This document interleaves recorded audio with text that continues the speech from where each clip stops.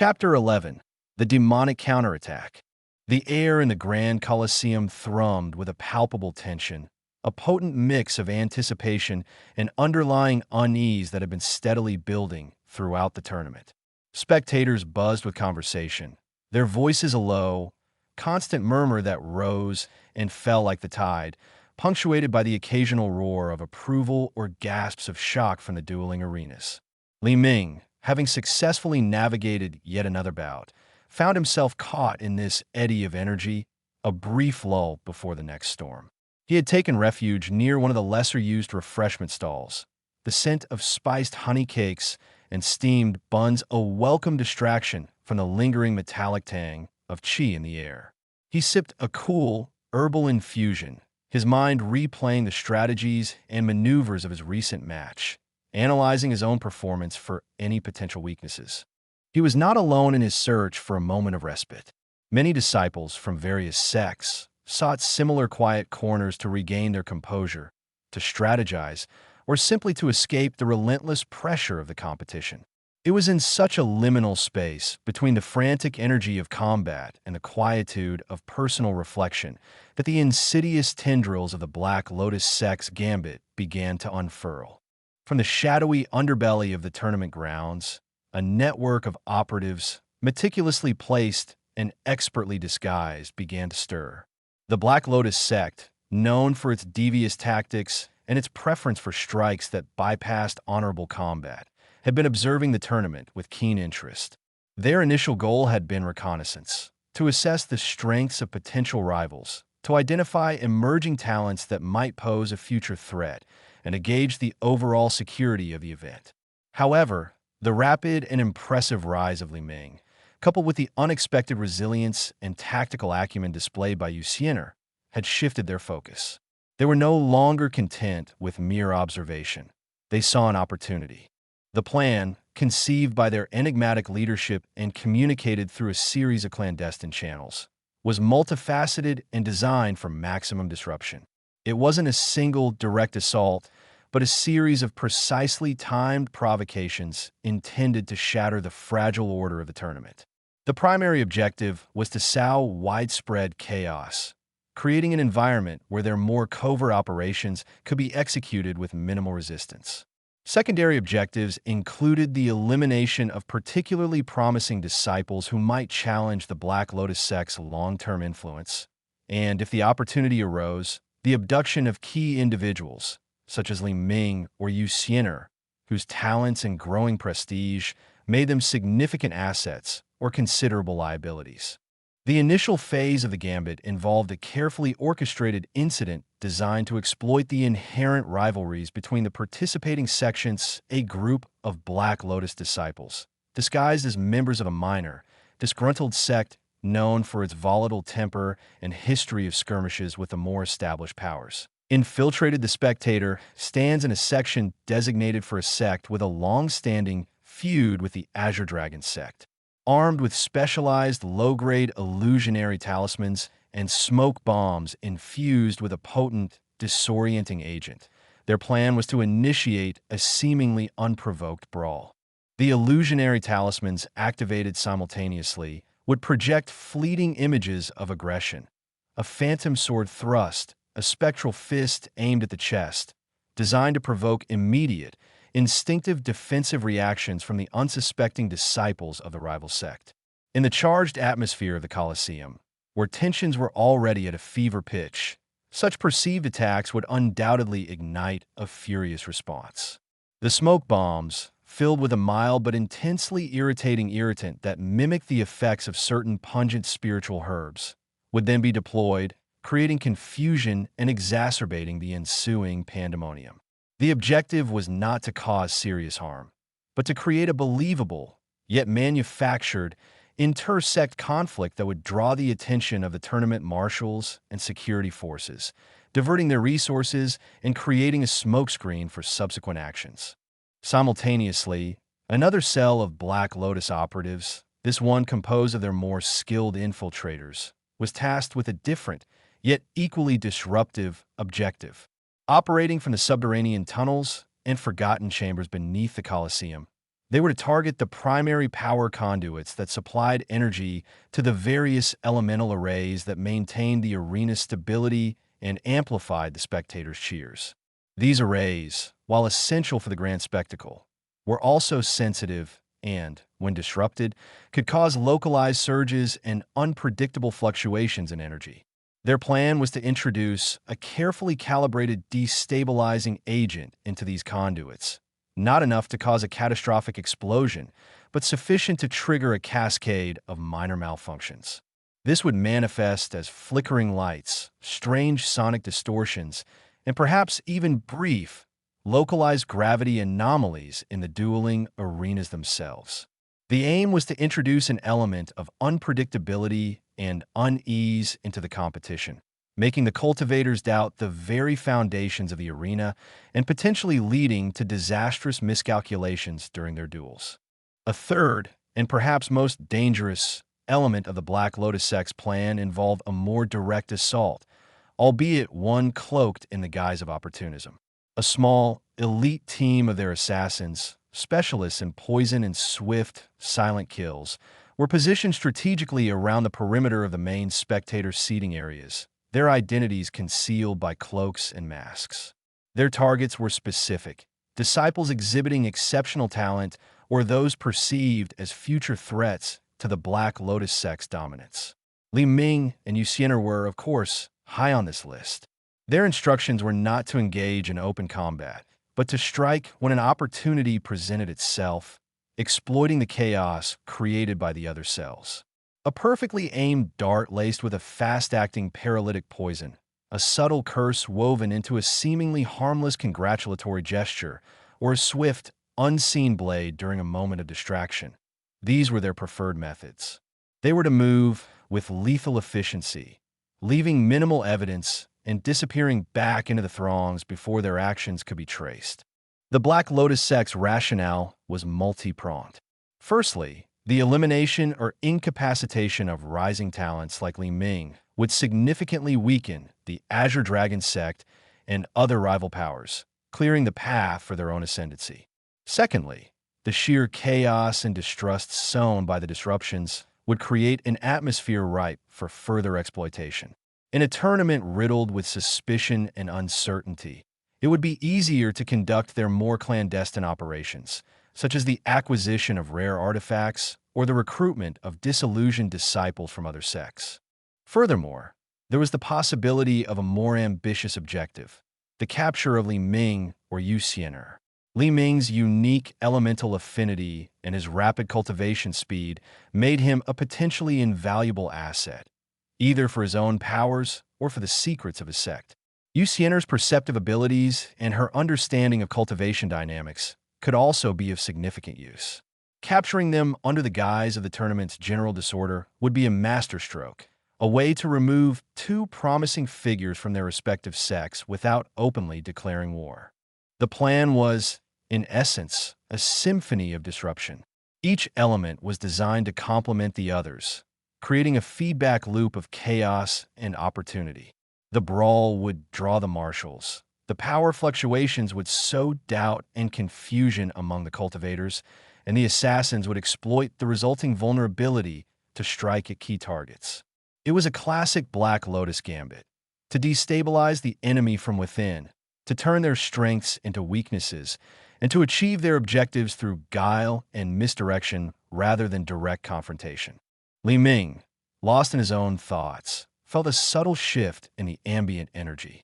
It was not the raw power of an impending battle, but something more insidious, a faint ripple of discord that seemed to emanate from the edges of the crowd. He dismissed it initially, attributing it to the general tension of the tournament, but the feeling persisted, a faint prickle of unease that refused to dissipate.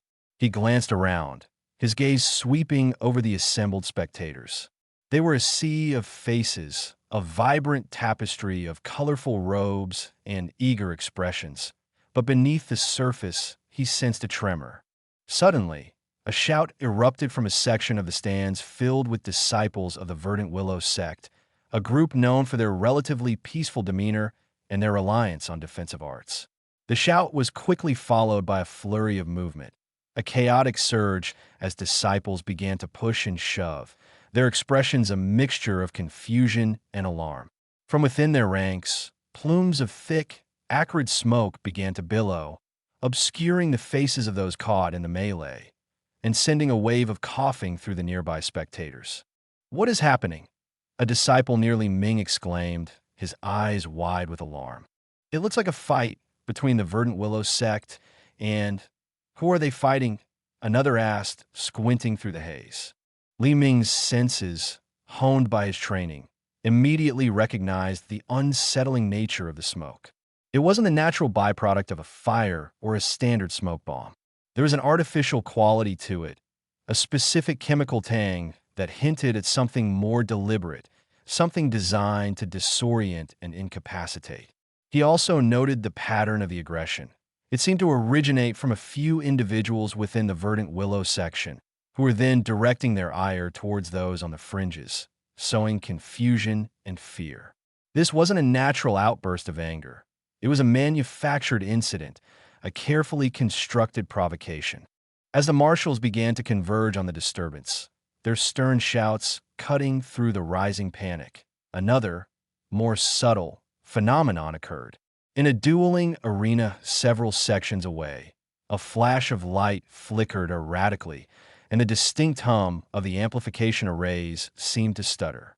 A moment later, the ground beneath the two dueling disciples subtly shifted, a barely perceptible tremor that caused one of them to falter in his strike, nearly losing his footing. The crowd gasped, unsure of what had just happened. Was it a natural tremor? A fault in the arena's construction? Or something else entirely? Li Ming's brow furrowed. He had felt that tremor, faint as it was. It was too localized, too sudden, to be a geological event. Coupled with the disturbance in the spectator stands, a cold dread began to settle in his stomach. These were not isolated incidents. This was a coordinated effort. He instinctively reached out with his spiritual sense, attempting to get a clearer picture of the unfolding events. His senses, however, were met with a strange interference. The usual clarity of the chi flow within the Colosseum was muddled, as if a veil had been drawn over it, obscuring the finer details. It was like trying to see through murky water. He could detect the general shapes and movements, but the specific nuances, the subtle signatures of individual cultivators, were lost. This interference, he suspected, was a deliberate act, a consequence of the destabilizing agents introduced into the arena's energy arrays. Yu Xiener, who had been observing Li Ming from a distance, her heart a knot of apprehension, saw the smoke and the subsequent unrest. Her own heightened senses, attuned to the subtler currents of qi, immediately picked up on the unnatural disturbance. She felt the wrongness of the smoke, the artificiality of the energy fluctuations. Her gaze snapped towards Li Ming, her eyes widening with alarm as she saw the contemplative, then increasingly concerned, expression on his face.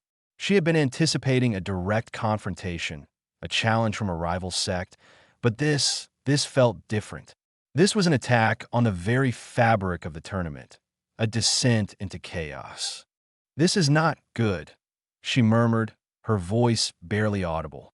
She knew the Black Lotus sect's reputation for insidious tactics.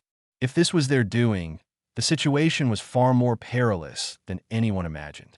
She began to scan the crowd, her spiritual sense working overtime, trying to pierce the artificial veil that had been cast over the Colosseum. She focused on Li Ming, her primary concern, but also cast her awareness outwards, searching for any sign of unusual qi signatures, any indication of the perpetrators behind this orchestrated mayhem. As the marshals began to restore order in the spectator stands, escorting a group of bewildered Verdant Willow disciples and their instigators away, a series of small, dark figures detached themselves from the shadows of the upper tiers. These were the elite assassins, their movements precise and economical. One, a wiry man with eyes like chips of obsidian, subtly adjusted the angle of his wrist, releasing a barely visible, nearly weightless dart. It arced through the air, a silent harbinger of doom, heading towards a young disciple of the Iron Fist sect who had just emerged victorious from his arena. The disciple, basking in the cheers of the crowd, was oblivious. Another assassin, a woman whose face was a mask of serene indifference, reached out a hand towards a group of Azure Dragon disciples who were celebrating Li Ming's earlier success. Her fingers, adorned with specially crafted rings, pulsed with a faint, dark energy. She began to weave a subtle curse, an intricate pattern of malevolent qi designed to subtly drain the disciples' vitality, to sow discord and fatigue among them, weakening them before their next bouts. And then there were the whispers, not the audible murmurs of the crowd, but the insidious whispers of suggestion, amplified and distorted by the malfunctioning energy arrays. These whispers, laced with venomous doubt and manufactured paranoia, began to insinuate themselves into the minds of cultivators waiting for their next matches.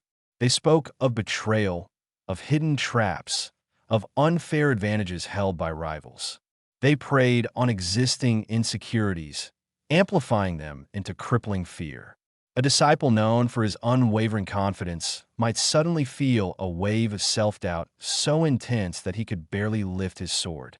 Another, known for his calm demeanor, might feel a surge of irrational anger, a desire to lash out at his comrades.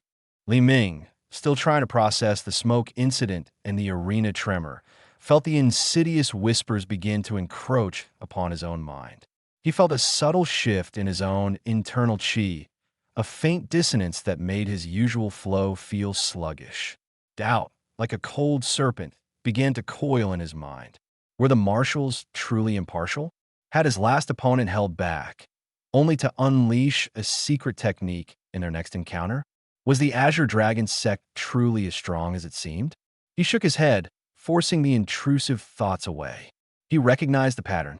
This was not his own fear. This was an external influence, a psychic assault designed to undermine his resolve. He focused his mind, reinforcing his mental defenses, anchoring himself with the solid foundation of his earth qi. He looked towards Yu Xian'er, who was now standing, her expression grim, her eyes scanning the crowd with an intensity that spoke of grave concern. He could feel her amplified awareness, her struggle to discern the source of the disruption. Their eyes met for a fleeting moment, a silent acknowledgement of the danger that now permeated the Grand Colosseum. The Black Lotus sect's gambit had begun in earnest. The carefully constructed facade of the tournament was cracking, revealing the darker currents that lay beneath. The joyous spectacle was rapidly transforming into a breeding ground for fear, suspicion, and clandestine violence, and Li Ming, along with his allies, was now at the heart of a brewing storm. The disciples, caught in the web of manufactured chaos, began to look at each other with growing suspicion. The camaraderie that had defined the early stages of the tournament was dissolving, replaced by an atmosphere of distrust. Each cough from the lingering smoke, each flicker of light from the malfunctioning arrays, each unsettling whisper in the mind, was another turn of the screw, tightening the noose of paranoia around the cultivators. The Black Lotus operatives, melting back into the crowd or resuming their disguises, felt a grim satisfaction. Their initial moves had been successful. The marshals were occupied, the cultivators were disoriented, and the stage was set for their more targeted actions. The true objective, to eliminate key threats and sow maximum discord, was well underway. They were masters of exploiting weakness, and the tournament, with its inherent pressures and rivalries, provided fertile ground for their insidious machinations. The grand stage of the tournament had become their hunting ground, and the unsuspecting cultivators, their prey. The calculated disarray was the perfect prelude to their more surgical strikes, the ultimate manifestation of the Black Lotus sect's philosophy. That true victory is achieved not through honorable combat, but through the artful manipulation of chaos and the silent, unseen strike. The air, once filled with the vibrant energy of competition, was now thick with a sense of dread, a chilling premonition of the darkness that had descended upon the Grand Colosseum. The carefully orchestrated disruptions, initially dismissed as isolated incidents or unfortunate accidents, rapidly escalated. What began as a localized brawl in the spectator stands and subtle energy fluctuations in the dueling arenas morphed into a terrifying descent into pandemonium. The first true sign that something far more sinister was at play came not from the stage provocations, but from a raw, unadulterated surge of malevolent energy that ripped through the Grand Colosseum's wards like a phantom blade. It was a wave of palpable darkness, thick and suffocating, that crashed against the established order of the tournament. This was not the controlled, refined chi of cultivators, nor the natural energy of the world. This was a visceral, primal force, corrupted and imbued with a hunger that seemed to leech the very life from the air.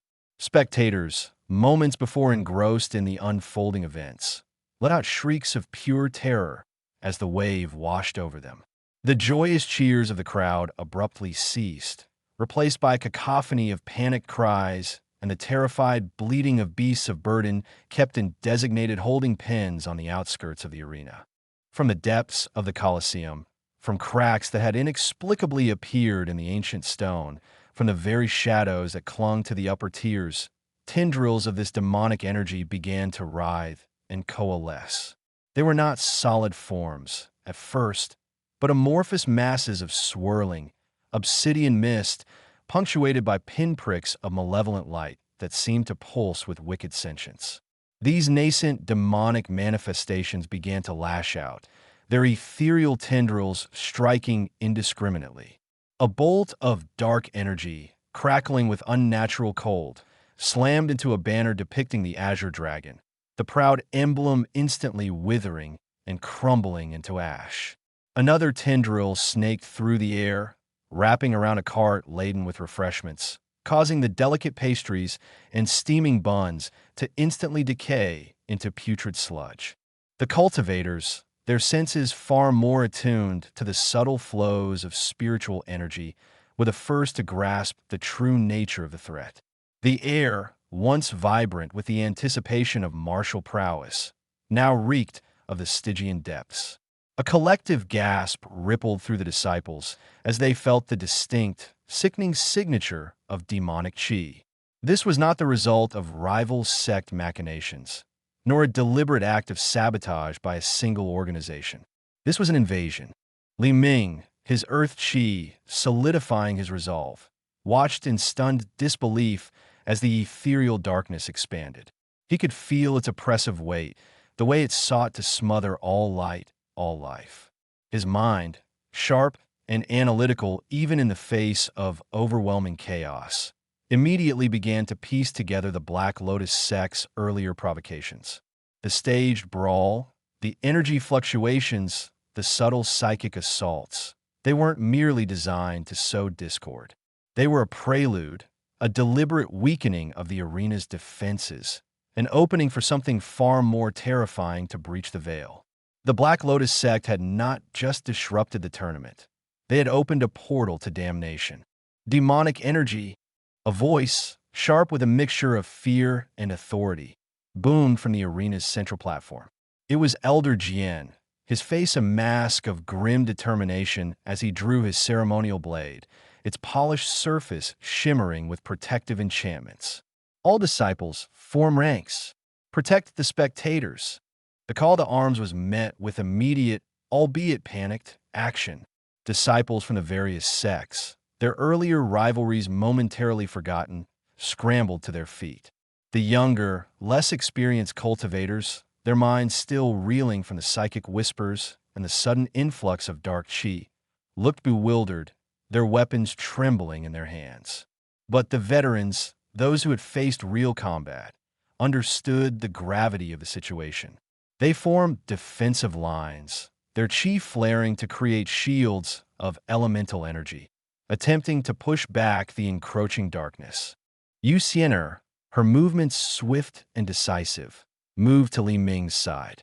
Her perceptive abilities, now amplified by the encroaching demonic aura, allowed her to see faint outlines of demonic beings coalescing within the swirling miasma. "They've opened a breach," she stated, her voice tight with urgency. The Black Lotus sect, they didn't just want to disrupt. They wanted to invite this. As if in response to her words, a monstrous form began to solidify within the thickest concentration of demonic mist. It was a hulking behemoth, its skin like scarred obsidian, its limbs thick as ancient trees. Two baleful eyes, burning with an infernal red light, surveyed the arena, and a guttural roar, a sound that seemed to vibrate through bone and soul, tore through the air, drowning out the screams of the terrified populace. This was no mere spirit or phantom. This was a true demon, a creature of immense power and malice. The demon, with a casual sweep of its massive arm, sent a wave of destructive force through the stands. Wooden beams splintered, stone shattered, and a section of the spectator seating collapsed, sending a cascade of terrified people tumbling into the chaos below. The ordinary martial artists, the merchants, the families who had come to witness the tournament, were caught in a horrifying crossfire. They had no understanding of chi, no defense against demonic energies.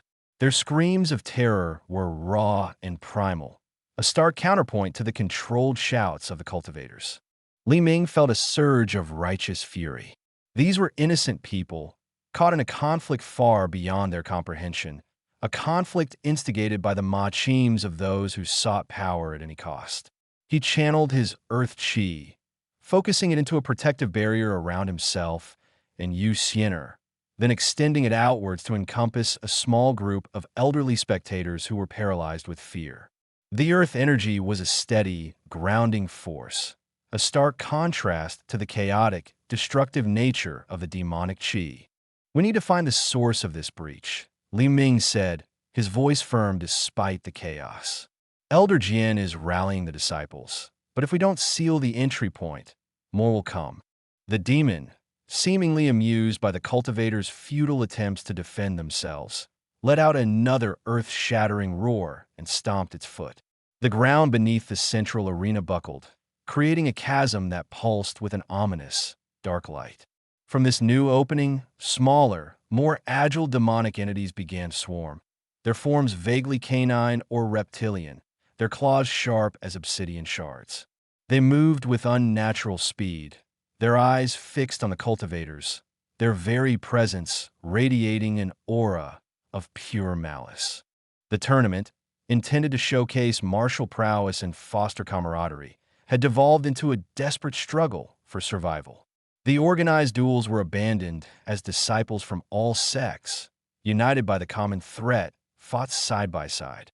Azure Dragon disciples clashed with Iron Fist disciples. Verdant Willow cultivators formed defensive formations with Heavenly Sword practitioners.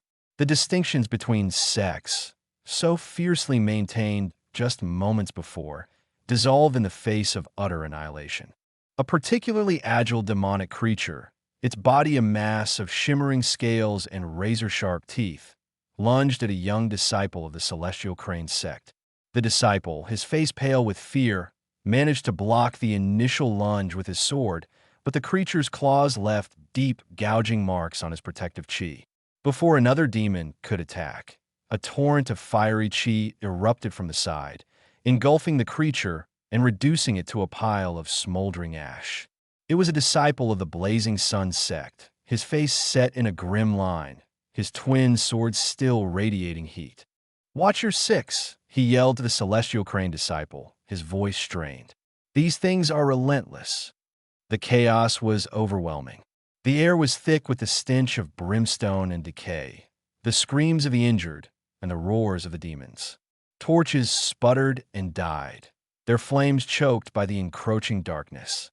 The amplified arrays, now corrupted by demonic energy, flickered erratically, casting grotesque shadows that danced with the forms of the monsters.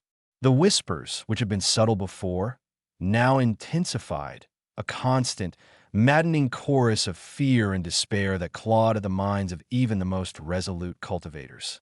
Li Ming felt a wave of nausea wash over him as a particularly potent wave of despair, emanating from the colossal demon, swept through the arena. It whispered of futility, of the inevitable triumph of darkness, of the pointlessness of resistance. He gritted his teeth, forcing the thoughts away. His connection to the earth was his anchor. He visualized roots plunging deep into the uncorrupted soil beneath the Colosseum, drawing strength from its resilience. "The breaches!" Li Ming shouted, his voice carrying with the force of his will. "We must seal the breaches." Yu Xian'er nodded, her eyes darting towards the chasm that had opened in the center of the arena. "That is the primary entry point for the larger demons. If we can close that." As they spoke, a figure emerged from the shadows of a crumbling archway, cloaked and masked, their movements eerily fluid. It was one of the Black Lotus assassins, their intention clear: to capitalize on the chaos. They raised a hand, a vial filled with a viscous, dark liquid clutched in their grasp, aimed at a group of cultivators who were desperately trying to form a defensive perimeter around a cluster of fleeing spectators. The vial contained a potent, soul-corrupting agent, designed to turn the cultivators' own chi against them, twisting their life force into a source of torment. However, their sinister act was observed. A young woman, her robe bearing the insignia of the Pure Heart sect, a sect known for its unwavering dedication to purity and its skilled use of light-based cultivation, saw the assassin. Without a moment's hesitation, she unleashed a concentrated beam of pure, incandescent light from her palm. The assassin, caught completely by surprise, shrieked as the light struck, their dark cloak instantly disintegrating, revealing not a demon, but a gaunt, emaciated human figure with eyes that burned with a desperate, fanatical fervor. The vial slipped from their grasp, shattering on the ground and releasing its toxic contents, which immediately began to sear the stone, creating a small crater of corrupted energy. The assassin, though wounded, did not retreat. With a guttural cry, they lunged, drawing a wicked, curved dagger that pulsed with dark energy. The Pure Heart disciple met the attack, her light energy clashing violently with the assassin's corrupted chi. Their duel was a stark microcosm of the larger battle raging around them: purity against corruption, light against darkness. The scale of the demonic incursion was staggering. What had begun as a few tendrils of mist was now a full-blown invasion. The colossal demon, the apparent leader of this demonic wave, raised its massive fists and slammed them down onto the arena floor, sending shockwaves that sent cultivators staggering and further damaged the already precarious structure. More breaches began to appear, smaller cracks in the foundation of the Colosseum, from which swarmed lesser demons, their numbers seemingly inexhaustible. The initial shock and confusion had given way to a desperate fight for survival. The spectators, those who had not been directly harmed by the initial onslaught, were now huddled in terrified masses, some being shielded by disciples, others trying to flee towards the exits, only to find them blocked by debris or guarded by more encroaching demonic creatures. The air was filled with a cacophony of sounds: the clashing of steel against demonic hides, the crackle of elemental chi, the guttural roars of the monsters, and the heart-wrenching screams of the innocent. Li Ming, pushing aside his own fear, felt a growing determination. The Black Lotus sect had initiated this horror, but the true enemy was the demonic legion now pouring into their world. He turned to Yu Xian'er, his eyes blazing with resolve. "We can't let them win. We have to fight. We have to seal those breaches." He pointed towards the central chasm, which continued to spew forth demons. "That's our priority." Yu Xian'er, her face streaked with dust and sweat, her expression a mixture of grim determination and deep concern, met his gaze. "I'll help distract the larger demons. You focus on the breach. We'll need to combine our strengths to seal it." Her perceptive abilities, constantly scanning the maelstrom, allowed her to identify patterns in the demonic onslaught, to anticipate the movements of the larger creatures. As they prepared to move, a chilling realization dawned on Li Ming. The Black Lotus sect had not just opened a door to the demonic realm. They had likely provided the very means for these creatures to manifest with such power. The energy arrays that had amplified the cheers of the crowd were now twisted, serving as conduits for demonic chi. The very fabric of the Colosseum, imbued with spiritual energy, was now a battleground, its power being siphoned and corrupted. The fight for the Grand Colosseum had begun, not as a tournament, but as a desperate defense against a cataclysmic invasion. The hidden conflict, orchestrated by the Black Lotus sect, had erupted into a full-blown war, exposing the dark underbelly of the martial world and plunging everyone within its walls into a terrifying new reality. The air, thick with the stench of demonic corruption, was now a testament to the catastrophic consequences of unchecked ambition and the insidious nature of true evil. The tournament was over. The war for survival had just begun. Li Ming's stand began not with a grand pronouncement, but with a gut-wrenching surge of empathy. The screams of the innocent, the raw terror radiating from the spectators who had come to witness a display of martial arts and instead found themselves facing an apocalypse, struck him deeper than any physical blow. His earth chi, usually a steady anchor, thrummed with a righteous indignation. He had been so focused on his own path, on honing his skills, on the subtle intricacies of cultivation and the often petty rivalries within the martial world. But this was a threat that transcended personal ambition or sectarian pride. This was a monstrous force seeking to extinguish all light, all hope, all life. He saw the Black Lotus sect assassins, their cloaks a mockery of the shadows they emerged from, weaving through the panicked crowds. They weren't just observers. They were opportunists, exacerbating the chaos, their wicked smiles hidden behind their masks, clearly relishing the pandemonium they had helped orchestrate. One of them, a lithe figure with unnerving speed, was darting towards a group of children who had been separated from their parents, a wicked, glistening blade dripping with some noxious substance held aloft. The sight solidified Li Ming's resolve.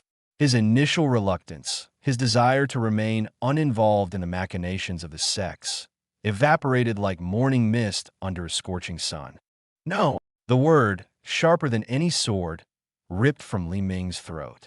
He pushed through the throng of fleeing spectators, his earth chi forming a protective buffer, gently but firmly nudging aside those in his path.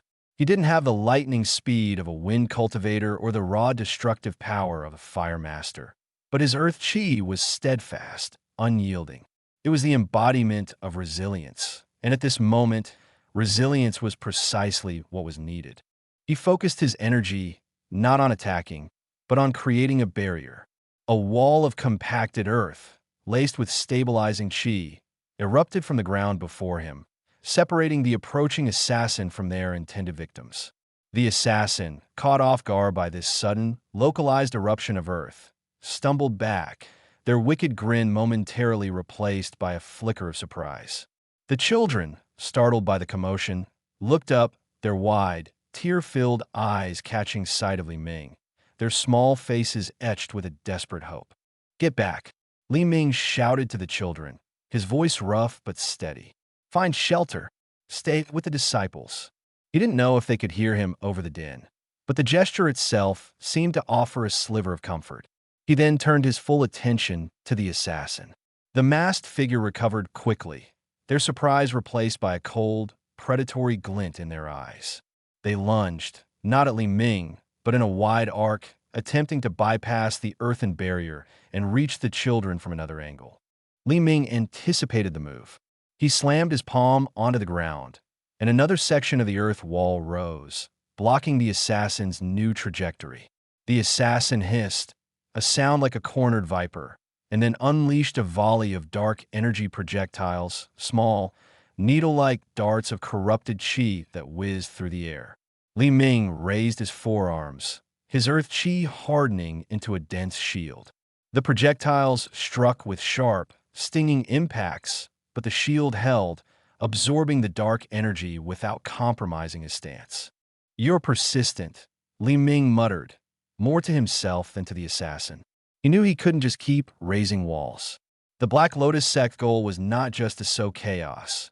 It was to exploit it, to disrupt and destroy.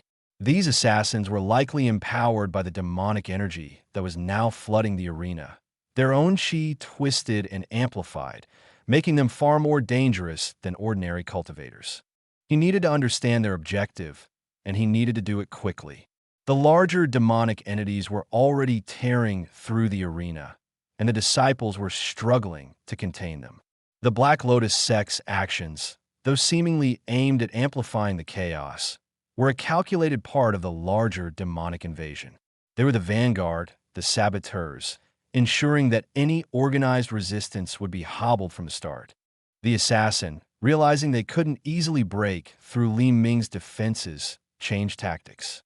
They began to move with astonishing agility, leaping from crumbling debris to elevated platforms, their movements almost impossibly fluid. They were trying to draw him away from the children, to pull him into a more advantageous engagement. Li Ming's mind raced. He couldn't abandon the children, but he also couldn't let this assassin continue to harass the populace or, worse, find a way to directly aid the demons. He noticed a subtle shift in the assassin's chi. A faint, almost imperceptible glow emanated from beneath their cloak.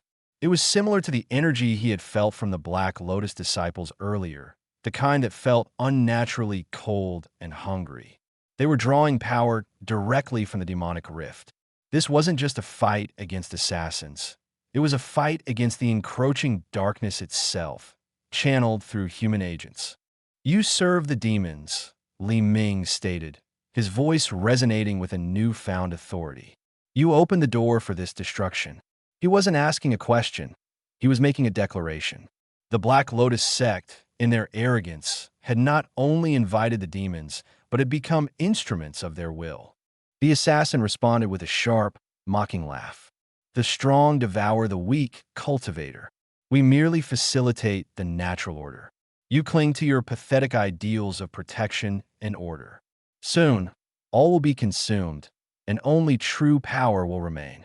They lunged again, their blade aimed at Li Ming's chest, the dark energy pulsing around it with increased intensity. This time, Li Ming didn't just erect a defensive barrier. He met the attack. Channeling his earth chi, he infused his fist with its dense, grounding energy. He threw a punch, not with brute force, but with precision. The impact was like two tectonic plates colliding. The assassin's blade, imbued with corrupted chi, grated against Li Ming's hardened fist, sparks of dark energy flying outwards.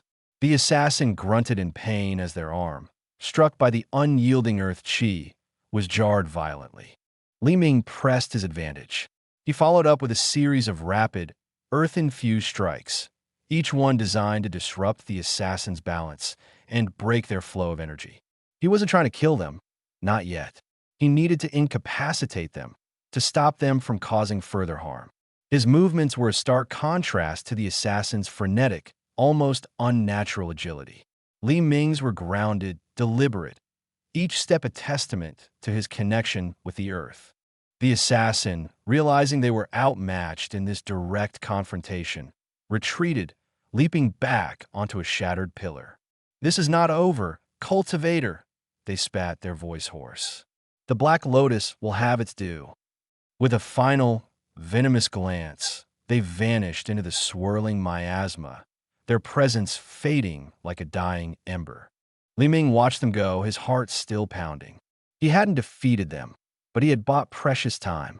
He turned back to the children, who were now huddled close to a group of disciples from the Azure Dragon sect. The disciples, their own faces grim but determined, had formed a protective circle around the young ones, their chi flaring to ward off any stray demonic energy. A sense of relief washed over Li Ming, but it was short-lived. The roars of the demons, the screams of the injured, and the clang of metal against demonic hides echoed all around him.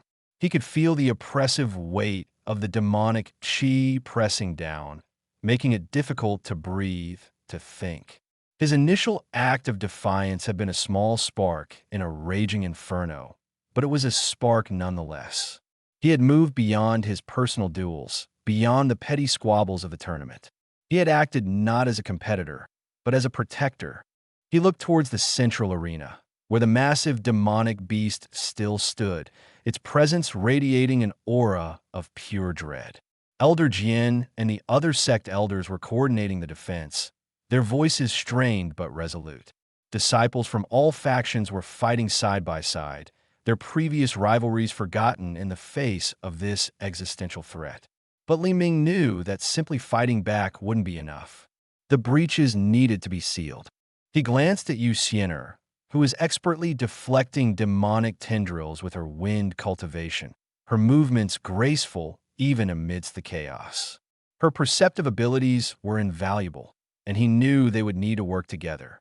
The Black Lotus sect had opened the floodgates, and it was up to them, and all the cultivators present, to find a way to dam the tide. A wave of determination washed over him. He was no longer just Li Ming, the cultivator who preferred quiet contemplation and strategic maneuvering. He was Li Ming, who stood against the encroaching darkness, whose earth chi was a shield for the innocent, and whose resolve was as unshakable as the mountains. He tightened his grip on his fist, the earth chi within him humming with a renewed purpose.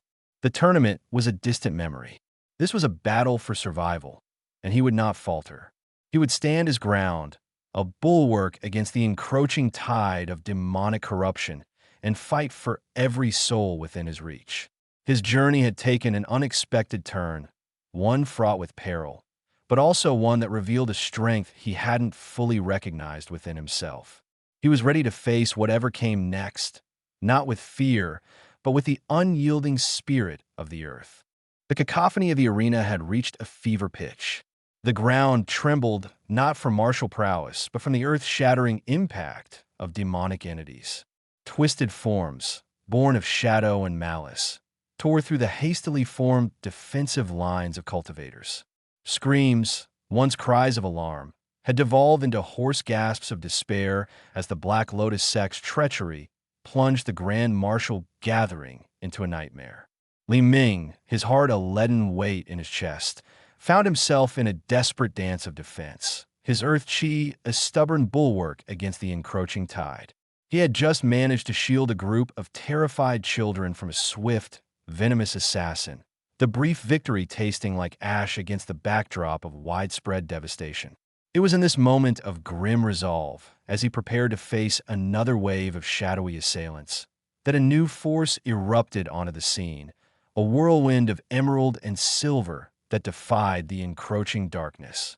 Yu Xian'er, who had been a figure of focused precision, a blur of wind and swift strikes, suddenly transformed.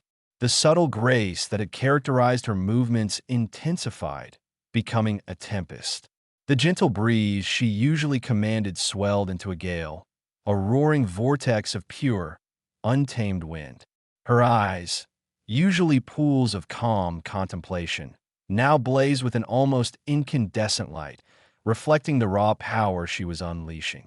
It was as if a dam had burst, releasing a torrent of elemental fury that had been held in reserve, waiting for a moment of true desperation. Her wind chi, no longer just a tool for swift movement or deflection, became a weapon of terrifying efficacy. It shrieked and howled, tearing through the ranks of Black Lotus assassins with a ferocity that stunned even Li Ming. He had witnessed her skill before, recognized her talent, but this was something else entirely. This was not just a skilled cultivator. This was an elemental force made manifest. She spun, a dervish of destruction, her silk robes billowing around her like storm clouds, each sweep of her hand accompanied by a gust of wind that could strip flesh from bone. The assassins, so confident moments before, found themselves utterly outmatched. Their dark, corrupted chi, so effective against ordinary cultivators, seemed to dissipate and scatter before the sheer power of her elemental onslaught. One moment, a masked figure was lunging, their blade trailing wisps of malevolent energy.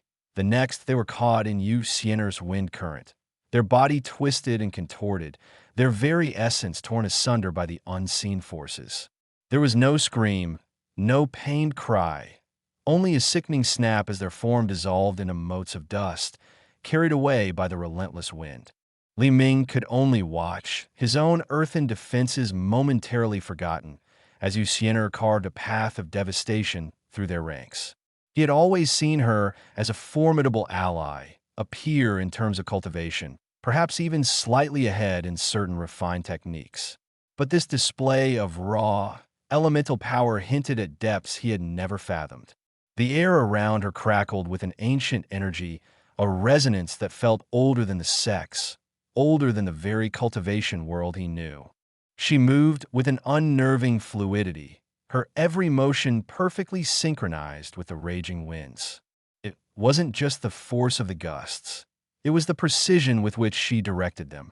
She could weave through the chaos, creating pockets of relative calm around trapped civilians, while simultaneously unleashing focused barges of wind at her targets. A sharp, focused blast of air, invisible but potent, could shatter demonic scales. A wider sweep, imbued with a chilling force, could extinguish the unnatural glow of the Black Lotus sect's corrupted energy. He saw one assassin, clearly a higher-tier operative judging by the intensity of the dark chi radiating from them, attempting to regroup and launch a counteroffensive.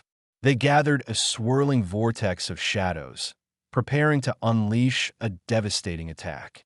Before they could even finish the incantation, Yu Xian'er flicked her wrist. A blade of pure wind, sharp and luminous, materialized from the air and sliced through the assassin's chi vortex as if it were mere smoke. The assassin, their attack disrupted and their own chi thrown into disarray, recoiled, only to be immediately engulfed by a maelstrom of wind that ripped them apart from the inside out. Li Ming felt a strange mix of awe and apprehension. Awe at the sheer, unadulterated power. Apprehension at the implications of such strength being unleashed. Was this the true extent of Yu Xian'er's abilities? Had she been holding back, even during their sparring sessions, even when facing genuine threats before? The Black Lotus sect's infiltration had clearly pushed her beyond her usual measured approach, forcing her to tap into a wellspring of power that was both breathtaking and terrifying. The demonic entities, while still a formidable threat, seemed to falter in the face of this new elemental fury. The wind, a fundamental force of nature, seemed to disrupt their inherently chaotic energies. Their shadowy forms, so adept at absorbing and corrupting other forms of qi, found themselves frayed and torn by the relentless, pure power of the wind. Yu Xian'er's presence was like a storm front, pushing back the tide of demonic corruption that threatened to engulf the arena.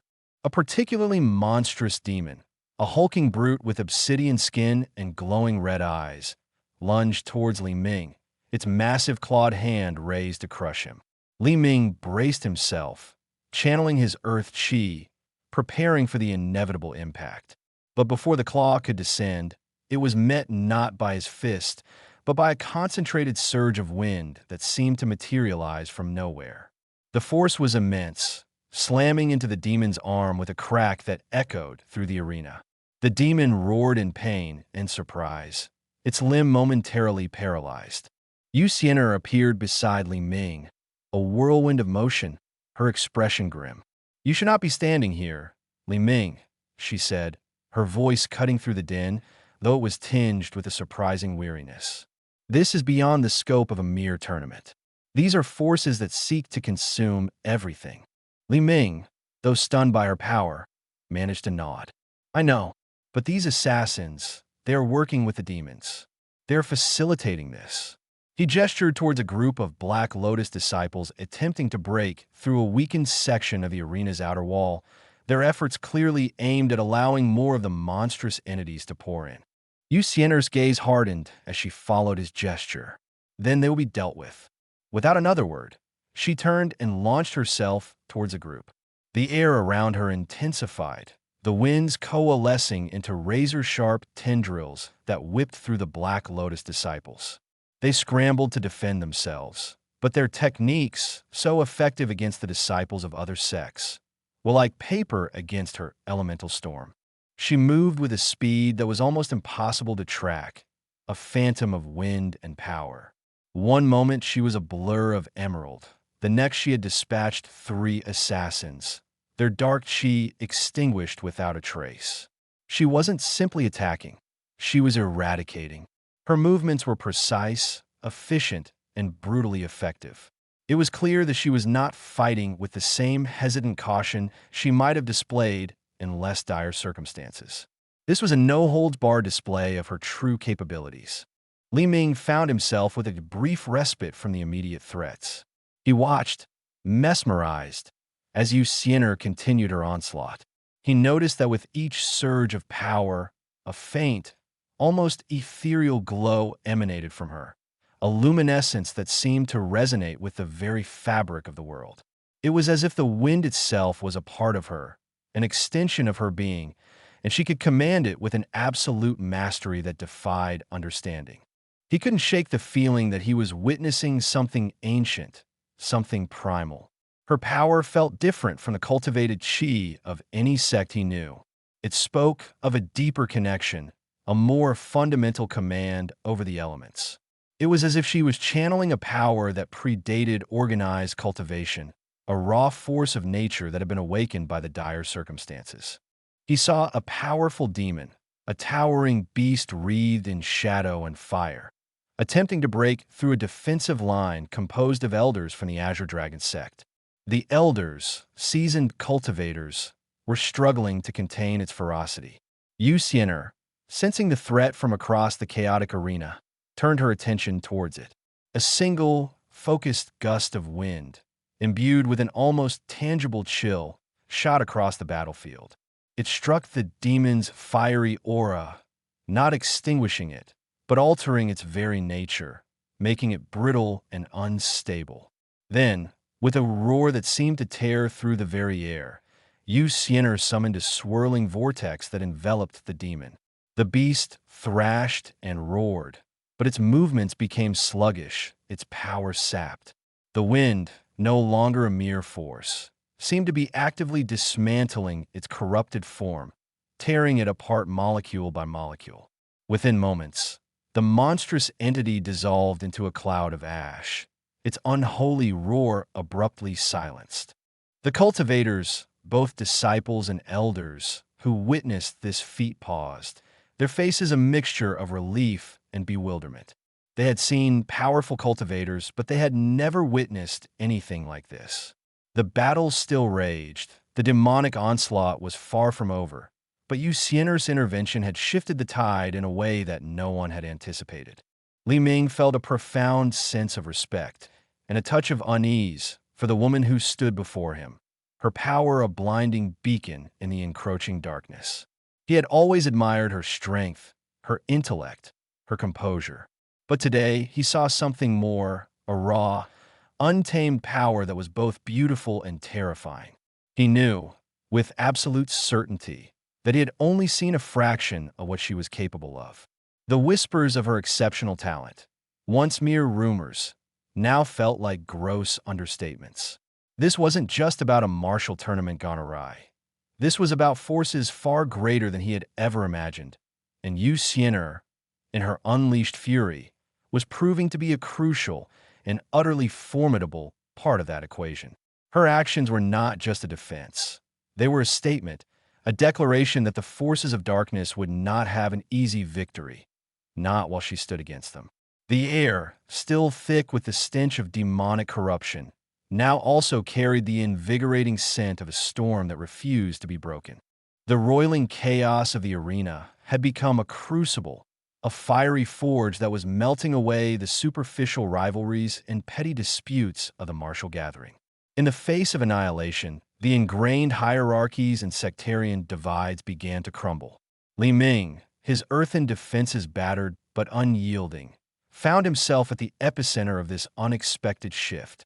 He had just finished parrying a barrage of corrupted energy aimed at a group of terrified disciples from the Sunstone sect, their usual boisterous demeanor replaced by wide-eyed terror. As he deflected the final blast, he heard a familiar, albeit strained, voice. "Stand aside, Earthwalker. This requires a touch more finesse than mere stubbornness." Turning, Li Ming saw Jian Wuying, the golden-haired prodigy of the White Crane sect, his usual arrogant smirk replaced by a grim determination.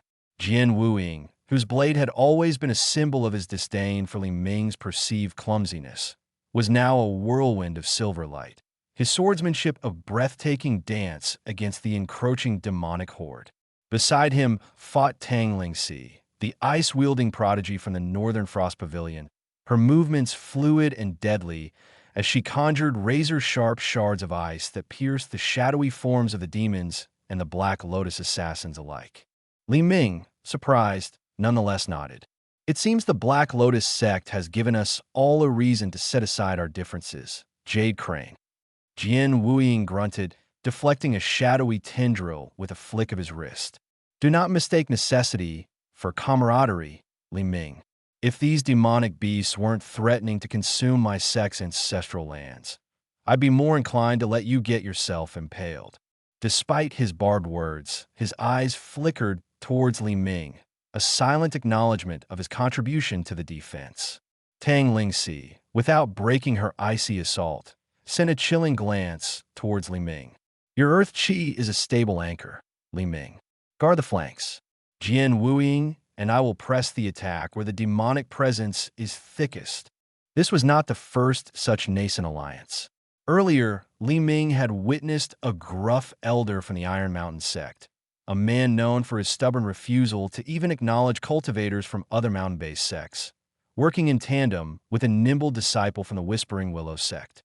The elder, wielding a massive war hammer that shook the very foundations of the arena, was creating openings, smashing through demonic defenses with brute force, while the Willow disciple used her agile movements and poison-tipped needles to pick off the smaller, more agile demonic creatures that Jian Wuying and Tang Lingxi would have been too occupied to deal with. The elder, whose name was grueledly rumored to be Zhang Feng, had even let out a gruff, "Hold the line, Sprout," as he cleaved a hulking demon in two, creating a momentary safe zone for the Willow disciple to recover her breath. The treachery of the Black Lotus sect had shattered the illusion of a fair competition. The Grand Martial Gathering, intended to showcase the future of cultivation, had devolved into a desperate struggle for survival. This shared peril, however, was forging bonds that no amount of friendly competition ever could. Li Ming found himself working alongside cultivators he had only ever seen as rivals, their previous boasts and challenges now seeming utterly insignificant. He saw a group of disciples from the Scarlet Phoenix sect, known for their fiery techniques and hot-headed personalities, coordinating with disciples from the Azure Serpent sect, who favored swift, venomous strikes. The Phoenix disciples used their fiery chi to create walls of flame, channeling the demons into specific kill zones, where the Serpent disciples would then unleash their precise, debilitating strikes. A Scarlet Phoenix disciple, his face streaked with soot and sweat, yelled across the din, "Keep them in the inferno, Serpent tongue. We'll burn the rest." The Azure Serpent disciple, a lithe woman with sharp eyes, responded with a curt nod, her movements a blur as she dodged and weaved, her twin daggers leaving trails of iridescent poison. Li Ming found himself fighting shoulder to shoulder with a young woman named Hua Lan, a disciple of the Jade Blossom sect. He had always found her to be rather aloof. Her cultivation focused on delicate healing arts and botanical manipulation, and she had once gently chided him for his rough handling of a rare herb during a training exercise. Now, she was a force of nature, her gentle hands weaving intricate patterns in the air, causing thorny vines to erupt from the cracked earth, ensnaring demons and tripping assassins. Li Ming, your earth walls are excellent for slowing them, Hualan said, her voice surprisingly steady amidst the cacophony. But the demons are regenerating their forms too quickly from the damage. My vines can bind them, but I need more to truly break their hold. Li Ming understood. His earth chi could create solid barriers, but the chaotic energy of the demons allowed them to mend and reform with terrifying speed. He channeled his chi into the ground, focusing on the roots of the vines Hualan was growing. I'll reinforce them, Hualan. Give me the anchor points, and I'll give them the strength to hold. He pushed his earth chi outwards, not just into his own defensive formations, but into the growing network of thorny vines that Hualan commanded. The plants, infused with raw earth energy, thickened and hardened, their thorns elongating, their grip tightening with unnatural strength. A hulking demon, its obsidian hide already showing signs of regeneration, found itself completely immobilized, its limbs twisted and bound by the reinforced vines, its roars of frustration muffled by the plant matter. Remarkable, Hualan exclaimed, her eyes widening slightly. I didn't know earth cultivators could imbue other life forms with their qi so effectively. It's a skill that takes time and rather a lot of fertilizer, Li Ming quipped, a small smile touching his lips. Even in this desperate situation, a flicker of his old self returned. Hualan let out a small, breathy laugh, a sound of pure relief and surprise. The sight of Li Ming and Hualan working in concert, their vastly different cultivation styles complementing each other, spurred others to action. Disciples from sects that had previously been sworn enemies were now exchanging tactical information, their movements coordinated by necessity. The air, once thick with the stench of demonic miasma and the acrid scent of corrupted qi, was now also filled with the strange, yet hopeful, murmur of cooperation. The most striking example of this burgeoning unity came from the previously untouchable disciples of the Celestial Sword sect, renowned for their isolationist tendencies and their proud mastery of sword arts. Their sect leader, a stoic figure known only as the Sword Saint, had always maintained that true mastery came from solitary cultivation. Yet, here he was, his ancient sword glowing with celestial light, fighting alongside the very cultivators he usually disdained. He had personally cut down a massive, fire-breathing demon that had threatened to engulf a large portion of the arena, his strike so precise and potent that it seemed to cleave the very fabric of reality. And as he did, he gestured with his free hand toward a group of Black Lotus assassins attempting to flank him, drawing the attention of a contingent of disciples from the violent Tiger sect, known for their ferocious close-quarters combat. Tiger Cubs, the Sword Saint's voice, though calm, resonated with immense power. Deal with the carrion crows. My blade has no time for such vermin. The disciples of the violent Tiger sect, usually prone to roaring challenges, simply responded with determined nods, their fists already clenched, ready to charge. The crisis had stripped away the pretense. The Black Lotus sect's betrayal had exposed the fragility of the peace and the underlying threat that loomed over the entire cultivation world. This realization had a profound effect on the participants. The tournament, which had been a celebration of individual skill and sectarian pride, had become a stark reminder of their shared vulnerability. Li Ming felt a growing sense of respect for Jian Wuying and Tang Lingxi. Their initial coldness had melted away, replaced by a grudging acknowledgement of his abilities. During a particularly fierce assault, Jian Wuying had deflected a powerful demonic attack aimed at Li Ming, his golden sword singing in defiance. "Don't get sloppy, Li Ming," he'd yelled, but his eyes held a glint of something akin to concern. Tang Lingxi, in turn, had used her eyes to create a temporary shield around Li Ming when he was caught off guard, a gesture that spoke volumes more than any words. "We need to push them back towards the breach," Tang Lingxi declared, her voice crisp and clear, cutting through the din. "If we can collapse the opening, we can buy ourselves time to regroup." Jian Wuying nodded, wiping a trickle of blood from his temple. "Easier said than done. Those Black Lotus dogs are reinforcing the perimeter. They're actively drawing more of those abominations through." Li Ming looked towards the gaping maw of the breach, where demonic energy pulsed like a festering wound.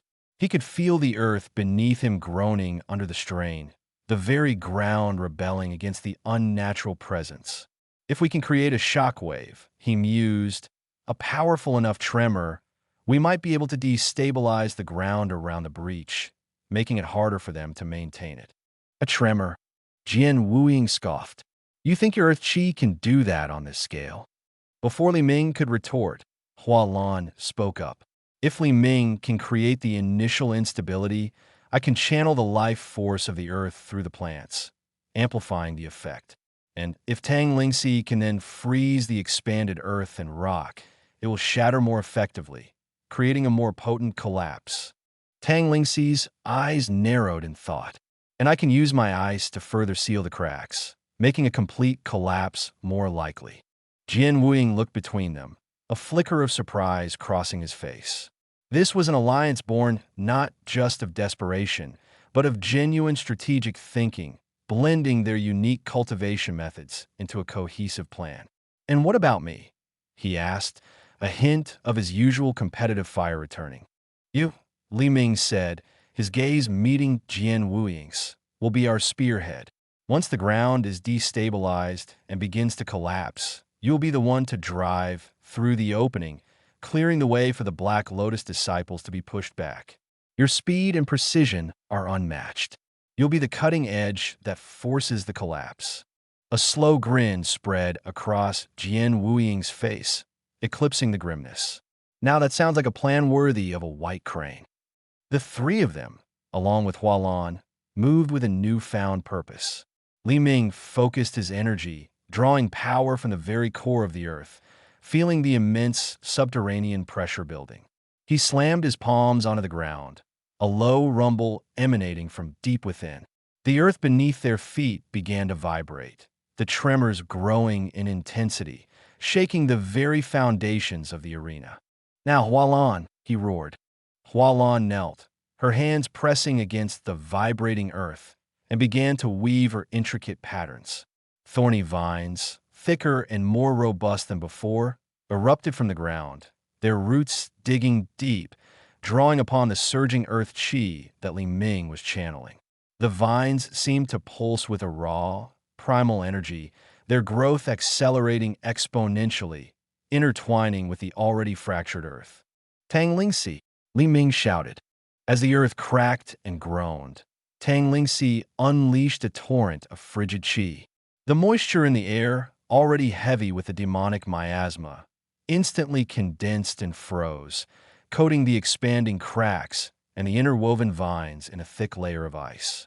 The expansion and freezing created immense pressure, causing the ground around the breach to heave and buckle.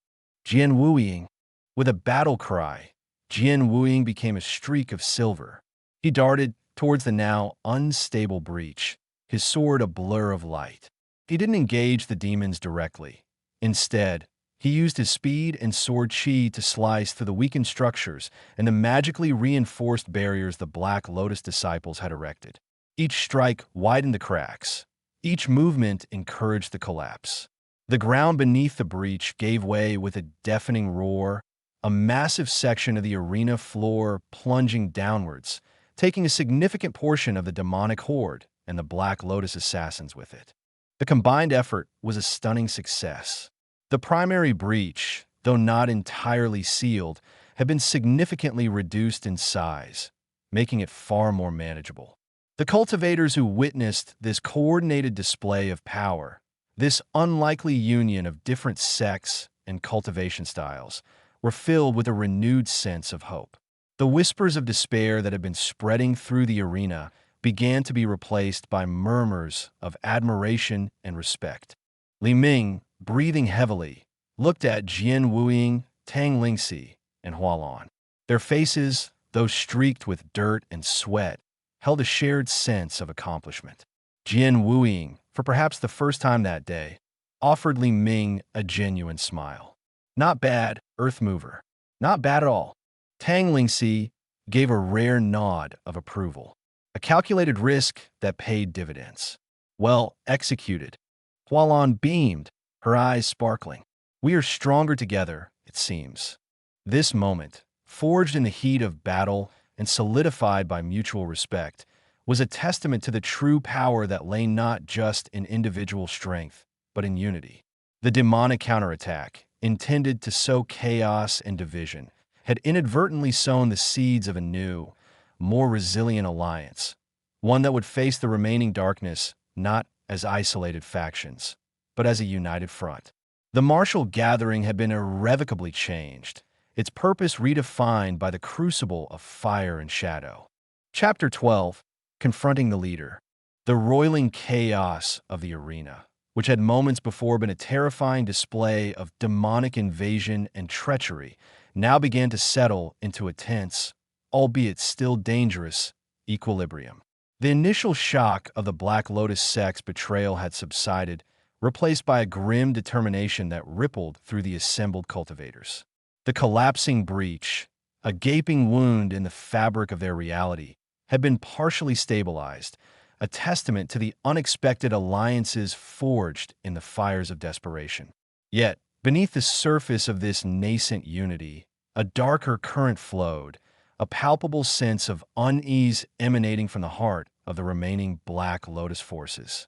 It was then, as the dust began to settle and the moans of the wounded echoed through the cavernous arena, that a figure emerged from the shadows where the Black Lotus cultivators had been cornered.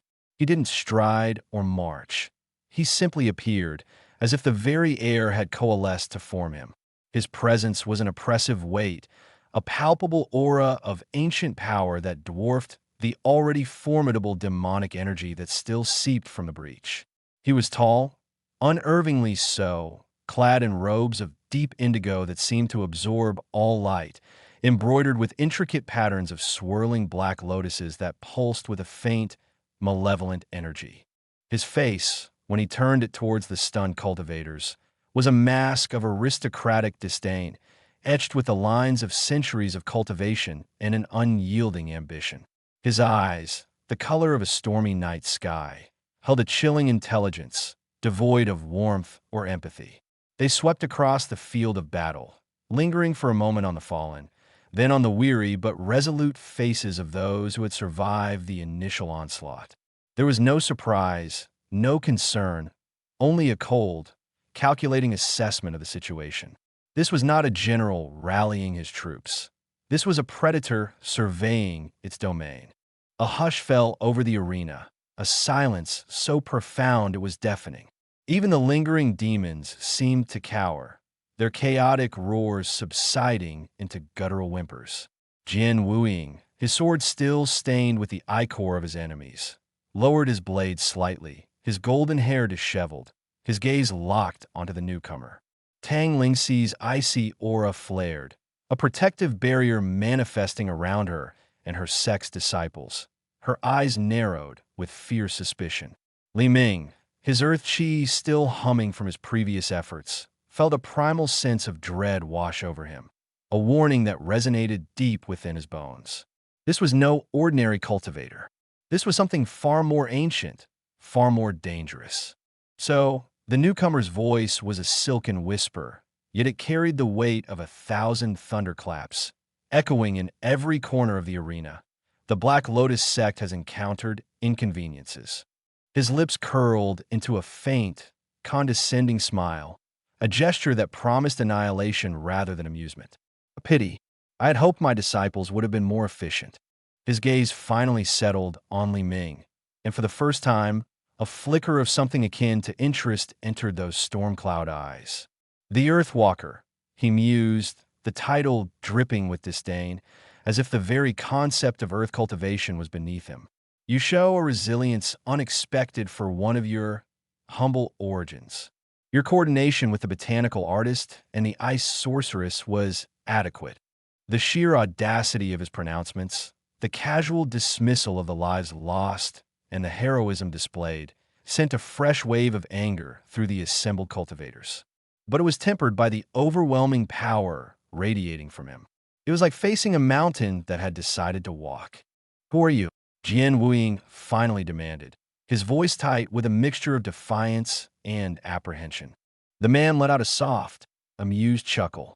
Ignorance is such a fleeting thing, isn't it? Especially amongst those who believe themselves to be at the pinnacle of cultivation. He extended a hand, and the Black Lotus disciples who had survived the initial chaos gravitated towards him, their eyes filled with a fanatical devotion. I am the one who guides the shadows, the one who nurtures the forbidden bloom. I am the patriarch of the Black Lotus sect. The title hung in the air, heavy with implication. The patriarch, the undisputed, and hitherto unseen, leader of the sect that had plunged the martial gathering into chaos. He was the mastermind, the architect of this devastating betrayal. The cultivators who had heard whispers of his existence, spoken only in hushed tones amongst the highest echelons of power, now stood in his terrifying presence. The patriarch, Tang Lingxi's voice was icy, matching the chill that now seemed to settle over the arena despite the earlier fiery clashes. You orchestrated this. You used these demonic beasts to what? Destroy us all? The patriarch's smile widened, a chilling sight. Destroy you? My dear ice sorceress, destruction is merely a byproduct of progress. My goal is far more specific and far more rewarding. His gaze drifted towards the edge of the arena, where Yuxiener, the young disciple of the Qingyun sect, had been sequestered and protected by her sect's elders.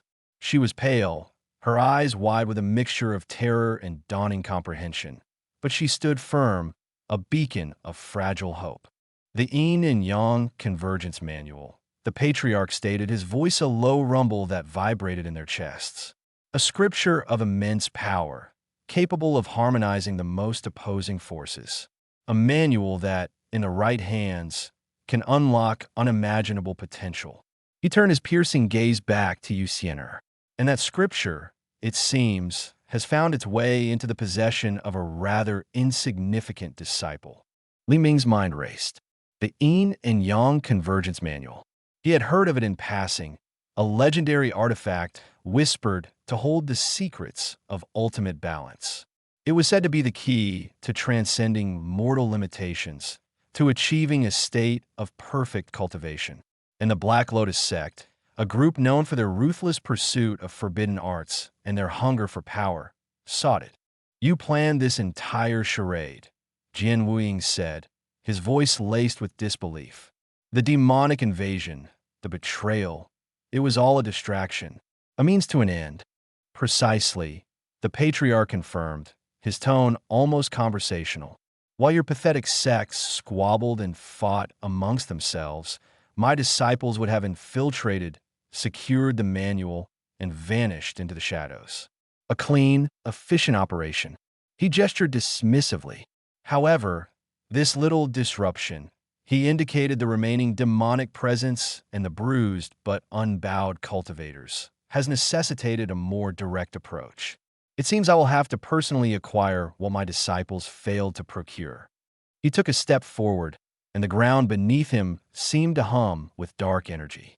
The Black Lotus disciples around him stirred, their own corrupted chi flaring in response, forming a protective perimeter. They were like extensions of his will, their individual power amplified by his proximity. You cannot have it, Yuxiener cried out, her voice surprisingly strong, though tinged with fear. It is a text of balance, not of conquest. The patriarch let out another soft laugh. Balance? My child, balance is merely a euphemism for control, and I intend to control everything. He raised his hand, and the black lotuses embroidered on his robes seemed to unfurl, their petals glowing with an unholy light. This gathering was meant to be a demonstration of the rising powers within the righteous sections, a showcase for my future enemies. But now, it has become a testament to my own ascendancy. Li Ming felt the earth beneath him tremble, not from his own power, but from the sheer oppressive force emanating from the patriarch. It was a power that spoke of ages, of mastery over forbidden techniques, of a darkness that had festered and grown in the hidden corners of the cultivation world for far too long. This was not just a conflict for Emmanuel. This was a confrontation with the embodiment of ambition and corruption. You speak of the Yin and Yang Convergence Manual. The patriarch continued, his eyes glinting. A text that can unify the essence of existence. Imagine a world where all power flows through a single, enlightened will. My will. He extended his hand towards Yuxiener, and a tendril of dark energy snaked out, reaching for her. Stand down, old man, Jian Wuying roared, his sword flashing as he lunged forward. He was a blur of golden light, aiming for the patriarch's exposed flank. But the patriarch didn't even flinch. He simply raised his free hand, and Jian Wuying was stopped dead in his tracks, as if slammed into an invisible wall. His sword clattered to the ground as he was flung backward, landing hard near Tang Lingxi, who immediately conjured an ice shield to protect him. Foolish youth, the patriarch chided, his voice still calm, utterly unfazed. Do you truly believe your superficial swordsmanship can contend with me? I have witnessed empires rise and fall, generations of your prodigies wither and die. Your pride is a fleeting ember against the inferno I command.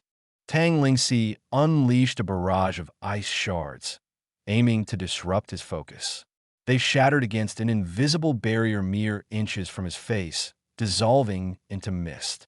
Hualan, seeing Jian Wuing incapacitated, sent a volley of thorny vines towards the patriarch, hoping to ensnare him.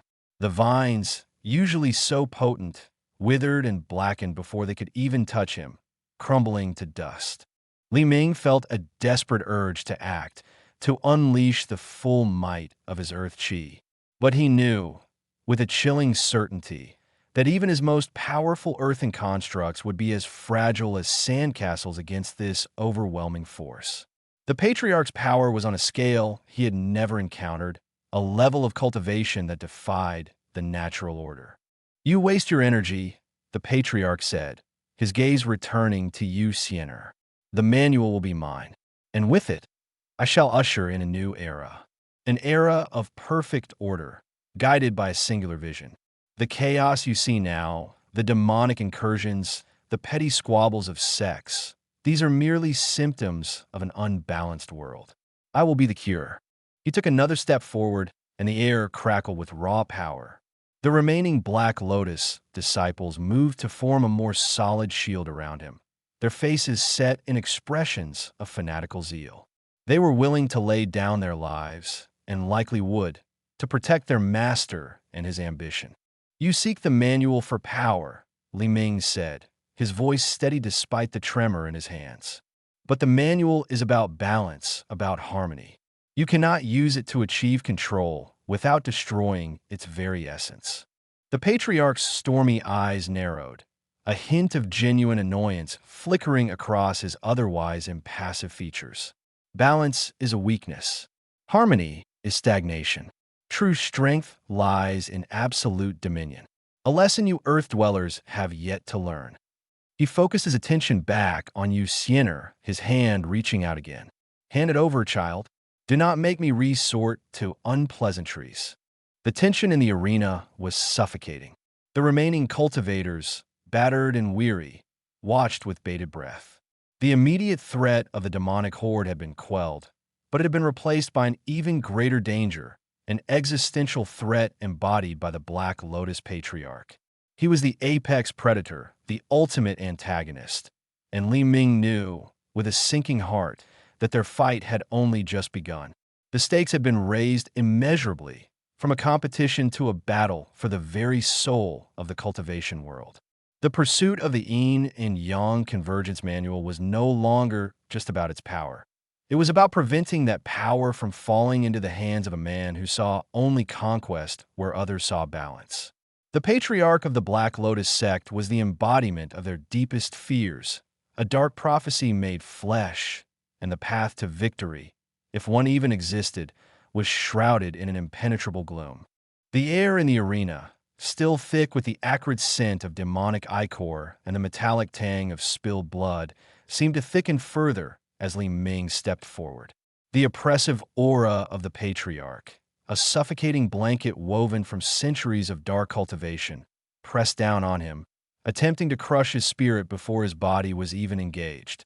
Jian Wing, aided by Tang Lingxi, was still recovering from the patriarch's initial display of overwhelming power, his golden hair a stark contrast to the pallor of his skin. Hualan, ever vigilant, had subtly shifted her stance, her movements fluid and silent, ready to exploit any perceived opening. The remaining disciples of the righteous sects, their faces a mask of grim determination, formed a loose semicircle behind them, a fragile bulwark against the encroaching darkness. Li Ming, however, was the fulcrum upon which this precarious balance now rested. He was not the strongest, nor the fastest, but within him a new understanding had bloomed, a confluence of his scientific mind and the raw, untamed power of the earth. He remembered the principles of leverage, the elegant efficiency of a well-placed fulcrum, and the profound truth that even the smallest force, applied correctly, could shift the greatest weight. He met the patriarch's storm cloud gaze, not with defiance born of bravado, but with a quiet, resolute conviction. "You see only dominion." Li Ming's voice, though not as booming as the patriarch's, carried a surprising resonance, amplified by the very earth beneath his feet. "You seek to impose your will, to force balance into a single, rigid form. But true balance is not born of subjugation. It is a dynamic equilibrium, a symphony of opposing forces working in harmony." The patriarch's lips curved into a disdainful sneer. "Harmony? Stagnation, boy. The universe thrives on conflict, on the struggle for dominance. Your earthbound philosophies are as quaint and useless as your clumsy attempts at cultivation." He gestured with a languid sweep of his hand, and the ground around Li Ming cracked and hissed. Dark tendrils of energy, like grasping roots from a poison tree, snaked outwards, seeking to ensnare him. Li Ming didn't attempt to brute force his way through the attack. Instead, he shifted his weight, his footwork precise, mirroring the movements of a dancer more than a warrior. As the tendrils lunged, he moved with them, using their own momentum against them. He stamped his foot, and a series of carefully placed earthen pillars erupted from the ground, not to block the tendrils, but to redirect their flow. The pillars acted as angled surfaces, deflecting the shadowy, grasping limbs away from him, causing them to collide with each other and dissipate harmlessly. It was a tactic that would have been impossible to conceive for most cultivators who relied on raw power to overwhelm. Li Ming, however, saw the attack as a series of vectors, a physics problem to be solved. "You call it clumsy," Li Ming countered, his voice gaining strength as he navigated the patriarch's assault. "I call it efficient. Why shatter what can be redirected? Why destroy what can be harmonized?" He planted his palms on the ground, and the earth responded. It wasn't a violent upheaval, but a subtle shift, a gentle undulation that absorbed the residual dark energy seeping from the dissipating tendrils, neutralizing it, grounding it. The patriarch's eyes, which had held a flicker of amusement, now narrowed with a touch of genuine irritation. This was not the reaction he had anticipated. He had expected fear, perhaps a desperate outburst of power, but this calculated redirection, this almost scientific approach to combat, was an anomaly. An interesting trick, Earthwalker. But tricks are for children, ideal in forces that shatter mountains and extinguish stars. With a roar that seemed to rip through the very fabric of reality, the patriarch unleashed his true power. It wasn't a single technique, but an unleashed torrent of pure, unadulterated dark energy. The sky above the arena, already bruised and torn from the earlier demonic invasion, seemed to darken further, as if the very heavens were recoiling. The indigo robes of the patriarch flared, the black lotuses embroidered upon them pulsing with a malevolent light, their shadows elongating, twisting into grotesque, ephemeral shapes. The impact of his power was not a physical blow, but an existential one. It was the crushing weight of eons, the silent scream of 1,000 tortured souls, the sheer, overwhelming force of an entity that had dedicated its existence to the pursuit of absolute control. The cultivators closest to him, even those with formidable defenses, visibly staggered, their chi shields flickering like dying embers. Jian Wuying gritted his teeth, his body aching with the phantom echo of the patriarch's earlier strike. Tang Lingxi's ice barrier, a shimmering fortress of frost, began to crack under the immense pressure, hairline fractures spreading across its surface like a spiderweb.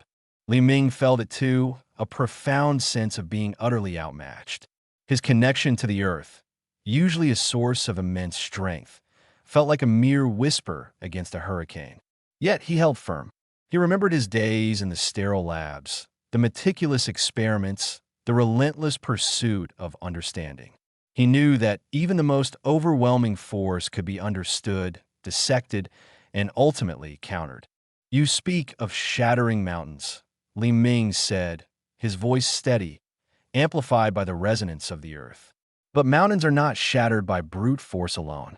They are eroded, worn down, reshaped by the persistent, steady flow of water, by the slow, inexorable force of time.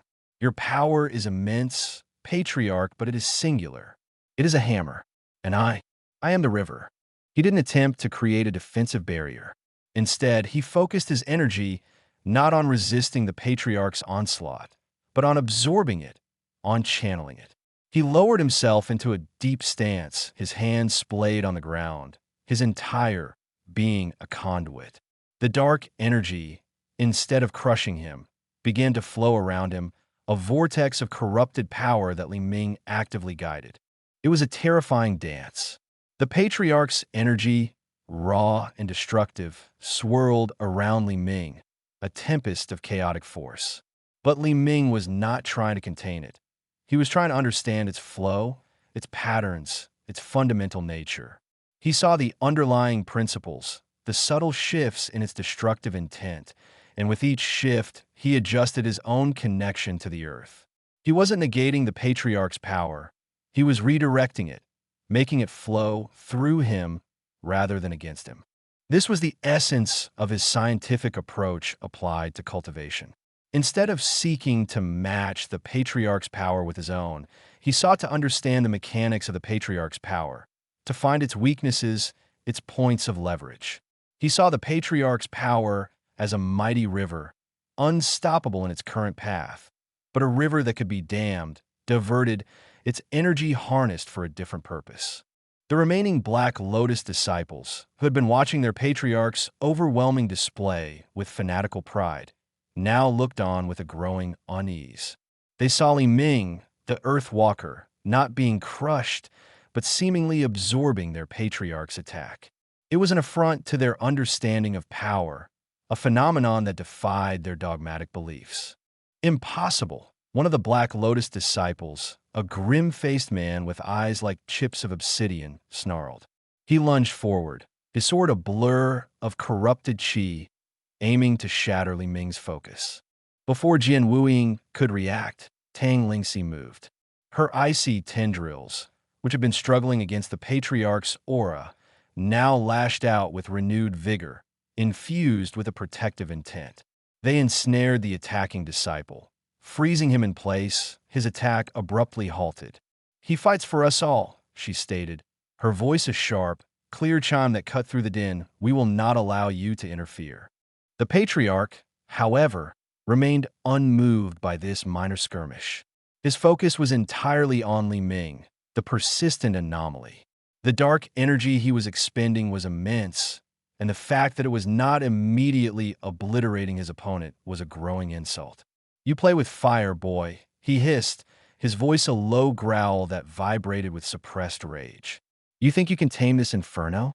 You are but a gnat attempting to divert a meteor shower."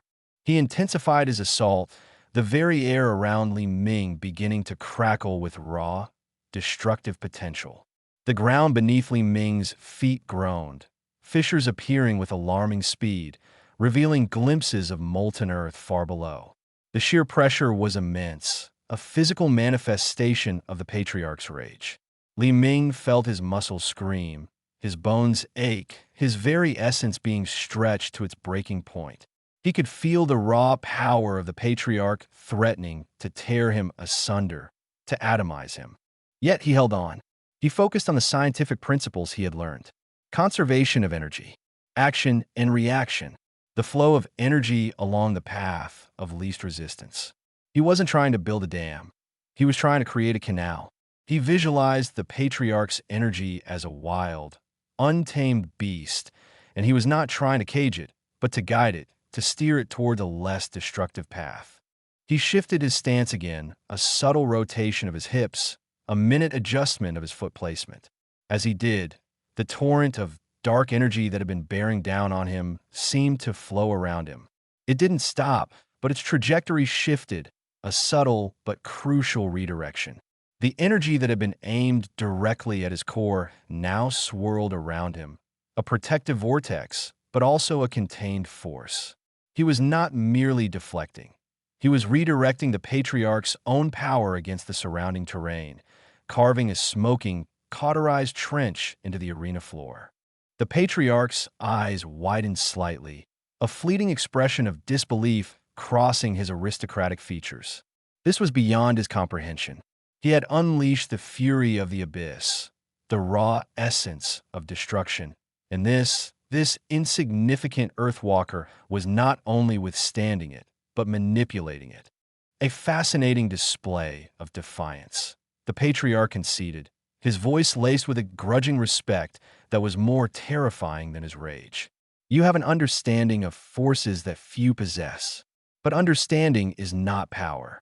And you, boy, are out of your depth. He raised his hands, and the black lotuses on his robes pulsed brighter, their malevolent energy coalescing.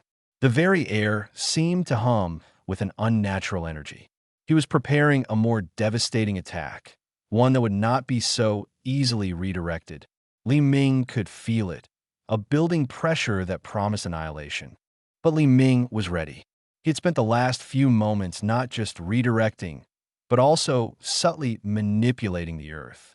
He had used the patriarch's own energy to subtly reinforce the ground beneath himself, creating a foundation of unprecedented stability.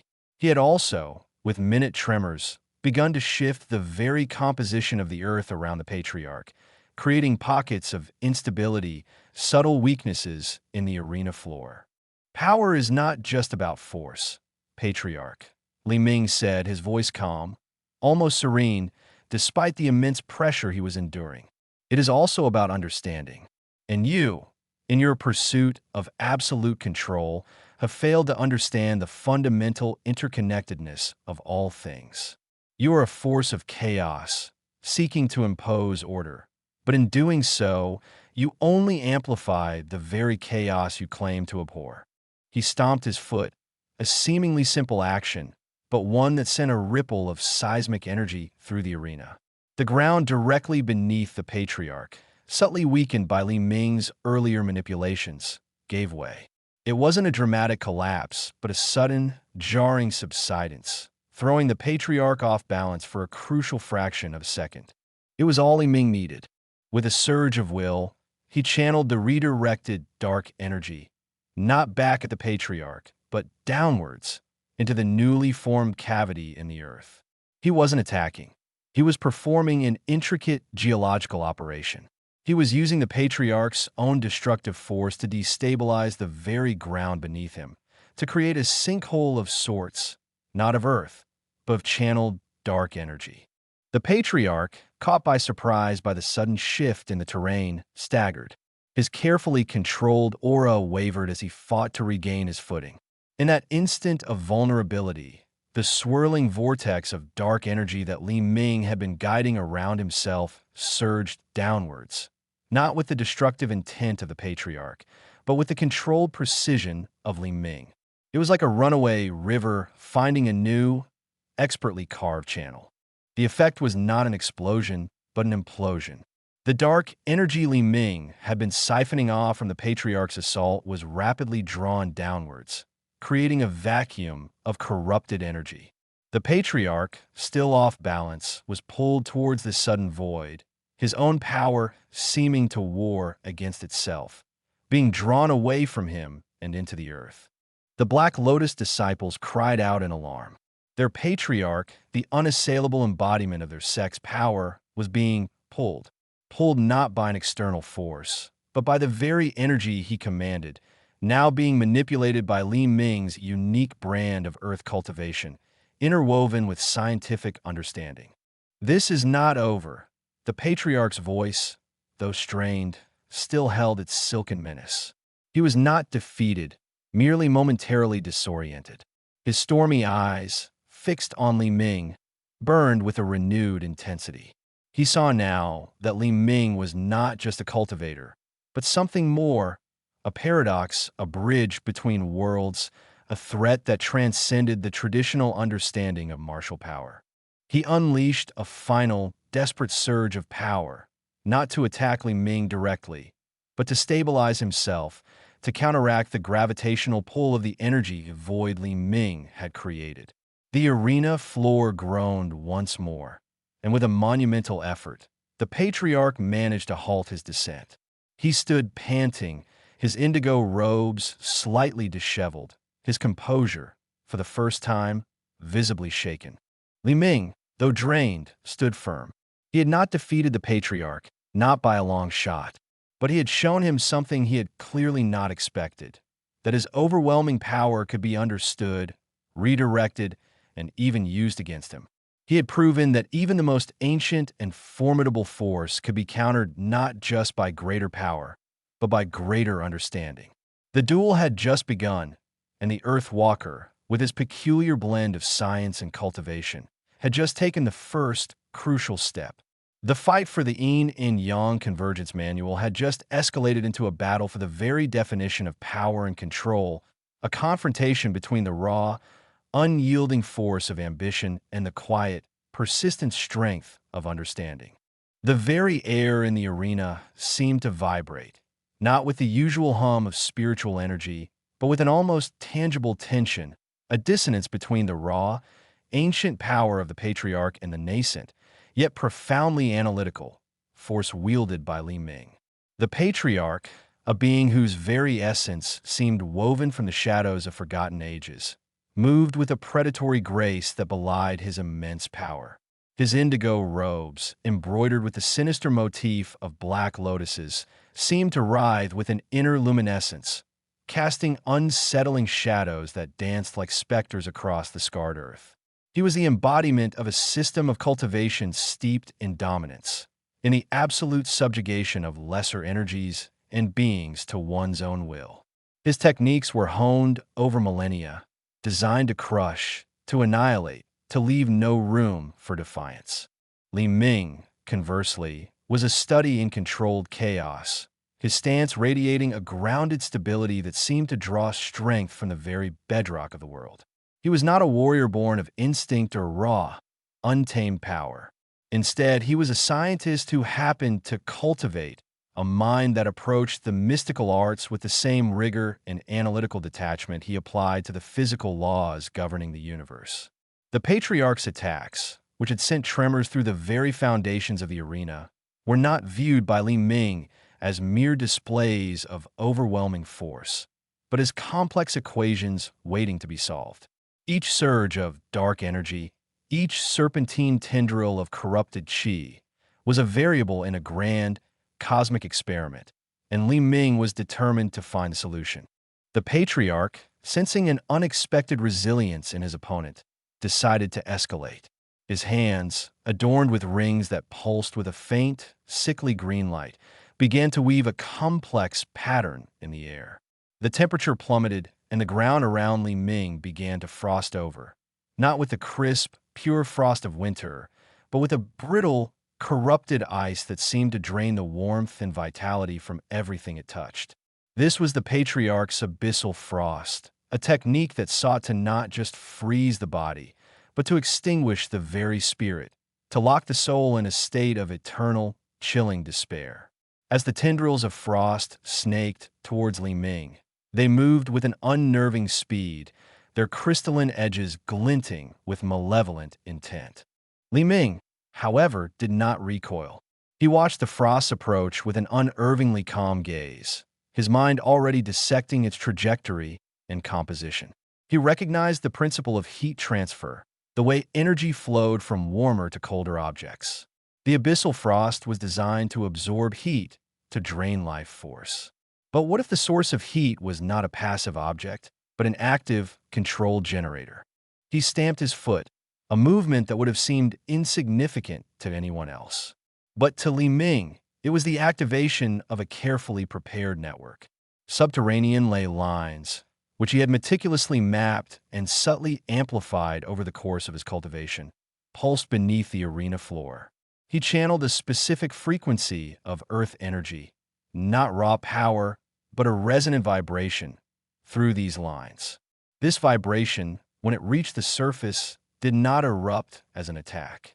Instead, it created a localized field of subtle thermal agitation. The abyssal frost tendrils, upon encountering this field, did not freeze. Instead, they began to sublibricate, a phenomenon usually associated with dry ice turning directly into gas. The corrupted ice crystals, unable to maintain their solid form under the subtle, targeted molecular agitation, began to break down, not into water, but into wisps of ethereal, corrupted mist. This mist, instead of freezing Li Ming, swirled around him harmlessly, its destructive potential neutralized by the very earth he commanded. The patriarch's eyes, sharp and discerning, flickered with surprise. This was not a defense he had encountered.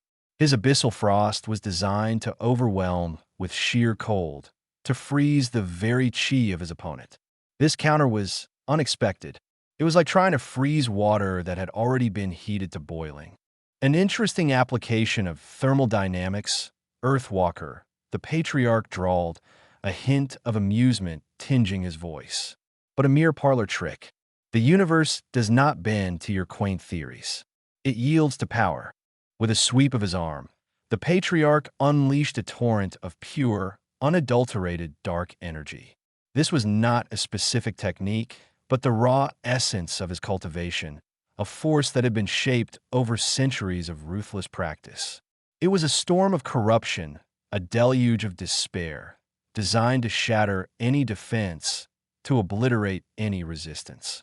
The very air seemed to crackle with the destructive potential, and the ground beneath Li Ming's feet began to fracture, not from a direct impact, but from the sheer, oppressive weight of the energy. Li Ming felt the immense pressure, a physical manifestation of the patriarch's overwhelming force. It was like standing at the bottom of a deep ocean, the weight of water threatening to crush him. But even in this dire situation, his mind worked at a feverish pace. He recognized the flow of energy, the distribution of force.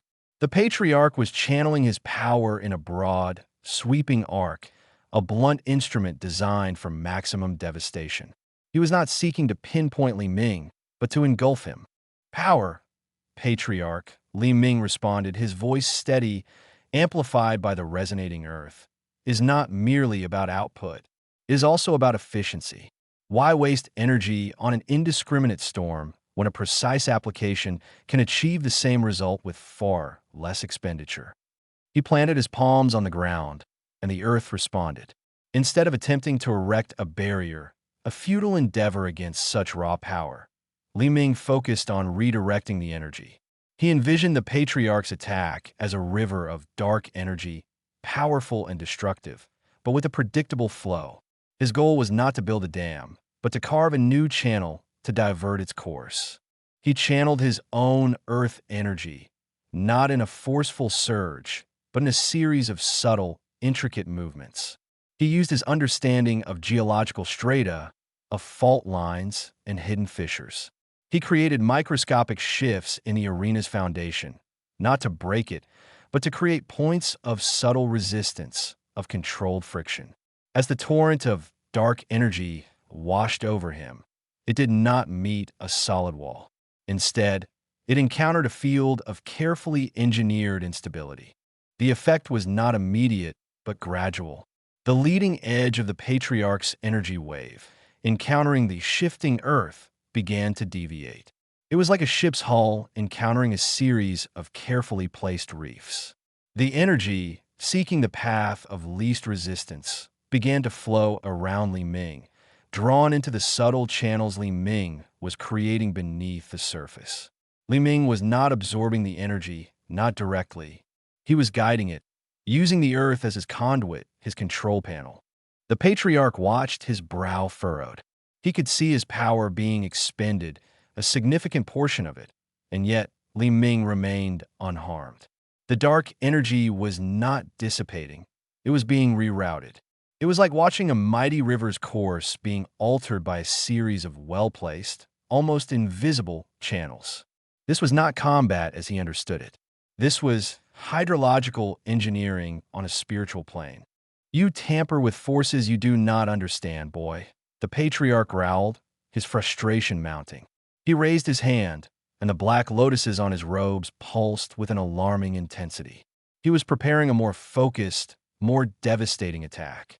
This time, it would not be a broad wave, but a concentrated beam of pure destructive intent, a void lance, designed to pierce through any defense and annihilate its target. Li Ming felt the shift in energy, the building pressure that signaled the imminent launch of the void lance. He knew that his current method of redirection, while effective against broad assaults, might not be sufficient to counter such a focused, piercing attack. He needed to create a more significant diversion, a more profound disruption. He recalled his studies in fluid mechanics, specifically the concept of vortex shedding.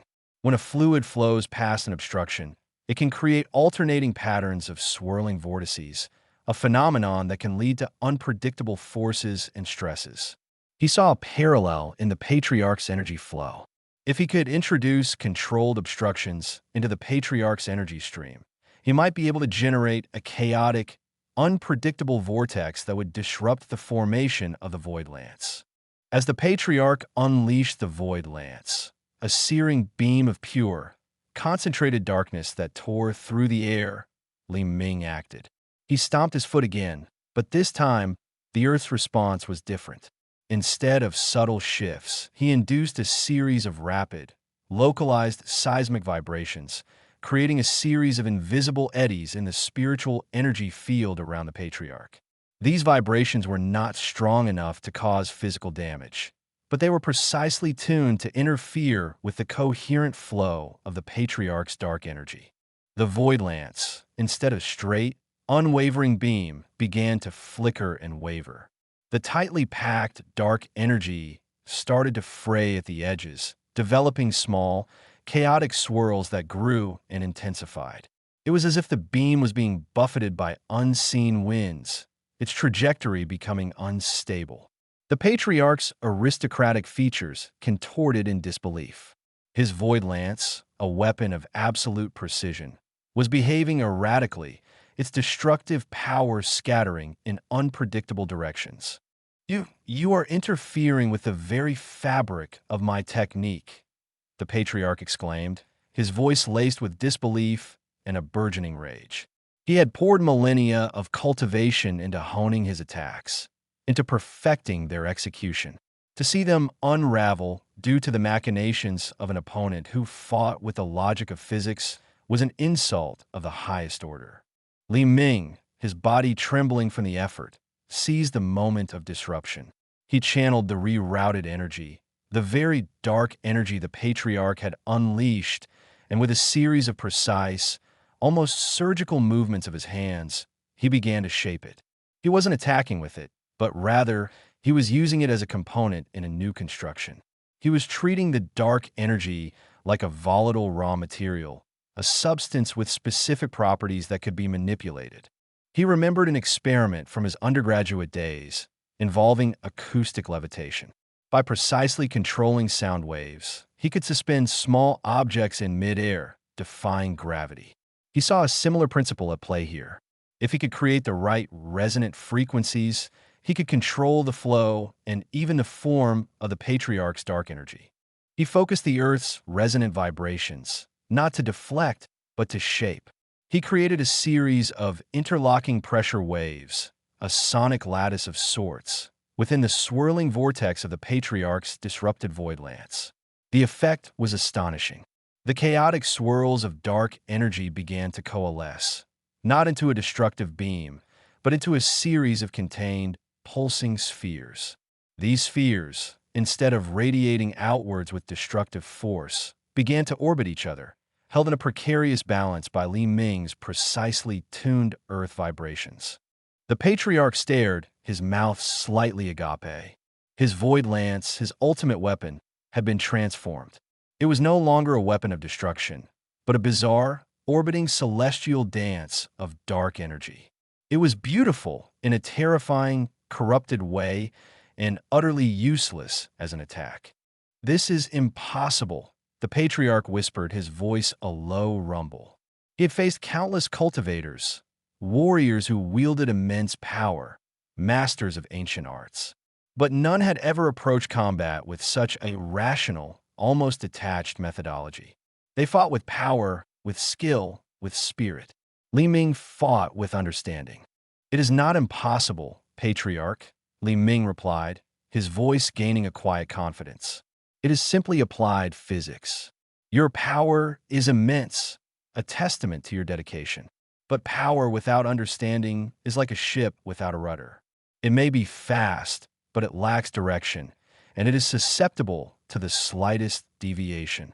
He continued to maintain the delicate balance of the orbiting dark energy spheres. They pulsed with a contained power, a testament to the patriarch's cultivation, but they were no longer a threat. Li Ming was not just deflecting attacks. He was dissecting them, reassembling them, rendering them inert by understanding their fundamental principles.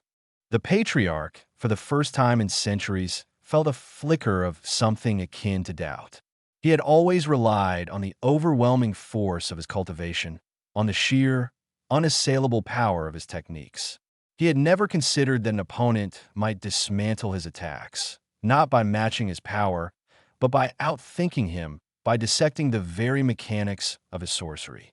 He attempted to recall the energy, to regain control, but it was like trying to catch smoke with his bare hands. Li Ming's carefully constructed resonant field held the energy in its orbital dance, preventing the patriarch from reasserting his dominion over it. It was a stalemate, but a stalemate of Li Ming's design, a testament to his unique approach. "You call this science?" The patriarch sneered, attempting to regain his composure, his aristocratic facade faltering. "This is a mockery of true power, of the ancient ways." "The ancient ways are born from understanding the natural world," patriarch Li Ming countered calmly.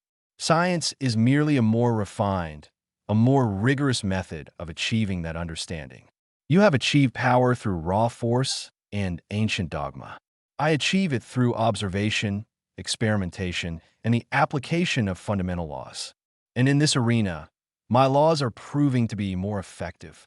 He then made a subtle adjustment to his earth energy vibrations. He didn't aim to destroy the orbiting spheres, but to gently nudge them, to increase their rotational velocity. The spheres began to spin faster, their contained energy intensifying. Li Ming was not attacking, but he was demonstrating a dangerous truth. He could control the patriarch's own power, manipulate it, and amplify it, all without resorting to brute force. The patriarch, seeing his own power being toyed with, felt a surge of primal rage. He had spent his life dominating others, bending them to his will.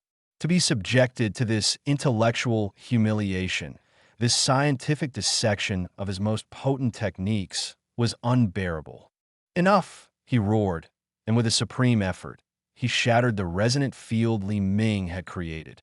The orbiting spheres of dark energy exploded outwards, not in a directed attack, but in a chaotic burst of raw power, forcing Li Ming to retreat and Jian Wuing, Tang Lingxi, and Hualan to erect their defenses anew. It was a desperate act, a refusal to be outmaneuvered, a return to the raw, overwhelming force he understood. Li Ming dodged the errant bursts of energy, his movements fluid and precise. He had not been able to maintain the controlled orbit indefinitely. The patriarch's sheer willpower, when pushed to its absolute limit, was a formidable force. But he had achieved his objective. He had demonstrated that the patriarch's power, however ancient and formidable, was not beyond comprehension, not beyond manipulation. He had shown that the fusion of scientific principle and spiritual energy could create a force that could rival even the most seasoned sorcerer. The patriarch, in his reliance on tradition and brute force, had become predictable. Li Ming, with his analytical mind, had exploited that predictability, proving that in the complex dance of power and understanding, even the most ancient sorcery could be met with the elegant logic of science. The battle was far from over, but the paradigm had shifted. The patriarch, accustomed to being the absolute master of his own power, had just witnessed his mastery subtly, yet irrevocably, undermined by a young cultivator who wielded the laws of the universe as his weapon. The patriarch's primal roar of fury echoed across the shattered arena, a sound ripped from the depths of an age-old frustration. The exploding remnants of his void lance, once a weapon of precision, now scattered like shrapnel, a chaotic testament to Li Ming's audacious dismantling of his carefully honed technique. While Li Ming expertly dodged the wild arcs of dark energy, his mind already cataloging the residual spectral signature, a different kind of storm was brewing, not of raw power, but of calculated intervention.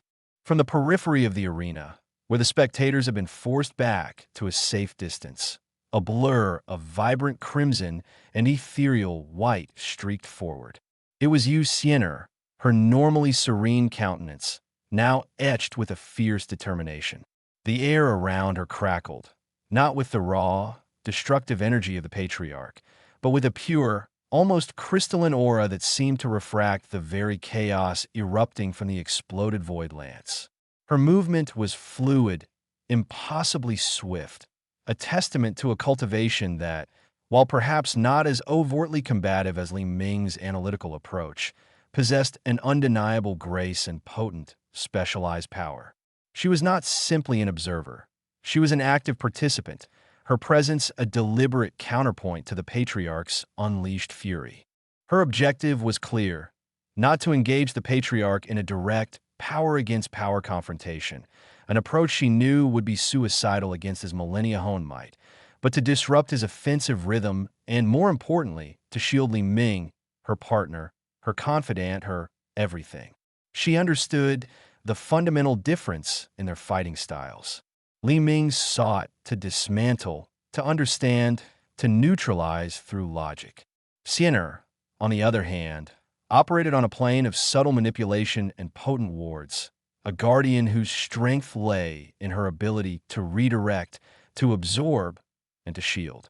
As the wild energies of the ruptured void lance dispersed, some lashing out indiscriminately, others dissipating into the very fabric of the arena, Xiener moved with the precision of a seasoned surgeon.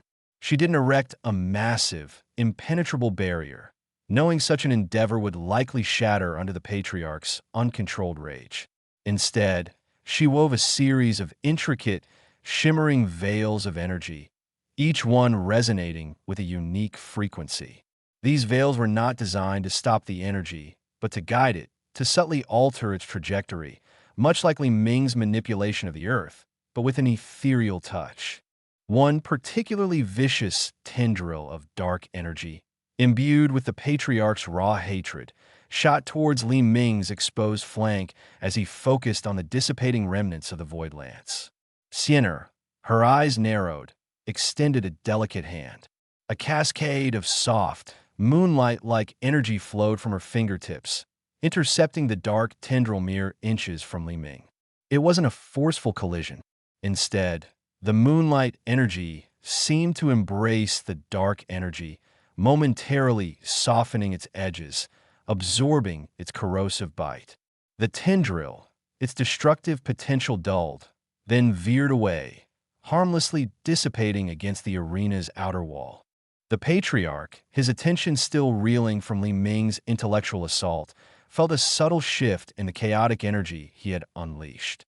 It was as if an unseen current was guiding his own power astray, diverting its destructive intent.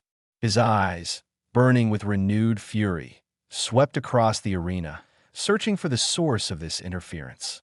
It was then he spotted Xiener, her crimson robes a stark contrast to the gray, scarred earth, her expression one of unwavering focus. A sorceress dabbling in protective arts? The patriarch sneered, his voice a gravelly rasp that resonated with disdain. You believe your paltry shields can stand against the wrath of the void? He gestured dismissively, and a wave of corrupted chi, thick and cloying like the stench of decay, rolled towards Xiener. This was not a focused attack, but a broad sweep designed to overwhelm and suffocate any defense. Xiener met the wave not with defiance, but with absorption. She opened herself to the corrupted chi, her own energy shimmering with a pure, cleansing light. It was as if she were drawing the smog into a spotless mirror. The foul energy swirled around her, its malevolent intent seeming to lose its grip as it encountered her unique aura. She didn't neutralize it instantly. That would be a fool's errand against such a quantity of raw, negative energy. Instead, she contained it, her body becoming a temporary vessel for the patriarch's malice. She could feel the corrosive tendrils trying to worm their way into her essence, whispering promises of despair and annihilation. But she held firm, her inner will a fortress against the onslaught. Your power is born of decay, patriarch, Sienna stated, her voice calm, a stark contrast to the roaring storm around them. Mine is born of life. The two cannot truly coexist, only pass through. She then began to exhale, a slow, controlled release of energy. The corrupted chi, now rendered inert and harmless, drifted away from her, dissipating into the air like so much harmless smoke. It was a display of control that bordered on the miraculous, a testament to her mastery over her own spiritual essence. Li Ming, witnessing this display, felt a surge of something akin to awe, quickly followed by a renewed sense of purpose. Sienna's intervention was not just protective, it was strategic. By absorbing and neutralizing the patriarch's ambient offensive chi, she was not only shielding him, but also preventing the patriarch from drawing upon that energy to fuel his more potent attacks. She was effectively starving his offensive capabilities. The patriarch, however, was not one to be easily deterred. He had endured far worse than a minor inconvenience. He recognized the effectiveness of Sienna's technique, a subtle counter that chipped away at his power rather than directly confronting it. This was more irritating than a direct clash. He needed to break her concentration, to force her into a more direct engagement where her specialized defense might falter. With a guttural roar, he gathered his power once more. This time, his intent was not a broad sweep, nor a focused lance. Instead, he began to chant, his voice a low, resonant hum that seemed to vibrate through the very bones of the arena. The air around him grew heavy, thick with an oppressive presence. He was preparing something ancient, something deeply rooted in the dark arts, a soul blight. This was not a physical attack, but a spiritual assault, designed to target the very core of a cultivator's being, to sow discord and despair within their spiritual sea. As the chanting intensified, the patriarch's eyes glowed with a sickly green light. Spectral tendrils, shimmering with an unholy luminescence, began to snake out from him, not towards Li Ming, but towards Sienna. These were not physical constructs, but manifestations of pure spiritual corruption, designed to bypass physical defenses and attack the soul directly. They moved with an unnerving intelligence, probing for weaknesses, for any crack in Sienna's defenses. Sienna felt the insidious tendrils approaching, their presence a chilling sensation that seeped into her very being. She could feel them attempting to latch onto her spiritual core, to inject their venom of doubt and despair. This was the true danger, an attack that bypassed her usual methods of deflection and absorption. But Sienna had prepared for this. Her cultivation was not merely about defense. It was about understanding the interconnectedness of all spiritual energies. As the soul blight tendrils neared, she didn't erect a shield. Instead, she opened a new channel within her own spiritual energy. It was a channel that pulsed with a soft, warm light, a light that was the antithesis of the soul blight's corrupting glow. This was the heart's resonance, a technique that allowed her to create a symbiotic connection with an opponent's spiritual energy, not to control it, but to resonate with its fundamental frequency and subtly alter it. The spectral tendrils, upon touching the edge of this resonance, began to flicker. The sickly green light dimmed, replaced by a faint, almost imperceptible blush of rose. The patriarch's intent, the raw malice that fueled the soul blight, was being met by an opposing force, a gentle, yet unyielding tide of pure affection and goodwill. It was a stark contrast, a battle between despair and hope waged on a spiritual plane. The patriarch faltered. He could feel his carefully constructed attack unraveling, not through forceful resistance, but through a gentle redirection. The spectral tendrils, once sharp and piercing, now seemed to writhe aimlessly, their connection to his core weakened. It was like trying to grasp water. The harder he squeezed, the more it slipped through his fingers. His soul blight, designed to crush the spirit, was instead being infused with an alien warmth, its malevolent purpose diluted. You cannot do this, the patriarch roared, his voice strained. He had never encountered a cultivator who fought with such an abstract, almost passive-aggressive approach. His entire existence was built upon the principle of overwhelming force, of crushing resistance. To have his spiritual attacks neutralized by something as seemingly innocuous as kindness was anathema to him. Li Ming, observing the subtle yet profound shift, seized the opportunity.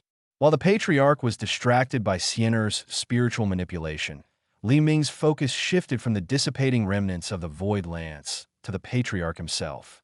He saw not just an opponent, but a complex system of energy flow. The patriarch's current rage, his frustration, was causing his internal chi to become turbulent, creating minute fissures in his defenses. Patriarch, Li Ming's voice, amplified by the earth beneath him, cut through the spiritual maelstrom. Your power is immense, but it is also volatile. When your emotional state is compromised, your energy becomes disorganized. And disorganization, as we've seen, is susceptible to precise influence. With a swift, almost imperceptible gesture, Li Ming directed a focused pulse of earth energy toward a specific point on the arena floor, a point he had meticulously mapped as a nexus of subtle geological stress. This wasn't an attack, but a trigger. The stress point, amplified by Li Ming's directed energy, resonated outwards, creating a localized tremor that specifically targeted the patriarch's current state of agitation. The tremor was not violent enough to cause physical damage, but it was precisely tuned to disrupt the patriarch's already wavering spiritual equilibrium. It was like a perfectly timed tremor that causes a precariously stacked tower of blocks to tumble. The patriarch, already struggling to maintain control over his soul blight, staggered as the subtle vibration rippled through him. The spectral tendrils, which had been slowly being infused with Siener's energy, suddenly lost the last vestiges of their coherence. They recoiled from Siener, not in retreat, but in a desperate attempt to reassert their connection to the patriarch. This chaotic retraction caused a feedback loop, amplified by Li Ming's carefully timed tremor. The result was not an explosion, but an implosion. The soul blight, its energy source now violently disrupted, turned inwards. The sickly green light flickered and died, and the patriarch let out a choked gasp, clutching his chest as if physically wounded. He hadn't been struck by an external force, but by the very energy he had tried to wield. Siener, seeing the patriarch weakened, didn't press her advantage. Her role was to support, not to dominate. She turned her attention back to Li Ming, a silent question in her eyes. He gave her a subtle nod, a flicker of a smile playing on his lips. Their synergy was undeniable, a dance of complementary strengths. Li Ming's analytical dismantling of physical and energetic structures, paired with Siener's spiritual harmonization and protective wards, created a devastating combination that the patriarch, steeped in a singular form of martial prowess, could not comprehend. The patriarch, gasping for breath, glared at them, his aristocratic features contorted with a mixture of pain and disbelief. He had faced countless powerful opponents, warriors who sought to crush him with brute force or outwit him with cunning strategies.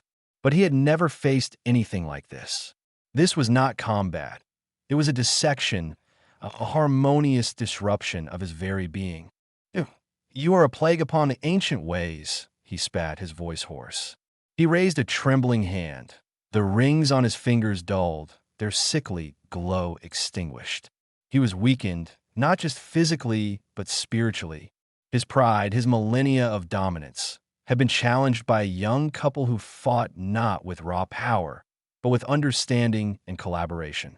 The ancient ways are not meant to be a plague, patriarch, Siener replied softly, her voice carrying a gentle, unwavering strength. They're meant to evolve, to adapt. to incorporate the wisdom of a universe, not to stifle it with dogma. Li Ming stepped forward, his gaze steady and unwavering. Your adherence to a single path, while impressive in its dedication, has rendered you predictable. Your power is a hammer, and you see every problem as a nail. But the universe is far more nuanced than that. He then made a gesture, and a small, perfectly formed orb of pure earth energy materialized in his palm. It pulsed with a gentle light, a stark contrast to the darkness that had dominated the patriarch's aura. We offer a different path, one of balance, of understanding, of mutual growth. The patriarch stared at the orb of light, then at Li Ming and Xianer, his ancient eyes filled with a dawning realization. He had spent his life in a cycle of dominance and subjugation, believing that true power lay in the absolute control of oneself and the suppression of all others. But here, before him, stood two cultivators who embodied a different philosophy, a philosophy of partnership, of leveraging complementary strengths to achieve a greater whole. He saw in their synchronized movements, in their shared gaze, a power that transcended mere individual might. It was the power of unity, of a bond forged not in conquest, but in mutual respect and shared purpose. He clenched his fist, the gesture weak and uncertain. The fight was not over, not yet, but the narrative had shifted irrevocably. He had come seeking to crush and to conquer, to uphold the traditions of his ancient lineage. Instead, he had been confronted with a new paradigm, a testament to the evolving nature of cultivation. The raw, untamed power he wielded was being met by an intelligence that sought to understand and harmonize, by a spirit that embraced connection rather than domination. The arena, once a stage for his absolute authority, had become a crucible where the old ways were being challenged, and a new path, illuminated by the combined brilliance of Li Ming and Yu Xianer, was beginning to emerge. The patriarch, for the first time in his long existence, felt the chilling premonition that his reign of solitary power might be drawing to a close. He had underestimated the power of partnership, the strength that came not from overwhelming force, but from a balanced, harmonious union.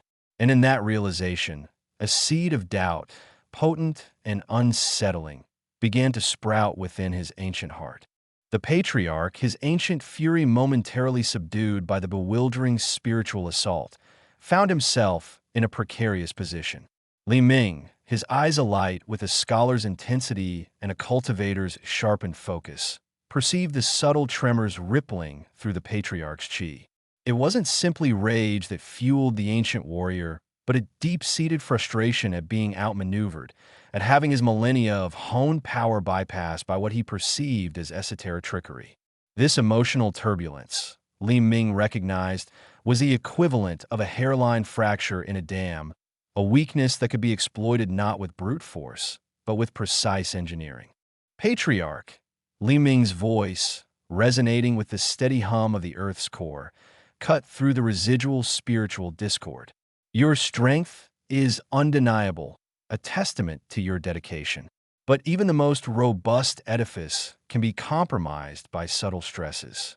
Your current emotional state, that tempest of frustration, has created minute, yet significant, fissures within your energetic matrix.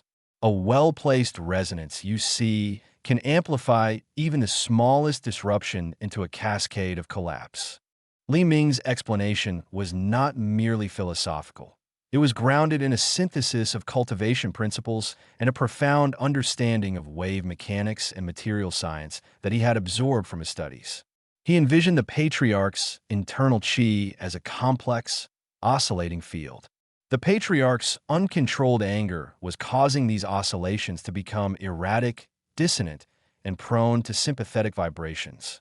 Siener's heart's resonance had disrupted the harmony of the patriarch's spiritual energy, and now Li Ming intended to disrupt its stability.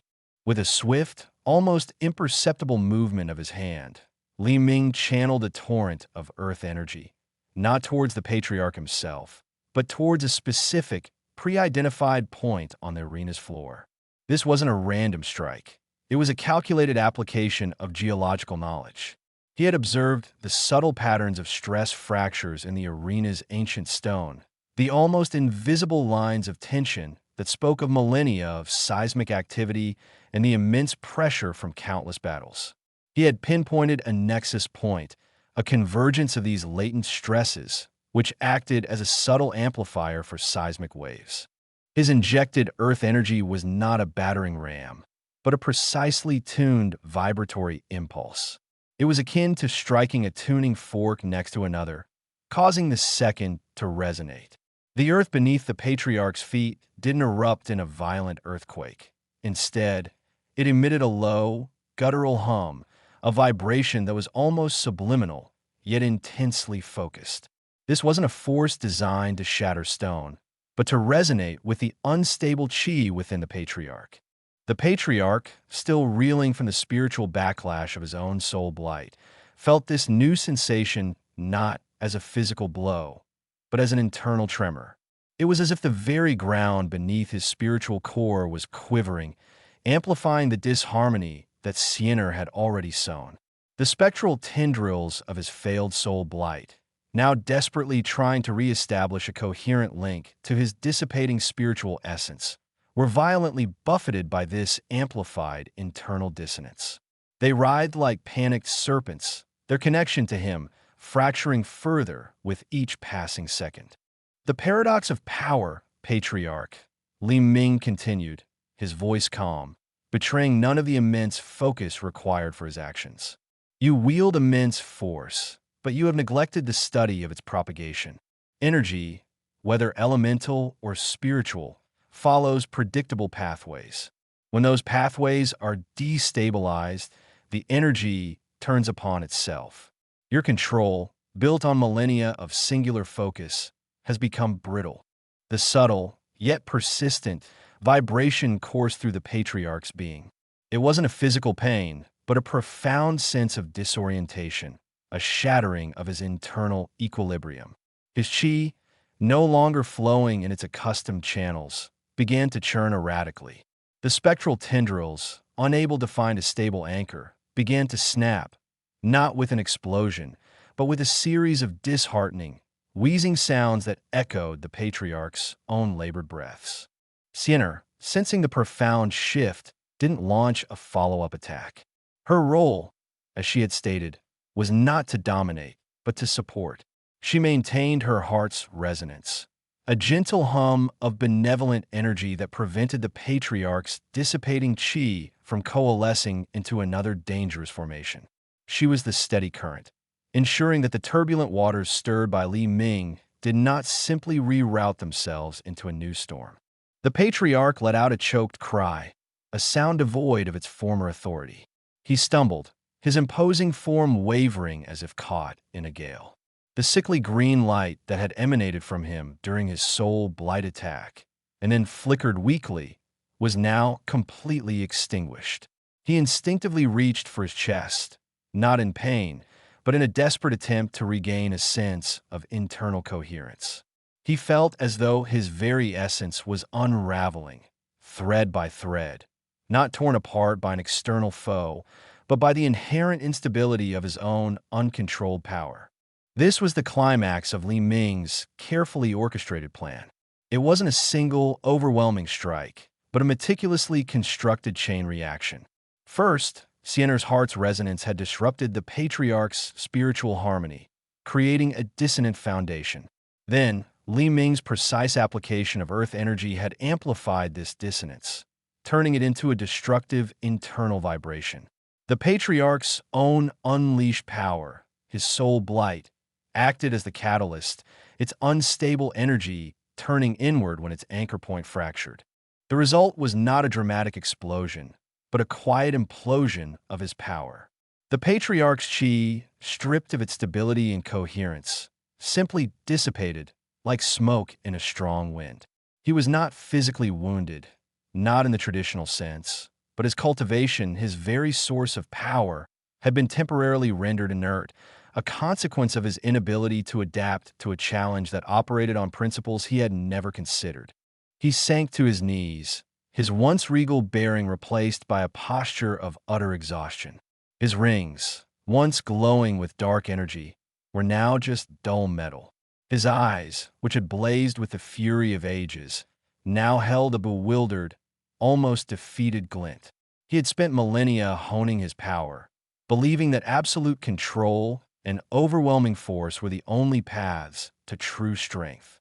He had never conceived of an opponent who could dismantle his power not by meeting force with force, but by understanding the fundamental laws of energy and applying them with intellectual precision. You, the patriarch rasped, his voice hoarse, stripped of its former resonance. This is not combat. This is sabotage of the spirit. He glared at Li Ming, then at Xian'er, his aristocratic features contorted with a dawning, unpleasant realization. He had faced countless martial masters, cultivators of immense, raw power, and even cunning strategists who sought to trap him. But he had never encountered anything like this. This was an assault not on his body, nor even solely on his spirit, but on the very principles of his cultivation, principles he had held as immutable truths. Xian'er, her expression one of gentle concern, approached cautiously. She didn't revel in his defeat. Her nature was not one of triumph over a vanquished foe, but of restoration and balance. Your path, patriarch, was one of absolute dominion. It bred a strength that was formidable but ultimately inflexible. The universe is a tapestry of interconnected energies, not a battlefield to be conquered. Li Ming joined her, his gaze steady and unwavering as he looked upon the fallen patriarch. He felt no malice, only a profound sense of understanding, the satisfaction of a complex problem solved. Your power was a magnificent hammer, patriarch. You saw every challenge as a nail to be struck. But the world is filled with screws, with hinges, with delicate mechanisms that require a different touch. Our approach is not about destruction, but about understanding the underlying principles. When those principles are disrupted, even the mightiest structure can fall. He then gestured, and in his palm, a small, perfectly formed orb of pure, elemental earth energy materialized. It pulsed with a soft, golden light, radiating a sense of grounded stability and calm. It was the antithesis of the dark, volatile energy the patriarch had wielded.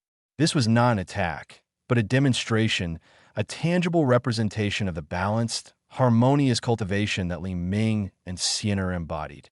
This is not merely strength, Li Ming continued, offering the orb as if presenting a philosophical argument.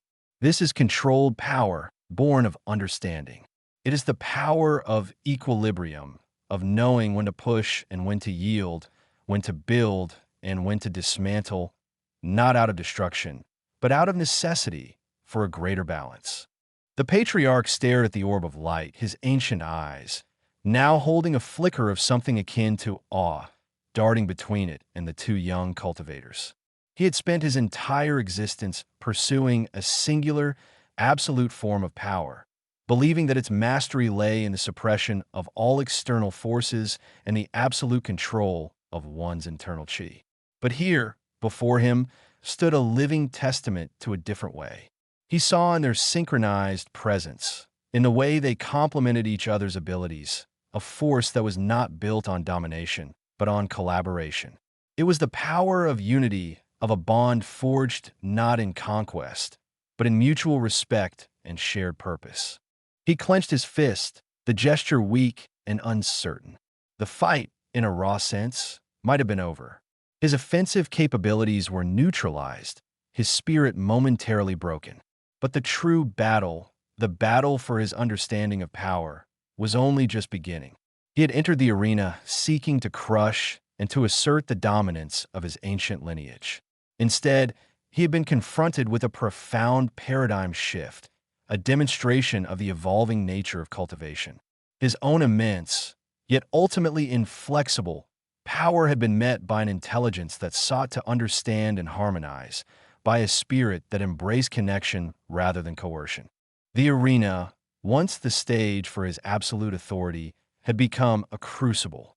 The old ways, represented by his millennia of solitary, dominant cultivation, were being challenged by a new path, illuminated by the combined brilliance of Li Ming's analytical prowess and Xiener's spiritual wisdom. For the first time in his long, formidable existence, the patriarch felt the chilling premonition that his reign of solitary power might be drawing to a close. He had underestimated the power of partnership, the strength that came not from overwhelming force, but from a balanced, harmonious union. And in that stark realization, a seed of doubt, potent and unsettling, began to sprout within his ancient, unyielding heart. He had sought to impose his will, but had instead been shown a path he had never conceived, a path that whispered of evolution rather than stagnation, of connection rather than isolation. The echoes of Li Ming's earth-shattering insights and Xiener's soul-soothing resonance lingered in the air, a testament to a battle won not by brute strength, but by profound understanding and the elegant application of universal laws. Chapter 13. Aftermath and Reflections. The roaring tempest of energy that had convulsed the grand arena had finally subsided, leaving behind an unnatural stillness that was more unsettling than the preceding cacophony. Where moments before, the air had thrummed with the raw, unbridled power of ancient cultivators, now only a faint, acrid scent of ozone and the lingering chill of displaced spiritual energy remained. The sheer magnitude of the conflict had left its mark not only on the combatants, but on the very fabric of the arena itself. Ancient stone that had witnessed centuries of contests lay in shattered fragments. The earth beneath churned and gouged as if struck by a divine hammer. Cracks snaked across the grandstands, and in some sections, entire tiers had collapsed, a stark testament to the destructive potential unleashed. A thin veil of dust hung in the air, catching the filtered sunlight and lending a surreal, ethereal quality to the devastation. Silence, heavy and absolute, descended upon the grounds. It was a silence born not of peace, but of stunned disbelief. The cheers and jeers of the spectators, which had reached fever pitch just moments before, were utterly extinguished, replaced by a collective, gaping awe. Faces once animated with excitement and partisan fervor were now pale and slack-jawed. The reality of what they had just witnessed, the esoteric energies, the impossible feats of strength and spiritual manipulation, the sheer destructive power, was far beyond the scope of any tournament they had ever imagined. It was as if a veil had been lifted, revealing a hidden world of power that existed just beyond the periphery of their everyday understanding. Among the surviving participants, a similar stupefied quiet reigned. Those who had been positioned at a safe distance, their own bouts concluded or postponed due to the extraordinary circumstances, simply stared at the scene of ruin. Their previous rivalries and ambitions seemed laughably trivial in the face of such overwhelming displays of power. The martial prowess they had so diligently honed felt suddenly inadequate, like a child's wooden sword against a dragon's fire. Some trembled, not from fear of physical harm, but from the profound existential shock of realizing the vastness of the power that lay dormant within the world, a power they had only glimpsed in fleeting, terrifying fragments. Whispers began to circulate, hesitant and disbelieving. "Did you see? What was that energy? He defeated the patriarch?" These were questions born of wonder and a dawning, uncomfortable understanding that the rules of their world had just been rewritten. The tournament officials, usually a bastion of order and protocol, were in utter disarray. Their carefully orchestrated schedule, their rigid rules, had been shattered along with the arena stones. Guards, accustomed to dealing with unruly fans or minor scuffles, found themselves utterly out of their depth. They stood frozen, their polished armor gleaming uselessly against the backdrop of supernatural destruction. Their authority, so potent just moments ago, evaporated in the face of powers they could not comprehend, let alone control. The overseers, their faces etched with a mixture of shock and grim responsibility, convened in hushed, urgent meetings, their voices barely audible above the groaning of damaged structures. The implications of this display were immense, not just for the tournament, but for the delicate balance of power and knowledge that governed their society. Then, slowly, tentatively, the silence began to fracture. A single, choked sob, then another, and soon a murmur of confused voices rose from the crowd. It was the sound of reality reasserting itself, albeit a reality irrevocably altered. Spectators began to tentatively point, to whisper to one another, their fear slowly giving way to an insatiable curiosity.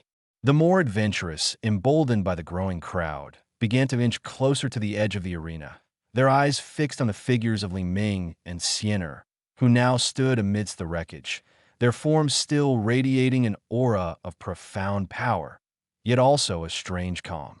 The patriarch, the formidable embodiment of ancient might, remained on his knees, a broken figure amidst the chaos he had both wielded and suffered. His robes, once immaculate, were now torn and dust-laden. The rings on his fingers, which had pulsed with an ominous dark energy, were now dull and lifeless, like ordinary adornments. His legendary aura of invincibility had been utterly stripped away, leaving him exposed, vulnerable, and, most damningly, defeated. He stared at his hands, then at the two young cultivators, his ancient eyes wide with a bewilderment that bordered on existential dread. The millennia of martial training, the unyielding pursuit of absolute power, had culminated not in ultimate victory, but in a profound, humiliating unraveling at the hands of those who wielded power not through brute force, but through a nuanced understanding of principles he had never even considered.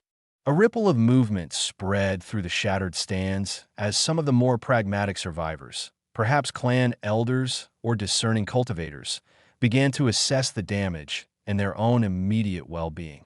They moved with a newfound urgency, their minds racing to comprehend the implications of what had just transpired. The defeat of the patriarch was not merely the end of a single battle. It was a seismic shift in the established order. His power, long considered an insurmountable force, had been dismantled, not broken, but meticulously unraveled. This suggested a new paradigm, a different path to mastery, one that would undoubtedly challenge the foundations of many long-held beliefs and power structures. The younger participants, however, were more captivated by the spectacle itself. For them, this was not an immediate threat to their established world, but a tantalizing glimpse into possibilities they had only dreamt of. They saw not just defeat, but evolution. They saw how Li Ming's analytical mind and Xianer's empathetic spirit had combined to create a force that transcended individual strength. Their gazes were fixed on Li Ming and Xianer, not with the terror of the common spectator, but with the hopeful, almost reverent admiration of disciples witnessing a new dawn. The seeds of emulation, of a desire to understand and replicate this novel approach to cultivation, had been firmly planted in their minds. As the dust began to settle, and the stunned silence gradually morphed into a low, buzzing murmur of speculation and awe, the true impact of the battle began to dawn on the assembled throng. This was no ordinary victory, no mere triumph of skill over might. It was a demonstration, a profound reframing of what power truly meant. The patriarch, a titan of the cultivation world, had been brought low, not by a more potent weapon, but by a more profound understanding. The arena, once a symbol of established power, had become a crucible of transformation, and the world outside its shattered walls would soon be forced to reckon with the echoes of this quiet, yet earth-shattering, aftermath. The profound implication was that the old ways, the paths of solitary, absolute dominance, were no longer the sole arbiters of strength. A new path, paved with understanding, harmony, and collaboration, had just been illuminated, and its light, though born from destruction, promised a future of unprecedented potential. The immediate aftermath of the battle within the grand arena was a maelstrom of bewildered pronouncements and burgeoning investigations. As the dust settled, and the initial shock gave way to a more coherent, albeit still stunned, reception. The sheer scale of the events began to sink in. The defeat of the patriarch, a figure who had stood as an unshakable pillar of the cultivation world for millennia, was not merely a personal triumph for Li Ming and Xianer, but a seismic event that sent ripples through every stratum of society. For the ordinary citizens who had witnessed the impossible, a fundamental recalibration of their understanding of the world was already underway. The neatly defined boundaries between the mundane and the extraordinary had been irrevocably blurred, leaving them to grapple with the unsettling realization that the real world they thought they knew was merely a thin veneer over a far more potent and perilous reality. The university, as the immediate custodian of the grand arena and the host of the ill-fated tournament, found itself thrust into an unprecedented crisis. Dr. Evelyn Reed, the pragmatic dean of academics, was visibly shaken, her usual composed demeanor replaced by a furrowed brow and a tightly clenched jaw. The implications for the institution were staggering. The public revelation of such potent, uncontrolled spiritual energies and the direct involvement of a clandestine organization like the Black Lotus sect demanded an immediate and decisive response. The carefully curated image of the university as a sanctuary of learning, albeit one that acknowledged the existence of cultivation, had been shattered. Now, it was a nexus where cosmic battles had been waged, a place where ancient powers had clashed with devastating consequences. The world had seen proof, undeniable and terrifying, of what lay hidden beneath the surface, and the university could no longer maintain its carefully crafted facade of detached observation. A flurry of emergency meetings commenced within the hallowed, though now somewhat disheveled, halls of the university administration. Faculty members, from seasoned historians of cultivation lore to pragmatic physicists, were summoned. The air was thick with a mixture of panic, intellectual curiosity, and sheer, unadulterated fear. Professor Thorne, a renowned scholar of ancient cultivation texts, his voice trembling with a mixture of awe and dread, presented his findings. The energy signatures, they are unlike anything cataloged. The Black Lotus sect, if indeed it was them, have clearly advanced their techniques far beyond our current understanding. This is not just about illicit cultivation. This is about weaponized, ancient power that has been unleashed upon the world. His words hung heavy in the air, a stark reminder that the battle in the arena was not an isolated incident, but potentially the vanguard of a much larger, more insidious threat. Meanwhile, the official channels of the cultivation world, represented by the austere elders of various governing bodies, were in an uproar. News of the patriarch's defeat and the undeniable evidence of the Black Lotus sect's involvement had spread like wildfire through hushed conversations and encrypted messages. The defeat of such an established and powerful entity challenged the very foundations of their established order. For centuries, power had been measured by lineage, by the depth of one's cultivation, and by the number of disciples one commanded. The patriarch, with his millennia of training and seemingly insurmountable power, had been the ultimate embodiment of this paradigm. His fall was not just a personal tragedy for his sect, but a profound existential crisis for all who subscribed to the old ways. Whispers of dissent began to surface.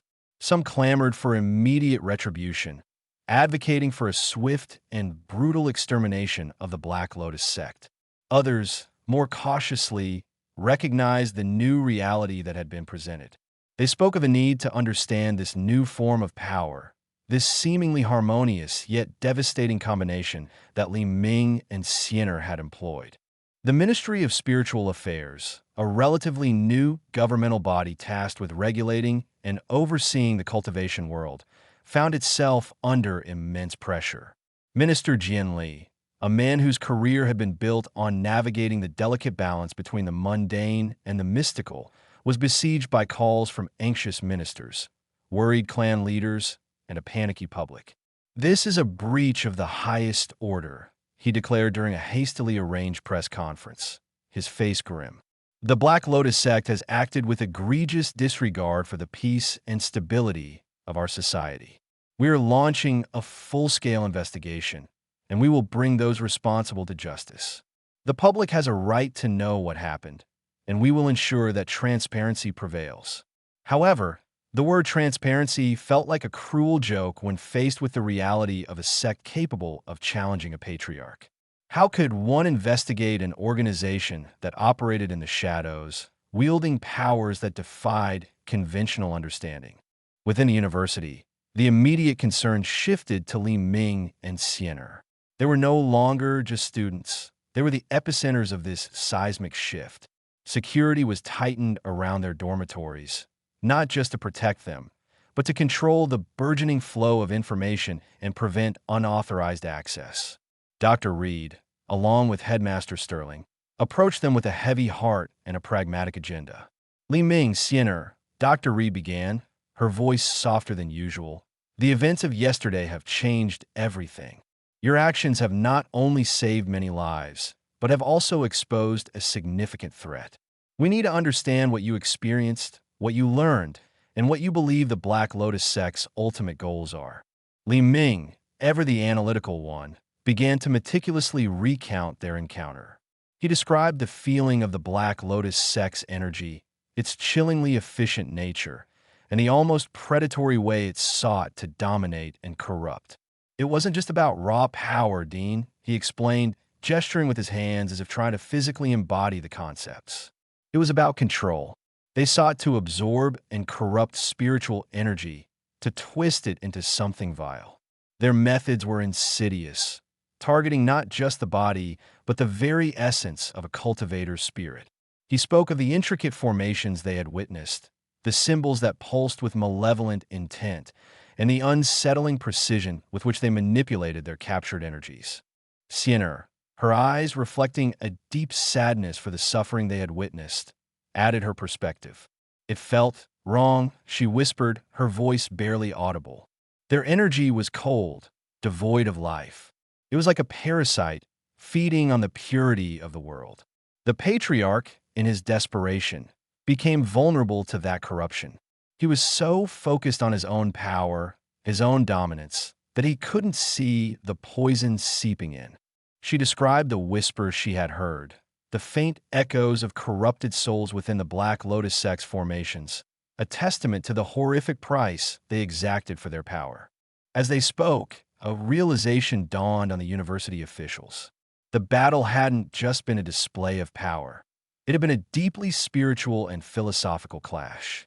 Li Ming's analytical prowess, his ability to dissect and understand the enemy's techniques, coupled with Xiener's empathetic connection to the spiritual energies and her innate understanding of its natural flow, had proven to be the decisive factor. This wasn't just about cultivation techniques. It was about a fundamental understanding of the balance between chaos and order, between corruption and purity. The revelations from Li Ming and Xiener painted a grim picture. The Black Lotus sect wasn't merely a group of rogue cultivators seeking power. They were actively seeking to destabilize the entire cultivation ecosystem, to invert the natural order and establish their own dominion. Their methods involved not just the acquisition of power, but the perversion of it. This raised a multitude of questions about their origins, their ultimate goals, and the true extent of their influence. Were there other sects like them? Had they been operating in the shadows for centuries? Professor Thorne, listening intently, interjected. The patriarch's power, while immense, was rooted in ancient traditions. He was a master of control, of solitary strength. The Black Lotus sect, however, seems to have embraced a new form of power, one that thrives on manipulation and corruption. They have weaponized the very essence of spiritual energy, turning it into a tool of subjugation. And Li Ming and Xiener, he looked at them with newfound respect. They have shown us that the answer to such corruption lies not in matching brute force with brute force, but in understanding and preserving the natural harmony of spiritual energy. The implications of this were profound. If the Black Lotus sect's methods were indeed the future of dark cultivation, then the traditional paths of cultivation, focused on individual power and self-improvement, might be rendered obsolete. This presented a dilemma for the university and the wider cultivation world. How could they prepare their students, their disciples, for a threat that operated on such fundamentally different principles? The curriculum would need a radical overhaul, incorporating not just martial arts and energy manipulation, but also a deeper understanding of spiritual ethics, balance, and the insidious nature of corruption. Minister Jian Li, briefed on the developments, understood the gravity of the situation. The Black Lotus sect was not just a law-breaking organization. They were a philosophical threat to the established order.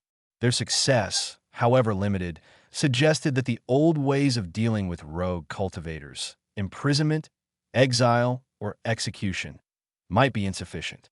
This new enemy required a new approach, one that involved understanding their ideology, their network, and the vulnerabilities inherent in their corrupt system. He authorized the establishment of a joint task force, comprised of university researchers, ministry agents, and representatives from leading cultivation clans, all tasked with dissecting the Black Lotus sect's modus operandi and developing countermeasures. The burden of this new knowledge weighed heavily on Li Ming and Xiener. They had inadvertently become the vanguard against a rising tide of darkness. The adoration they received from their peers was now tinged with a sense of responsibility. They were no longer just students navigating the complexities of campus life and burgeoning romance. They were now integral figures in a much larger, more dangerous conflict. The whispers of their extraordinary victory would soon be drowned out by the urgent need to understand and combat the Black Lotus sect. The university, now irrevocably linked to the events in the Grand Arena, began to implement its own measures. Dr. Reed, with Headmaster Sterling's full support, initiated a comprehensive review of the university's security protocols and its curriculum concerning cultivation. The incident had exposed a critical blind spot, a reliance on outdated assumptions about the nature of spiritual threats.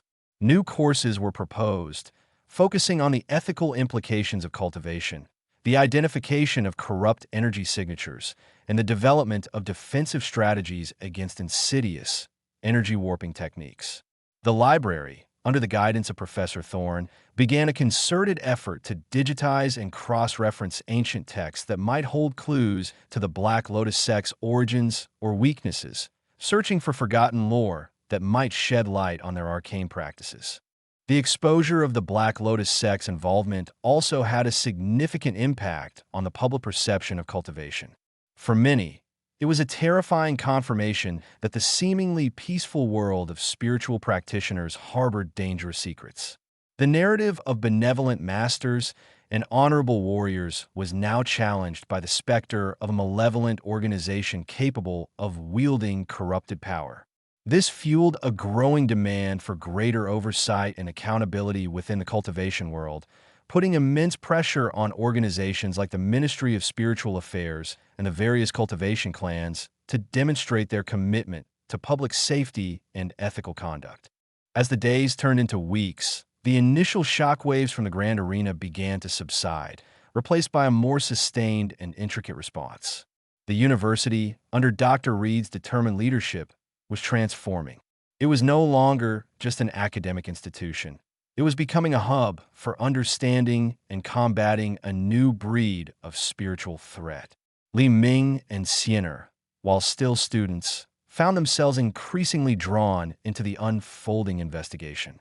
Their unique insights, their personal experience with the Black Lotus sect's terrifying power, made them invaluable assets. Their relationship, which had been blossoming amidst the everyday chaos of university life, now found itself tested and strengthened by the shared weight of their extraordinary circumstances. The campus, once a sanctuary of learning and youthful romance, was now a front line in a silent war, a place where the battle for the future of the cultivation world was being fought not with swords and spells, but with knowledge, courage, and a profound understanding of the delicate balance of existence. The repercussions of that single, cataclysmic battle were far from over. They were merely the beginning of a new, complex chapter in the history of both the university and the cultivation world at large. The revelations brought forth by the confrontation had irrevocably altered the landscape, forcing everyone to confront the hidden darkness that had been lurking just beneath the surface and to forge new paths forward in its shadow. The hum of the dormitory, a familiar sound that had once been the backdrop to late-night study sessions and whispered conversations, now felt imbued with a different resonance. Li Ming sat by his window, the late afternoon sun casting long shadows across his room, a stark contrast to the blinding flash of energy he had witnessed not so long ago. His fingers traced the faint scar on his palm, a memento from a skirmish that felt both distant and acutely present. The battle in the grand arena, the impossible defeat of the patriarch, the chilling aura of the Black Lotus sect. These were no longer abstract concepts from ancient texts or hushed rumors among the elders. They were visceral memories, imprinted on his very being. He remembered the jarring dissonance he had felt the moment his scientific mind, so adept at dissecting the predictable laws of physics, had been confronted by the sheer, untamed power of cultivation. It was like trying to explain quantum entanglement using only classical mechanics, a fundamentally flawed approach. For so long, his world had been defined by observable phenomena, by equations that held true, by the comforting certainty of cause and effect. Then, cultivation had crashed into his meticulously ordered existence, a chaotic, beautiful, and terrifying force that defied every logical framework he possessed. The initial skepticism had been a defense mechanism, a way to preserve the integrity of his worldview. He had approached cultivation with the same analytical rigor he applied to his engineering projects, dissecting techniques, identifying variables, and seeking quantifiable outcomes. He had approached Sienner, too, with a certain calculated curiosity, intrigued by her inherent connection to energies he couldn't even perceive, let alone measure. But the arena had stripped away those pretenses. It had demanded more than just intellectual understanding. It had demanded faith, instinct, and a willingness to embrace the inexplicable. He closed his eyes, reliving the moment he had channeled energy, not through complex calculations or carefully constructed arrays, but through a raw, unadulterated will to protect. It had felt alien, yet strangely familiar, like unlocking a dormant instinct. The scientific detachment he had always prided himself on had been replaced by a desperate, primal surge, a testament to the fact that true strength wasn't just about knowing how, but about knowing why. His why had been Sienner, the innocent bystanders, the very fabric of the world he was beginning to understand and cherish. He mused on the concept of strength. In his previous life, strength was measured in intellect, in problem-solving prowess, in the ability to innovate and build. Now, it was a multifaceted entity. There was the raw, destructive power of the patriarch, a force honed over millennia, yet ultimately brittle in the face of true corruption. There was the insidious, parasitic strength of the Black Lotus sect, a power that grew by devouring and twisting, a perversion of growth itself. And then there was the strength he and Sienner had demonstrated, a strength born not from solitary dominance or predatory expansion, but from harmony, understanding, and the courage to stand against darkness, not by becoming it, but by embodying its antithesis. His journey had begun with a desire for knowledge, a yearning to understand the fundamental forces of the universe. He had sought answers in textbooks and laboratories, in the predictable elegance of mathematical proofs.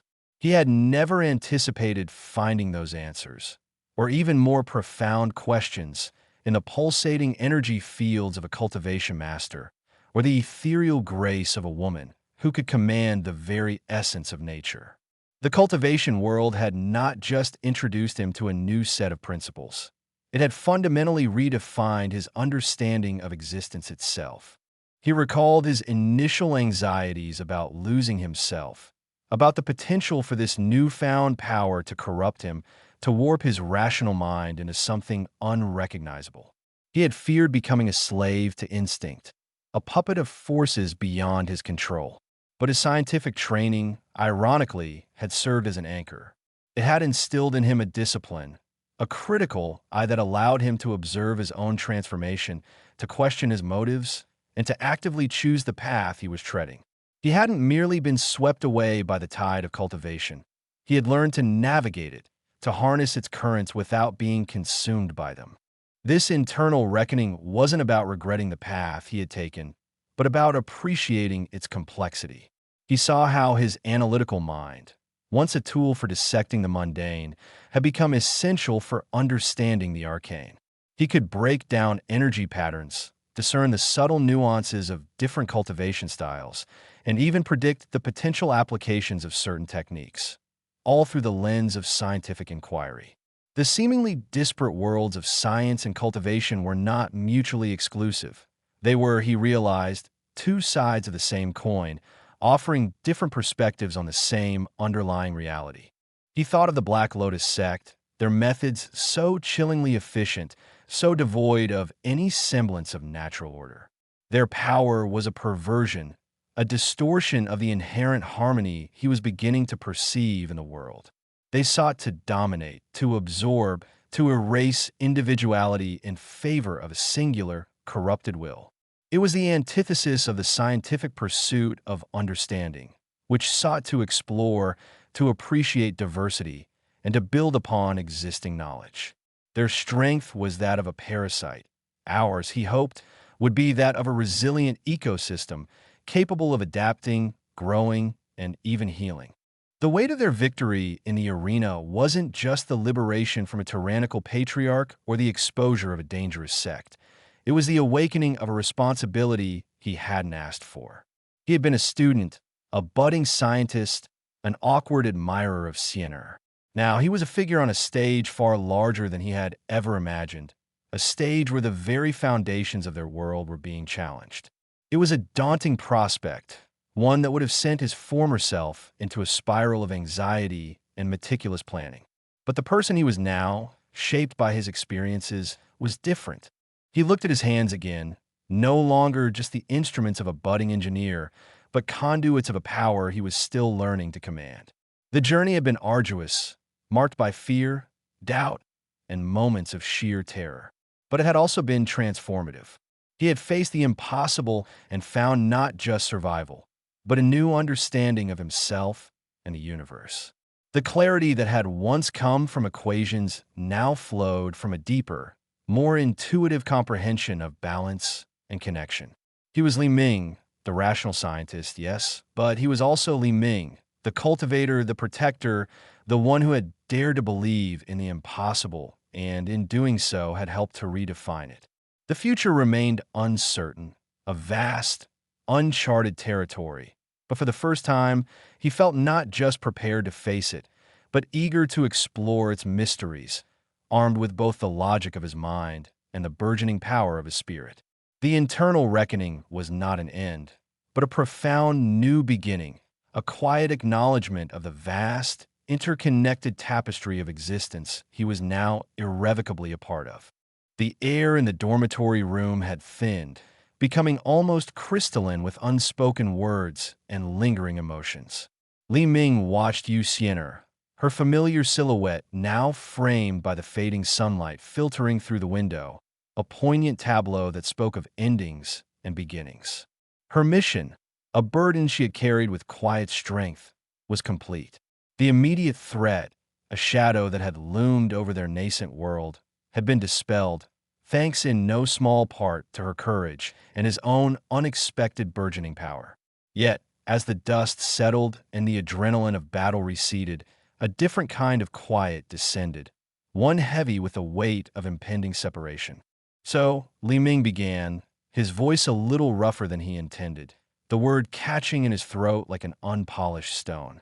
He cleared it, forcing a semblance of calm. "This is it, then?"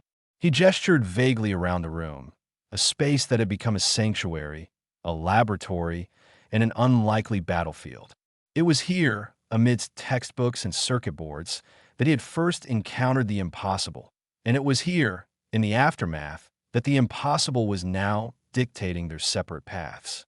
Yu Xian'er turned, her gaze meeting his, and in her eyes, he saw a familiar blend of serenity and a subtle, almost imperceptible sadness. It was a sadness that mirrored his own, a shared understanding of what was being lost, even as they acknowledged what had been gained. It seems so. Li Ming, she replied, her voice soft, yet carrying the resonance of conviction. The path ahead for me lies elsewhere. And for you, your path is here, now, with the challenges you have uncovered. He nodded, his mind racing, trying to distill the torrent of feelings into something coherent, something worthy of this moment. His scientific mind, usually so adept at breaking down complex problems into manageable components, felt utterly inadequate to the task of dissecting the intricate weave of their relationship, of quantifying the profound impact they had had on each other. He had arrived in this world a bewildered outsider, armed with logic and skepticism, a stark contrast to the ancient powers and mystical arts that governed it.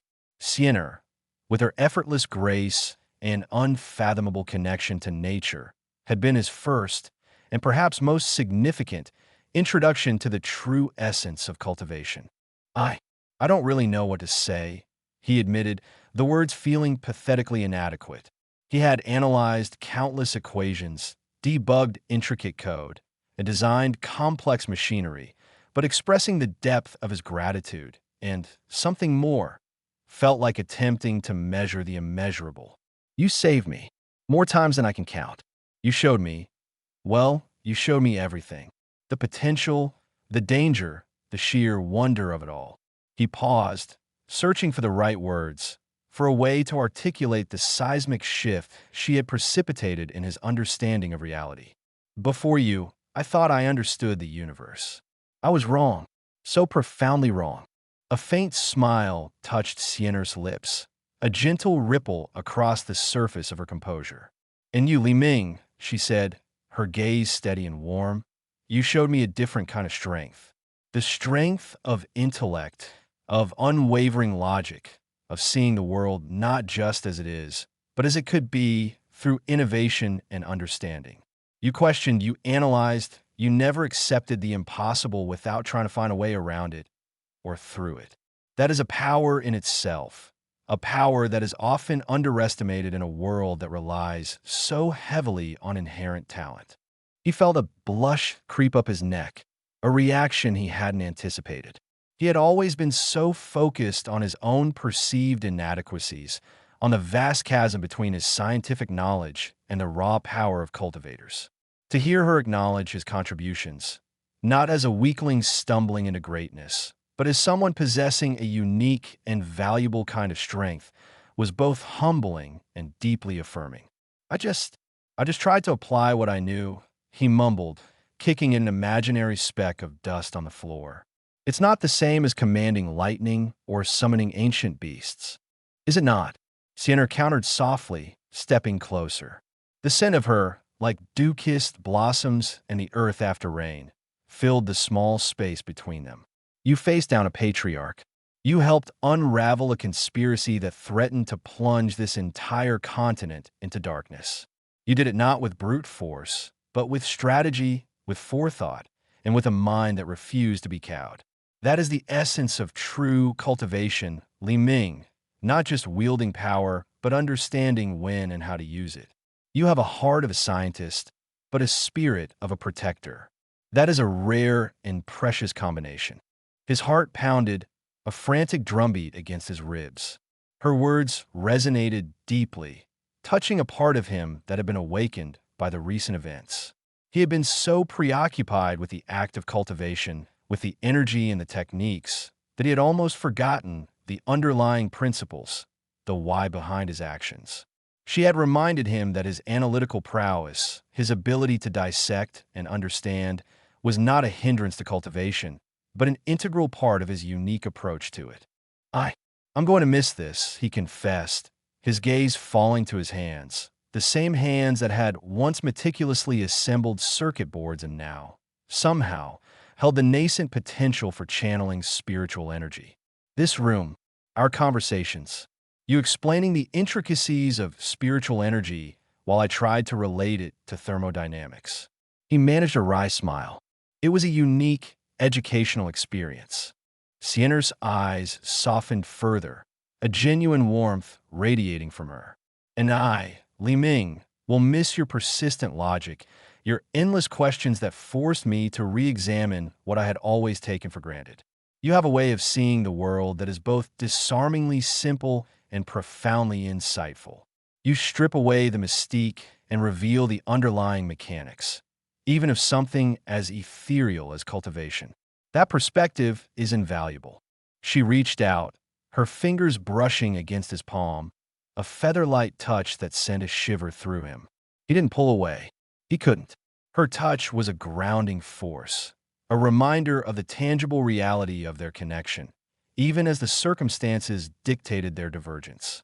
The world you helped protect, she continued, her voice barely a whisper, owes you a debt, Li Ming. And I owe you more than I can say. You have seen my true self, the burdens I carried, the path I walked. You did not flinch. You stood by me. He met her gaze, his own eyes holding a sincerity that belied his awkward demeanor. And you saw me, he replied, his voice thick with emotion. You saw past the skepticism, past the fumbling attempts, and you saw me. You believed in me when I barely believed in myself. That's everything.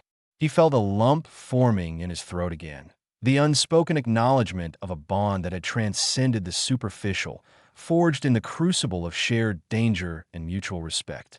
Our paths may diverge now, Li Ming, Sienna said, her hand withdrawing, leaving a phantom warmth on his skin. But the connections we have forged will not be broken. You have a vital role to play here. The Black Lotus sect is weakened, but not destroyed. The seeds of discord they have sown will require careful tending. Your understanding, your unique perspective, will be crucial in navigating the complexities that lie ahead. He knew she was right. The patriarch was gone, a victory of monumental proportions, but the Black Lotus sect, a hydra with countless heads, remained a lingering threat. His involvement had thrust him into a position of responsibility, a role he was still grappling to understand, let alone embrace. He was no longer just Li Ming, the student engineer. He was Li Ming, the one who had stood against the Black Lotus, the one who had witnessed and, in his own way, contributed to their temporary defeat. I'll do my best, he promised, the words feeling both a vow and a humble admission of his own limitations. He was still so new to this world, to this power, to the very concept of responsibility on such a grand scale. But looking at Sienna, at the faith reflected in her eyes, he felt a surge of resolve. He wouldn't let her down. He wouldn't let this world, which had so unexpectedly captured his heart, succumb to darkness. I know you will, she said, her smile radiating a profound confidence. Remember what we have learned, both of us. Remember the balance. Remember that true strength lies not in dominance, but in harmony, in understanding, in compassion. She took a step back, creating a subtle but definitive distance. My time here has come to an end. But know this, Li Ming, you're no longer alone in your understanding. The universe is a vast and wondrous place, full of mysteries yet to be uncovered. You have the mind to unravel them, and the heart to protect them. He watched as she turned towards the door, her movements fluid and graceful, a silent promise of grace in every step. He felt a pang of regret, a keen sense of loss, but it was tempered by the undeniable truth of her words. His journey was not over. In fact, it had just truly begun. She had cleared the immediate path, but the road ahead was his to navigate, his to forge. Sienna, he called out, his voice a little stronger this time, imbued with a newfound sense of purpose. She paused at the threshold, turning her head slightly, her eyes meeting his one last time. Thank you, he said, the two words carrying the weight of everything that had transpired between them. For everything. A gentle smile, almost imperceptible, graced her lips. Go well, Li Ming, she said, her voice a soft benediction. And then, with a final, lingering glance, she was gone, leaving behind an echo of her presence, a scent of blossoms, and a silence that was both empty and full of the promise of what was to come. Li Ming stood there for a long moment, the afternoon sun now casting deeper, more melancholic shadows across the room. The departure of Yu Xiener marked a definitive turning point, the end of a crucial chapter and the solemn commencement of his own independent journey. The comfort of her presence, the anchor of her wisdom, was no longer readily available. He was in essence on his own. The weight of that realization settled upon him, not as a crushing burden, but as a somber acknowledgement of his newfound solitude and the immense responsibility that now rested squarely on his shoulders. The challenges she had alluded to, the lingering threat of the Black Lotus sect, and the intricate political landscape that had been exposed, were now his to confront. He walked to the window, looking out at the bustling campus, a microcosm of the larger world he was now inextricably a part of. Students hurried to classes, their faces alight with youthful ambition or the weary resignation of academic pursuit. They were, for the most part, blissfully unaware of the precarious balance that had been struck, the dark forces that had been held at bay. His previous life, a life of predictable equations and controlled variables, seemed a distant dream.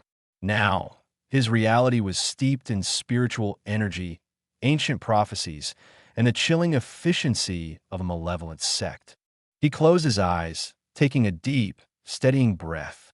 His scientific training, his analytical mind, had been his initial tools of survival and understanding in this alien world. He had approached cultivation with a detached curiosity, an engineer dissecting a complex piece of machinery. But Sienner, and the harrowing events that had transpired in the grand arena, had forced him to move beyond mere analysis. He had experienced firsthand the raw, untamed power that defied logic, the visceral reality of life and death hanging in the balance. He had felt the surge of energy within him, not as a scientific phenomenon to be observed, but as a force to be wielded, a responsibility to be shouldered. The scar on his palm throbbed faintly, a physical reminder of the battle, of the stakes. It was a small mark, easily hidden, yet it represented a profound transformation. He was no longer just the Li Ming who had stumbled through the gates of the academy, armed with a degree and a healthy dose of skepticism. He was now Li Ming, the cultivator, the protector, the one who had stared into the abyss and, against all odds, had managed to hold his ground. He thought about the patriarch, a figure of immense power and ancient authority, brought down not just by superior force, but by a strategic unraveling of his weaknesses, by a calculated assault on his pride and his corrupted essence. In the Black Lotus sect, their insidious methods of infiltration and manipulation, their growth fueled by the suffering and despair of others. Their power was a perversion of the natural order, a parasitic existence that sought to dominate and consume. His own burgeoning strength, honed by Sienner's guidance and fueled by his own unique blend of scientific logic and newfound spiritual awareness, was, he hoped, an antithesis to their destructive nature. The campus, once a familiar and comforting environment, now felt like a training ground, a preliminary stage for the greater conflicts that lay ahead. He needed to grow, to learn, to refine the power that now coursed through him. He needed to understand the intricacies of this world, its history, its people, its vulnerabilities. He couldn't afford to remain a passive observer, a reluctant participant. The fate of this world, in no small part, now rested on his ability to embrace his new reality, to integrate his scientific mind with his cultivated spirit. He recalled Sienner's words about harmony and balance. It was a concept that resonated deeply with his scientific sensibilities. Just as ecosystems thrived on interconnectedness and equilibrium, so too, he realized, did the spiritual world. The Black Lotus sect sought to disrupt this balance, to impose a singular, corrupted will upon everything. His role, then, was not merely to fight them, but to understand the delicate balance they threatened and to work towards its restoration.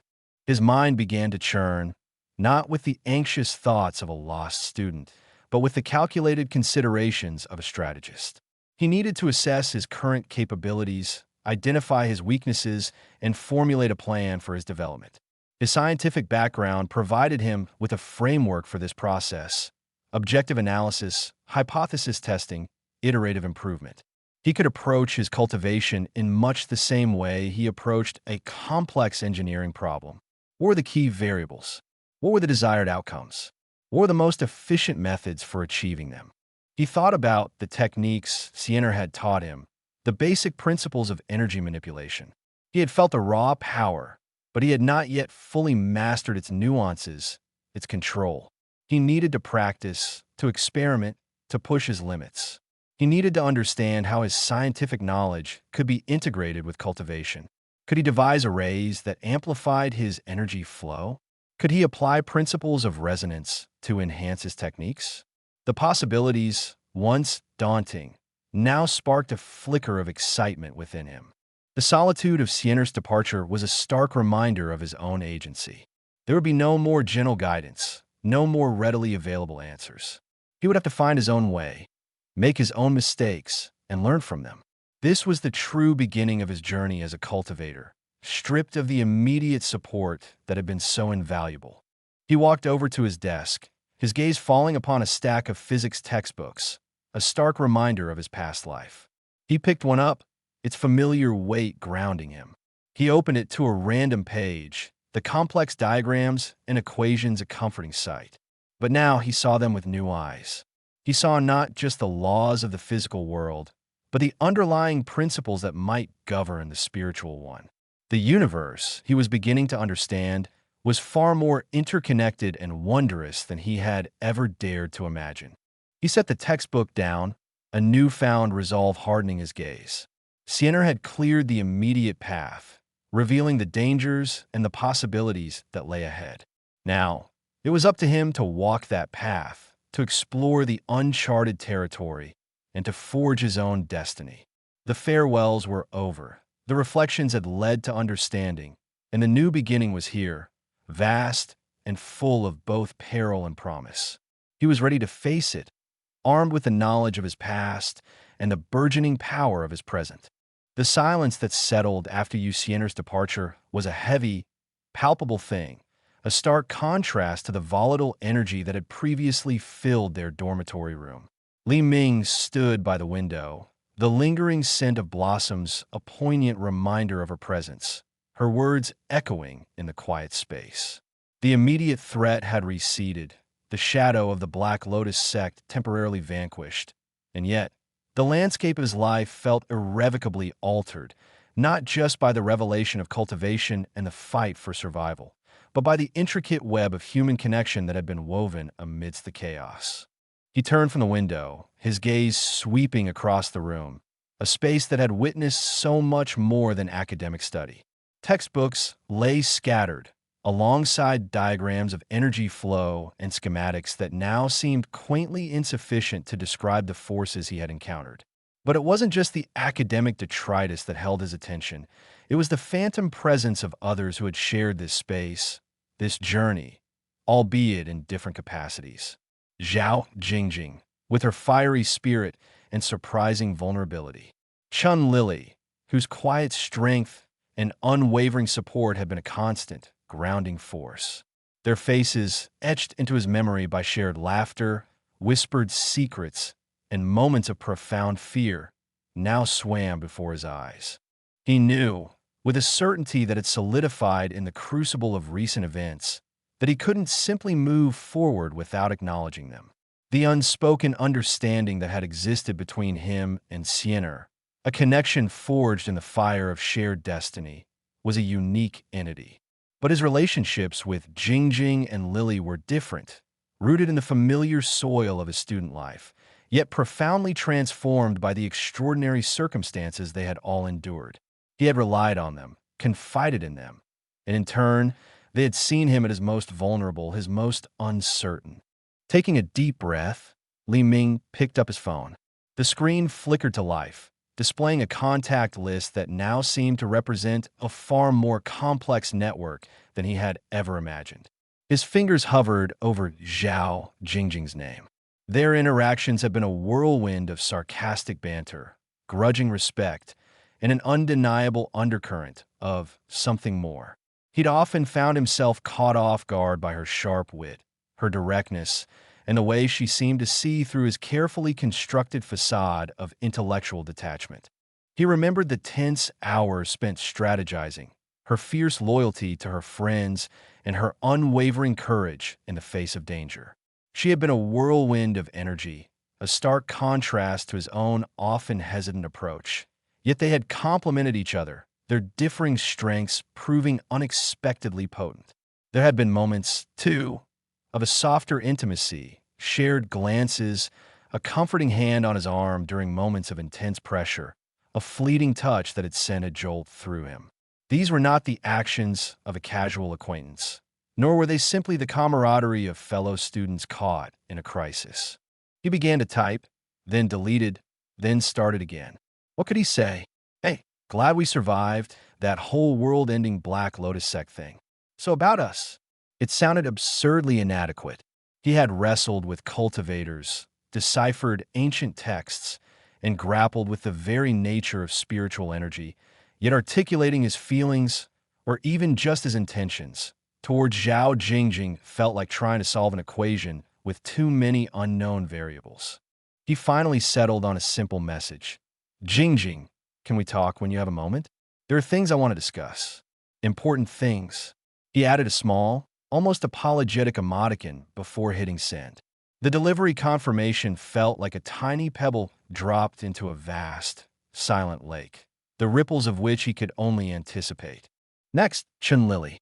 Their connection was of a different nature entirely. Lily was the quiet strength, the unwavering anchor. She hadn't possessed the fiery spirit of Jingjing, nor the mysterious aura of Siener, but her presence had been a constant source of reassurance. She had listened patiently to his ramblings about scientific theories that seemed increasingly out of place in this new reality, and she had offered her quiet support without demanding anything in return. He recalled the nights they had spent studying together, the shared meals, the simple comfort of her presence when the weight of everything felt overwhelming. There had been a tenderness in her gaze, a subtle affection that he hadn't dared to fully acknowledge, partly out of his own insecurity and partly because he was so preoccupied with the larger, more immediate threats. He remembered how she had tended to his minor injuries after one particularly rough encounter, her touch gentle and her concern palpable. It wasn't the explosive chemistry he might have experienced with Jingjing, but rather a slow, steady burn, a deep-seated affection built on mutual respect and understanding.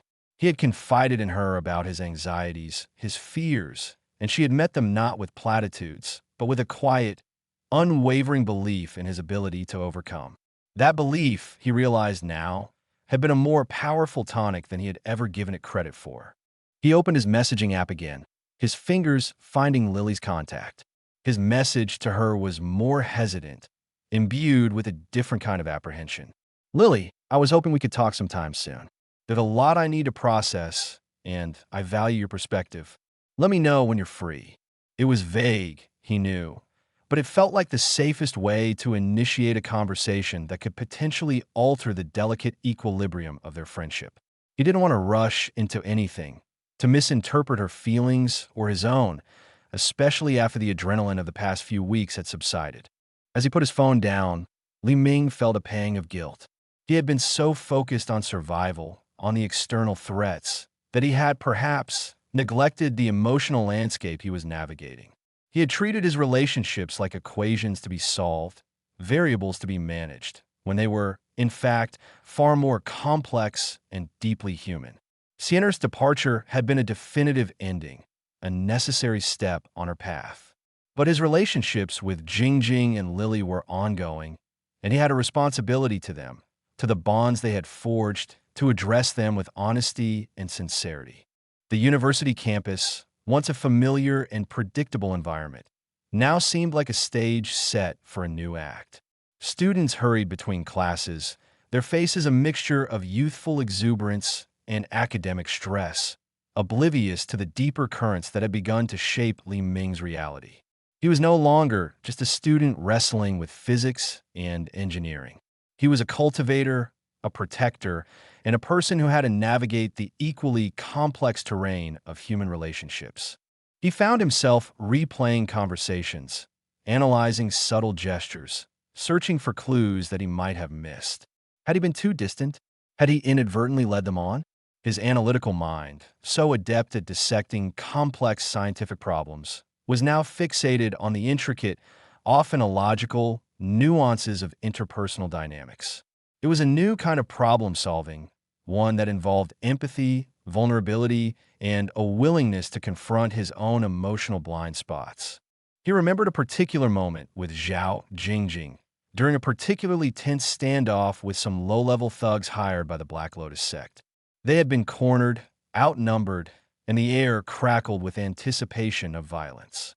Jingjing, usually so composed in battle, had looked at him, her eyes wide with a mixture of fear and something else, something that had felt like unwavering trust. In that instant, he had felt a profound connection, a shared understanding that transcended words.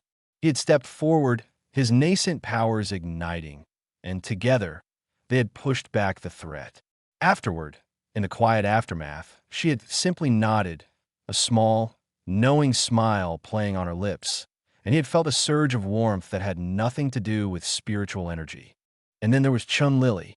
During his initial struggle to understand and control his burgeoning spiritual energy, he had confided in her.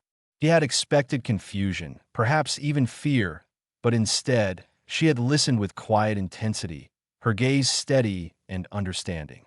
She had offered him a simple, practical analogy from her own studies in psychology, comparing his struggle to a mind grappling with trauma, emphasizing the importance of patience and self-compassion. It had been a small gesture, but it had meant the world to him, a reminder that even in this world of cultivation and ancient powers, empathy and understanding remain vital. He realized that his approach to these relationships needed to mirror his approach to cultivation itself, with honesty, with a willingness to learn, and with a commitment to growth. He couldn't afford to be passive, to let these connections drift or be defined by the unspoken. The passing of the immediate danger had created a vacuum, an opportunity to address these relationships before they became casualties of his newfound responsibilities and the looming threat of the Black Lotus sect's resurgence. He thought about the implications of his developing powers. He was no longer just the unassuming student engineer. He was a cultivator, someone who had demonstrated a capacity for extraordinary abilities. This would inevitably change how others perceived him, how they interacted with him, and how he perceived himself. He had to be honest about this evolution, not just with them, but with himself. He considered the possibility of misunderstanding. Could Jingjing interpret his recent message as a romantic overture when he was still grappling with his own feelings? Could Lily misinterpret his desire to talk as a need for comfort when he was trying to establish a more profound understanding of their bond? These were the complexities that made human relationships so challenging, so rewarding, and so utterly unpredictable. His mind raced with potential scenarios. He could explain how his experiences had brought him closer to them, how their support had been invaluable, and how he wanted to ensure their friendships remained strong and clear. He could express his gratitude for their loyalty and their trust, acknowledging the unique circumstances that had brought them together. He needed to be direct, to avoid the ambiguity that had characterized some of his earlier interactions. He found himself wanting to reassure them that even as his world expanded to encompass cultivation and darker threats, his appreciation for their grounding presence remained undiminished. He wanted them to know that he valued their friendship, not as a temporary solace during a crisis, but as something intrinsically important to his life, regardless of any extraordinary abilities he might possess. The idea of mending bridges, or perhaps reinforcing existing ones, took root.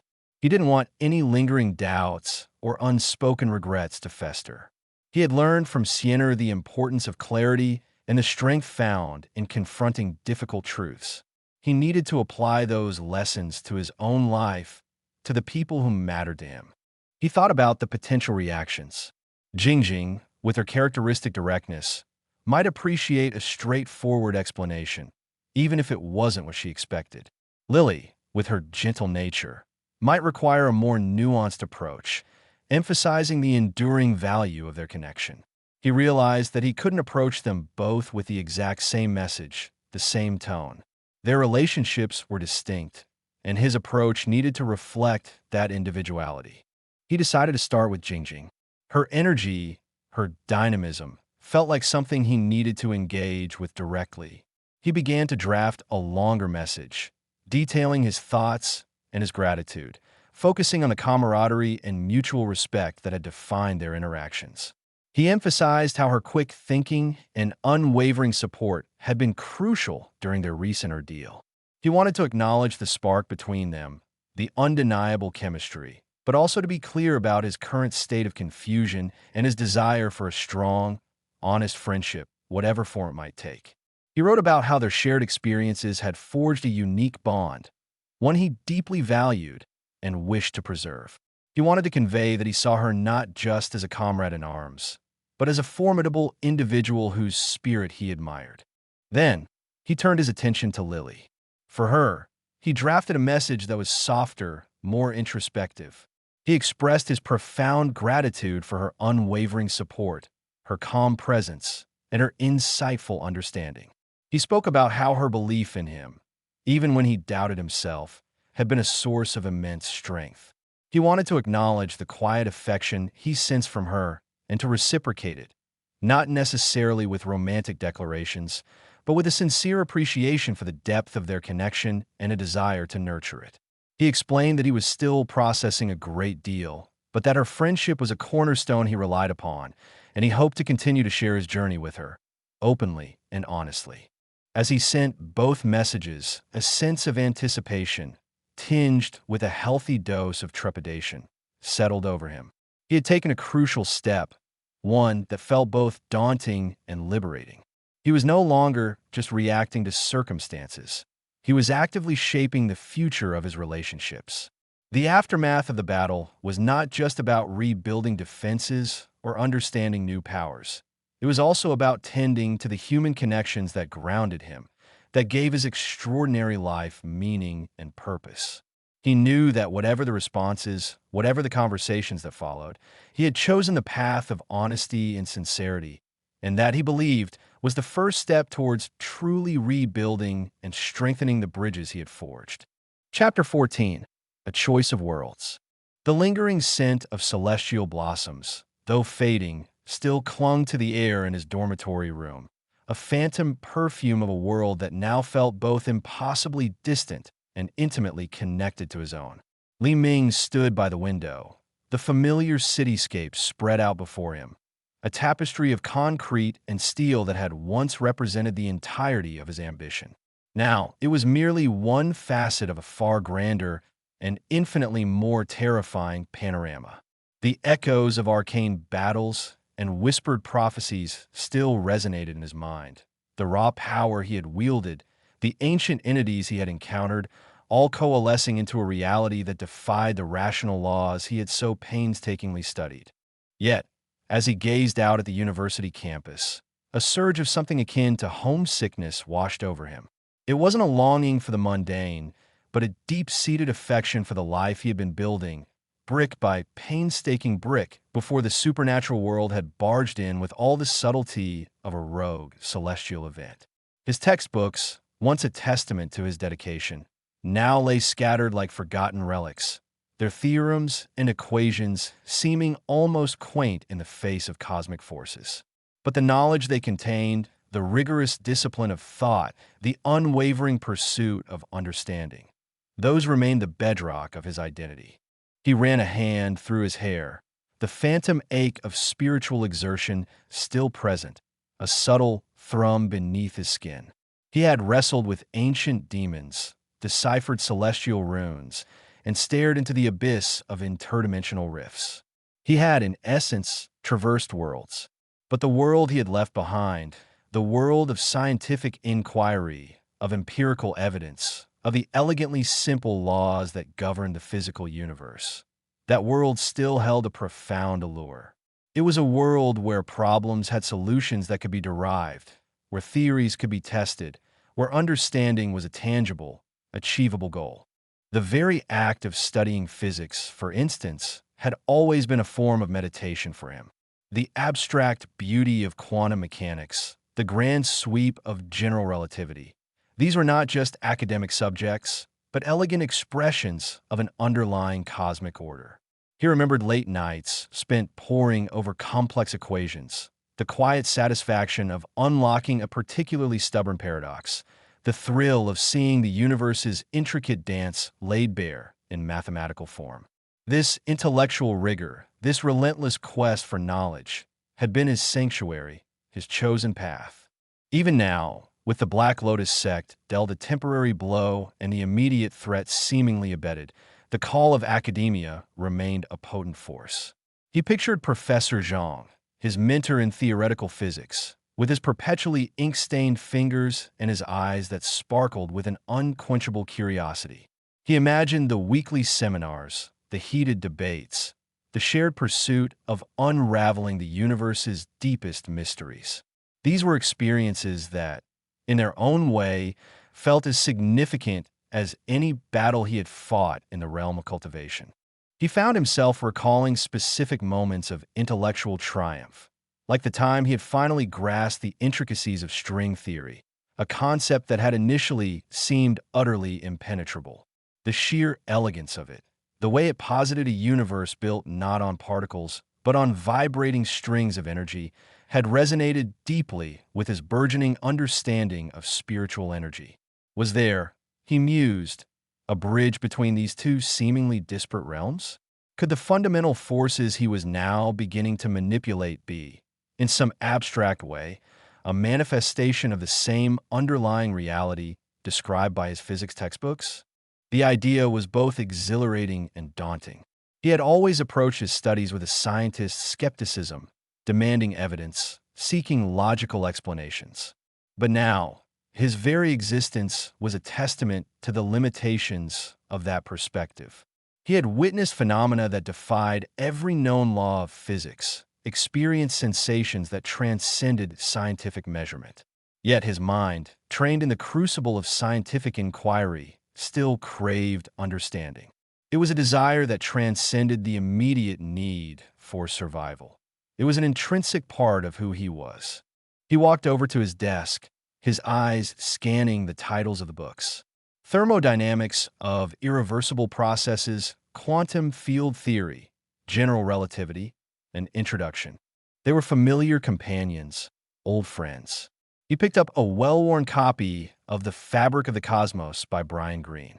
The pages were dog-eared, filled with his own annotations, his attempts to reconcile the mind-bending concepts within its covers. He'd always believed that understanding the universe, on a fundamental level, was the ultimate pursuit.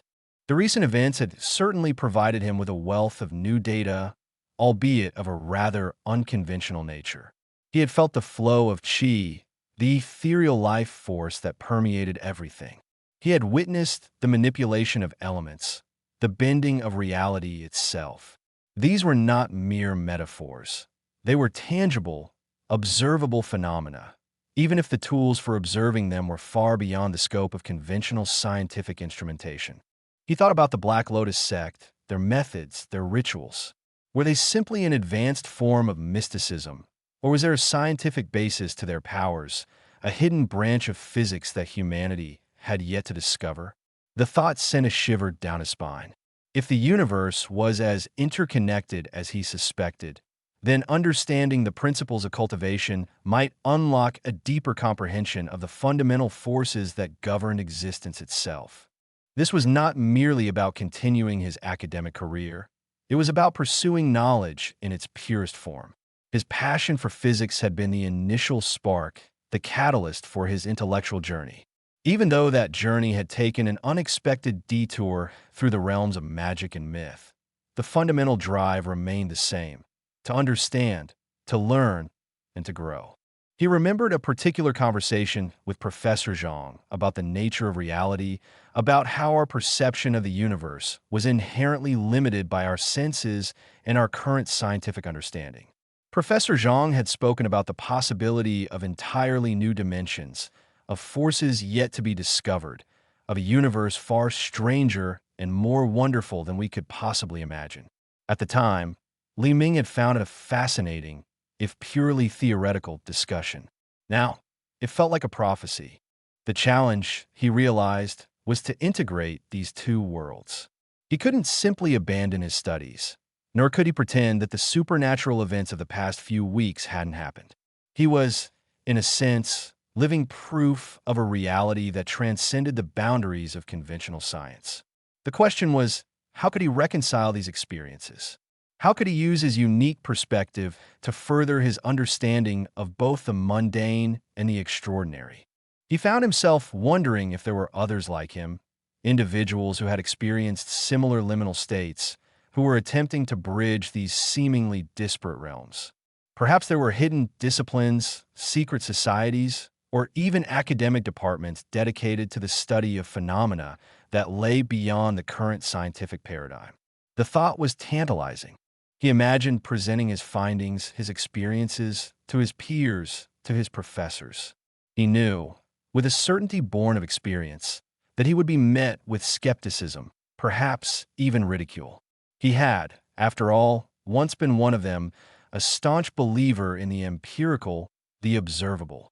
But he also knew that the pursuit of truth, in any field, required an open mind, a willingness to question established paradigms. The decision to return to his studies, to actively pursue his degree, was not an act of regression, but an affirmation of his core identity. It was a way of grounding himself, of reminding himself of the intellectual foundation upon which he had built his life. It was also, he suspected, a way of preparing himself for whatever lay ahead. If the world of cultivation was indeed governed by fundamental laws, then understanding those laws, even through the lens of traditional science, could provide him with an invaluable advantage. He picked up a pen, twirling it between his fingers, the familiar weight of it a comforting sensation. He looked at the blank pages of his notebook, the pristine white expanse, a silent invitation. He realized, approach his studies with a new perspective, one informed by his experiences. He could seek out parallels, draw connections, and perhaps, in the process, uncover truths that had remained hidden for centuries. The path he was on was no longer linear, no longer confined to the predictable trajectory of an ordinary student's life. It was a branching, complex, and exhilarating journey, a constant negotiation between the rational and the mystical, the known and the unknown. And at the heart of it all, the unwavering call of academia, the profound and enduring pursuit of knowledge, continued to guide him.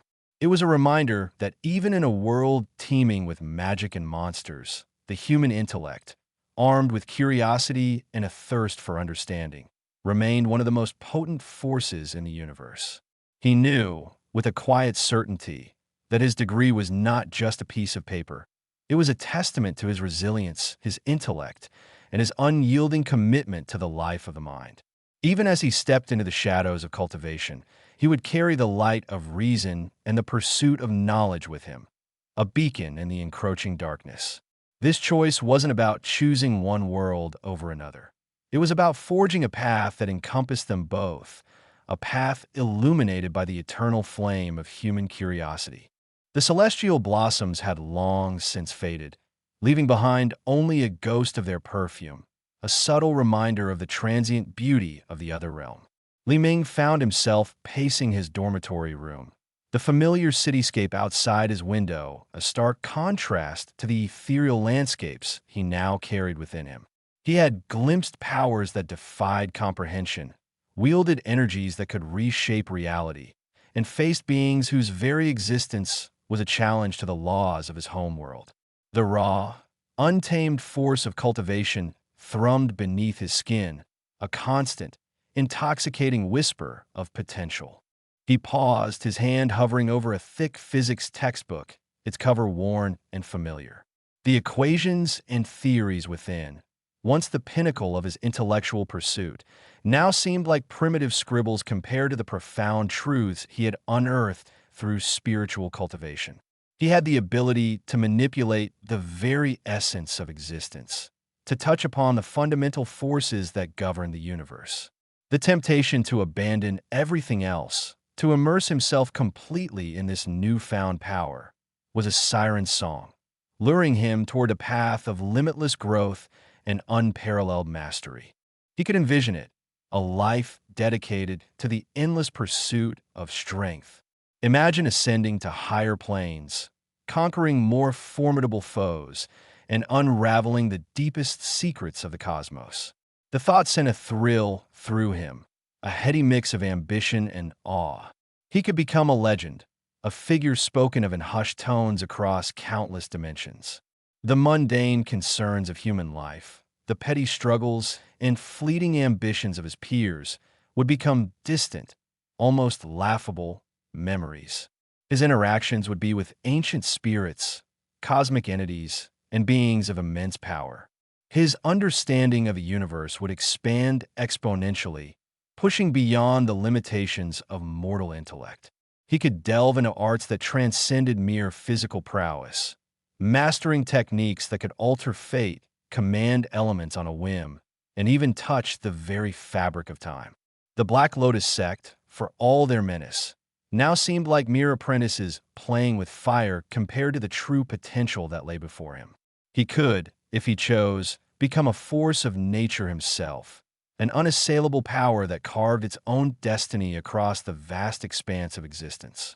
The possibilities unfurled in his mind like an ancient scroll, each revelation more breathtaking than the last.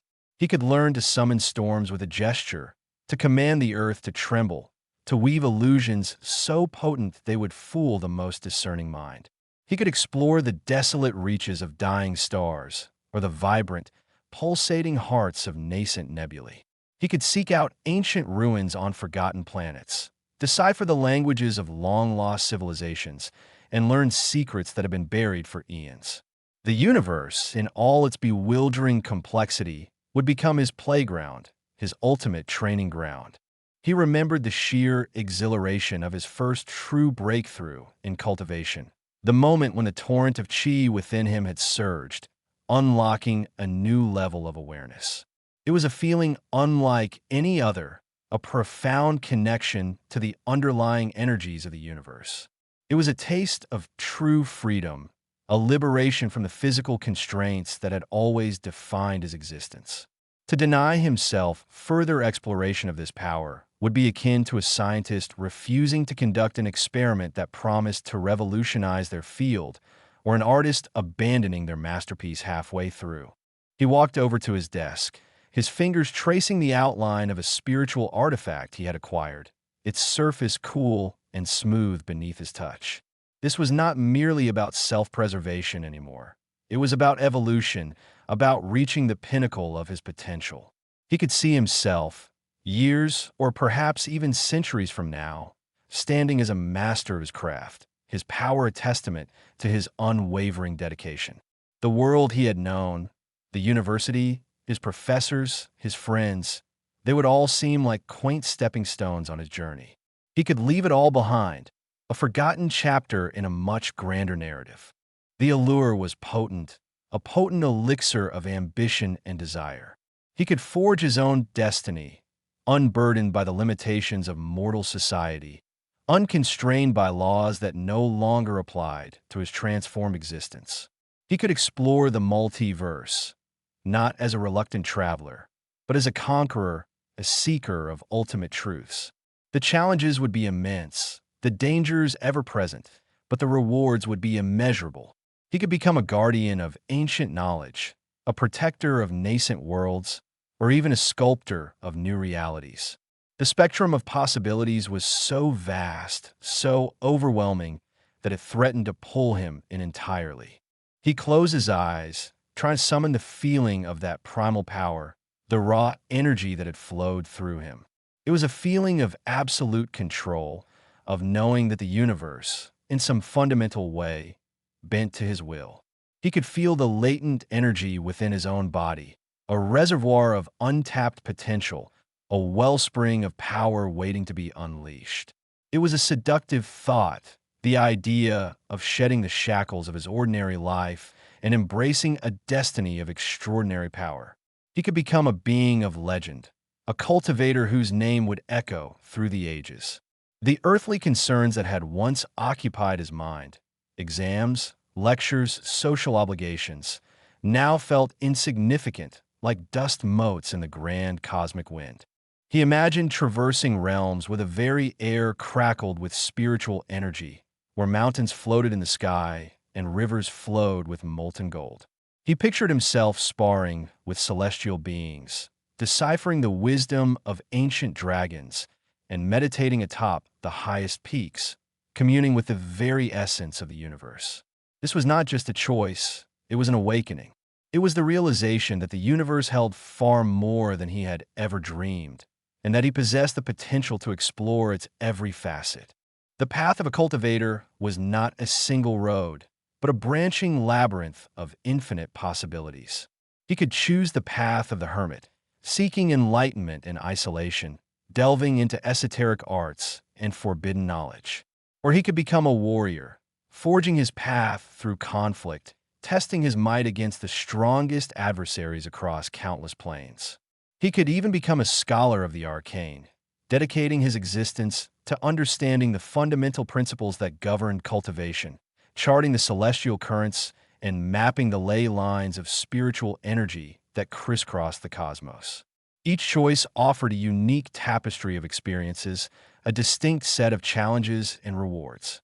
He ran a hand through his hair, the phantom sensation of spiritual energy still tingling in his fingertips. He thought of the profound impact such a life would have on his perception of reality. The simple act of looking at the stars would transform from a scientific observation into a communion with the cosmic energies that bound them together. The rustling of leaves would become a symphony of elemental chi, and the beating of his own heart a testament to the flow of life force within him. His senses would be sharpened, his awareness expanded, allowing him to perceive the subtle currents of energy that flowed unseen through the world. He could even, he mused, find a way to transcend the limitations of his physical form, to shed the vulnerability of flesh and blood, and become a being of pure energy, or perhaps even consciousness itself. The ancient texts whispered of such possibilities, of cultivators who had achieved apotheosis, merging with the cosmic Tao and becoming one with the universe. This was the ultimate prize, the culmination of a lifetime dedicated to the art of cultivation. It was a goal so grand, so all-encompassing, that it made his previous ambitions seem small and insignificant. The thought was both terrifying and exhilarating. To embrace this path fully meant severing all ties to his former life, to the world he had known and understood.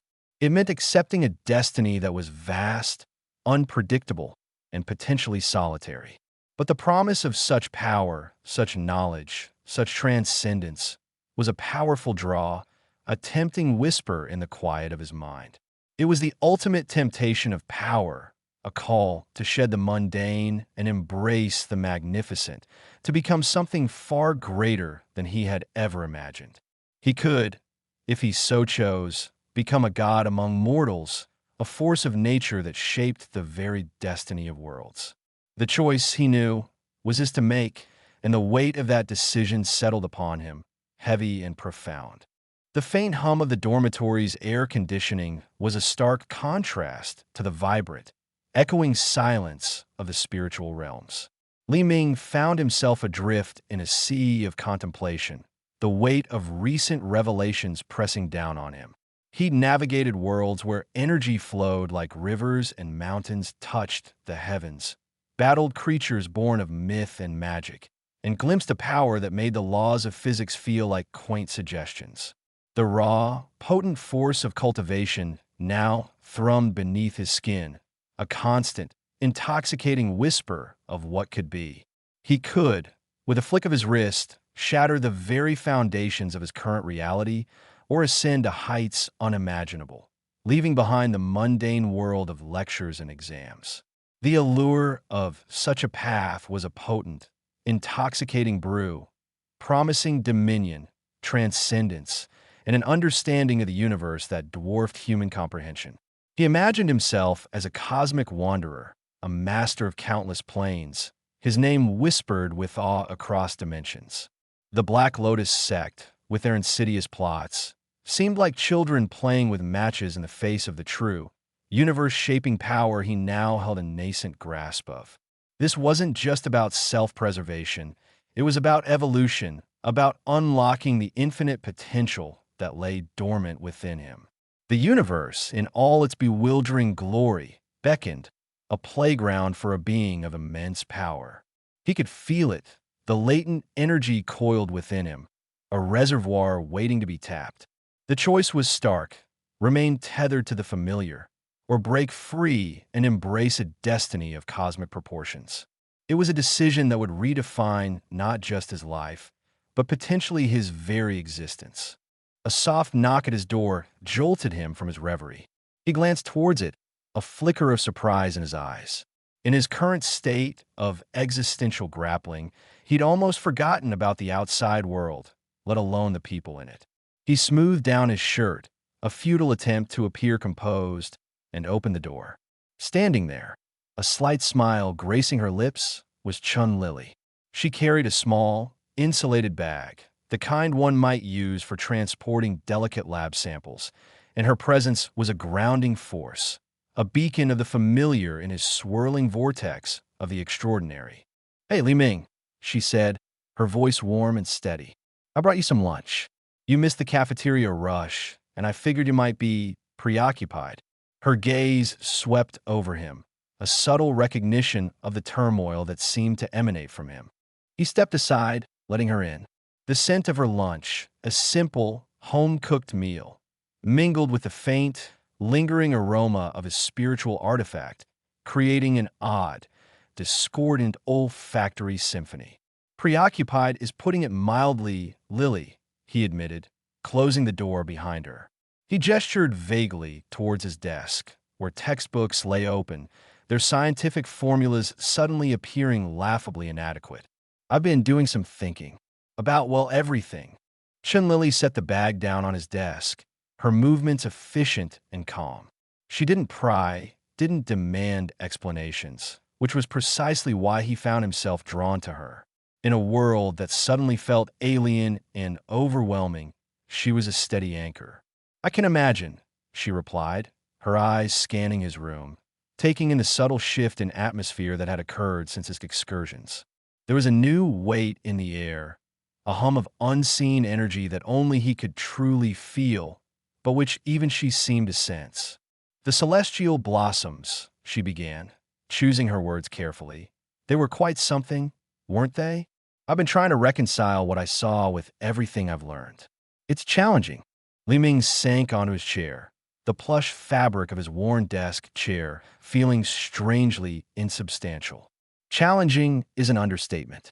It's like trying to explain quantum mechanics to a stone tablet, Lily. What we experienced, it operates on a completely different set of rules.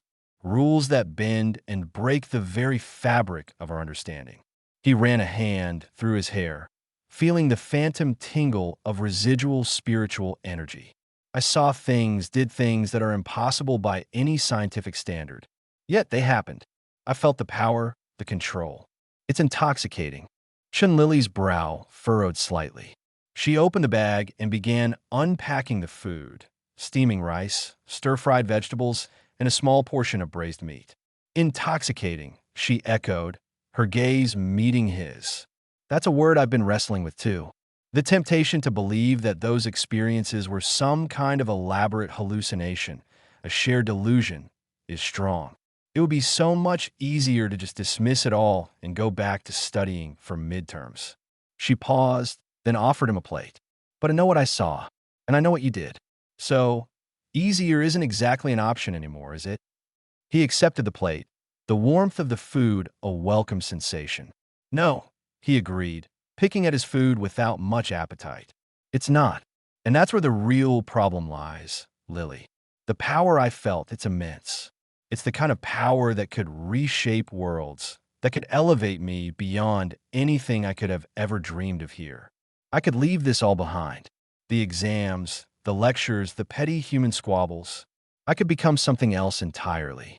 Something more." The words tumbled out, a confession of his deepest, most ambitious desires. He saw a future stretching out before him, not just of academic achievement, but of cosmic dominance, of exploring the boundless reaches of the multiverse, of becoming a force of nature. Chun Lily listened intently, her expression thoughtful. She took a bite of her own food, chewing slowly before speaking. I understand that feeling, Li Ming. The allure of the extraordinary. When you've touched something that feels so fundamentally real, so powerful, it's hard to go back to the ordinary. It's like tasting ambrosia and then being expected to be content with gruel. She set down her chopsticks. But what does something more truly mean to you? Is it about escaping? Or is it about building? He blinked, caught off guard by her directness. Escaping, building, I don't know. Both, I suppose. I could escape the limitations of this world, the limitations of my own physical form. And then, with that power, I could build anything, create realities, explore the unknown. The universe is vast, Lily. Infinitely so. And I feel like I've only just scratched the surface of what's out there and what I could be. He gestured with his fork, almost knocking over a stack of papers. I could be a cultivator, a true master, unbound by mortal concerns. Imagine no more stress about grades, no more worrying about social awkwardness. Just pure, unadulterated power and knowledge. But at what cost? Chun Lily countered gently, her gaze unwavering. If you leave this all behind, you leave behind the people who care about you. You leave behind the experiences that shaped you into the person you are now. Is the pursuit of ultimate power worth erasing all of that? She picked up a stray grain of rice from the plate. You've always been someone who tries to balance things, Li Ming. You excel in your studies. You try to do the right thing, even when it's difficult. You have this inherent sense of responsibility. Will becoming this something more mean shedding that too? Her words struck a chord, a dissonant note in the symphony of his ambition. He had been so focused on the grand vistas of the cosmos, on the infinite potential of cultivation, that he hadn't fully considered the cost of such a path. The isolation, the detachment. He imagined himself, centuries hence, a being of immense power, utterly alone, a stranger to the very world that had birthed him. I hadn't thought of it like that, he admitted, his voice softer. I was so caught up in the sheer magnitude of it all, the promise of transcendence. It feels like a betrayal to even consider staying, to remain bound by these mundane constraints. Is it a betrayal, or is it integration? Chun Lily asked, her eyes holding a hint of scientific curiosity. You've seen that these spiritual energies, this cultivation, aren't entirely separate from the physical world. They interact. They influence. What if the path isn't about abandoning science and embracing mysticism, or vice versa? What if it's about finding a way for them to coexist? For you to understand the fundamental forces of the universe through both lenses. She gestured to his textbooks. These equations, they describe the universe as we understand it. But perhaps they're just one language, one way of perceiving reality.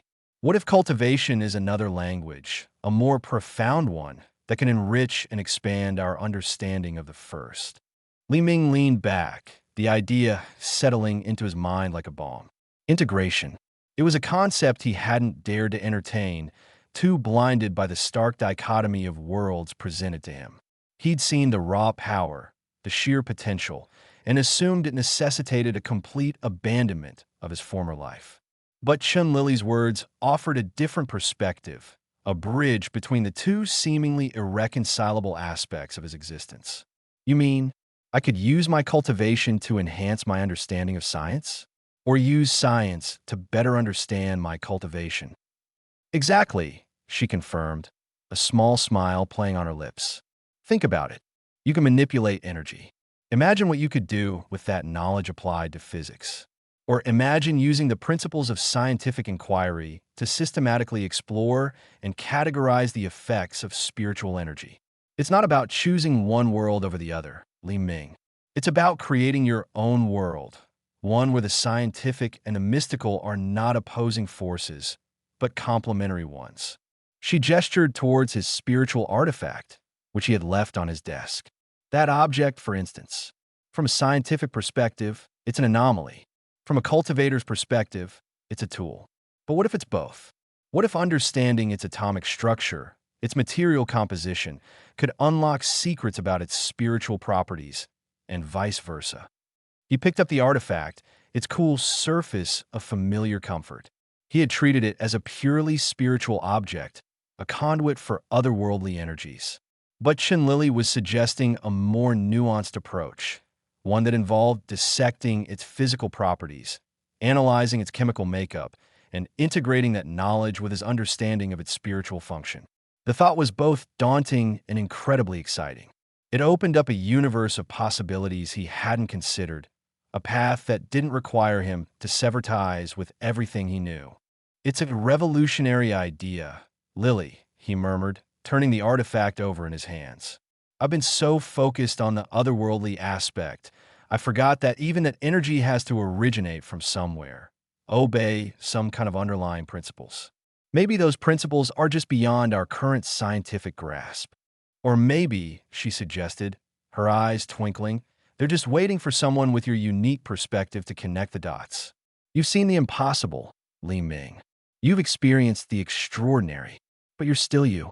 You still have your intellect, your curiosity, your capacity for rational thought.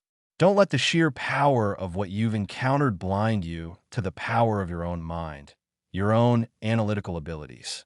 The greatest discoveries often come from challenging existing paradigms, from daring to ask, 'What if?' and then finding ways to test those what ifs rigorously." He looked at her, a profound sense of gratitude washing over him. She wasn't just offering him lunch, she was offering him a lifeline, a way to navigate the treacherous waters he found himself in. The overwhelming choice between two worlds was suddenly replaced by the exciting prospect of building a bridge between them. "So you're saying, I don't have to choose?" "Not necessarily," Lily replied, a genuine smile gracing her features.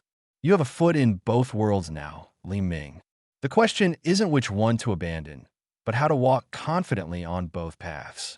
How to be a cultivator and a student. How to be a master of spiritual energies and a brilliant mind in your own right. It won't be easy. It will probably be far more challenging than either path alone, but might also be more rewarding." She stood up, gathering their empty plates. "You have the potential for incredible power, Li Ming, but you also have the potential to use that power wisely, to integrate it into a life that is meaningful and grounded. Don't underestimate the value of what you already have." As she tidied up, Li Ming felt a sense of clarity he hadn't experienced in days.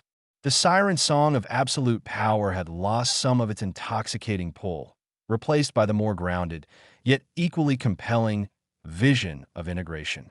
He could still explore the vastness of the cosmos, still wield incredible abilities, but he didn't have to sacrifice his identity, his connections, or his rational mind in the process. Lily, with her pragmatic approach and her unwavering belief in the power of curiosity, had shown him a path forward that was both awe-inspiring and achievable. He looked at his textbooks, then at the spiritual artifact, and for the first time, they didn't seem to be in opposition. They were pieces of a larger puzzle, waiting for him to assemble them. The choice wasn't between worlds, but about how to build his own, a synthesis of the tangible and the transcendent. He still had immense power coursing through him, a universe of possibilities beckoning, but now he had a compass to guide him, a friend who believed in the extraordinary, and a newfound conviction that he didn't have to be just one thing. He could be everything. The soft, insistent chime of Li Ming's phone, a sound so mundane it was almost jarring after his recent experiences, pulled him back from his contemplations.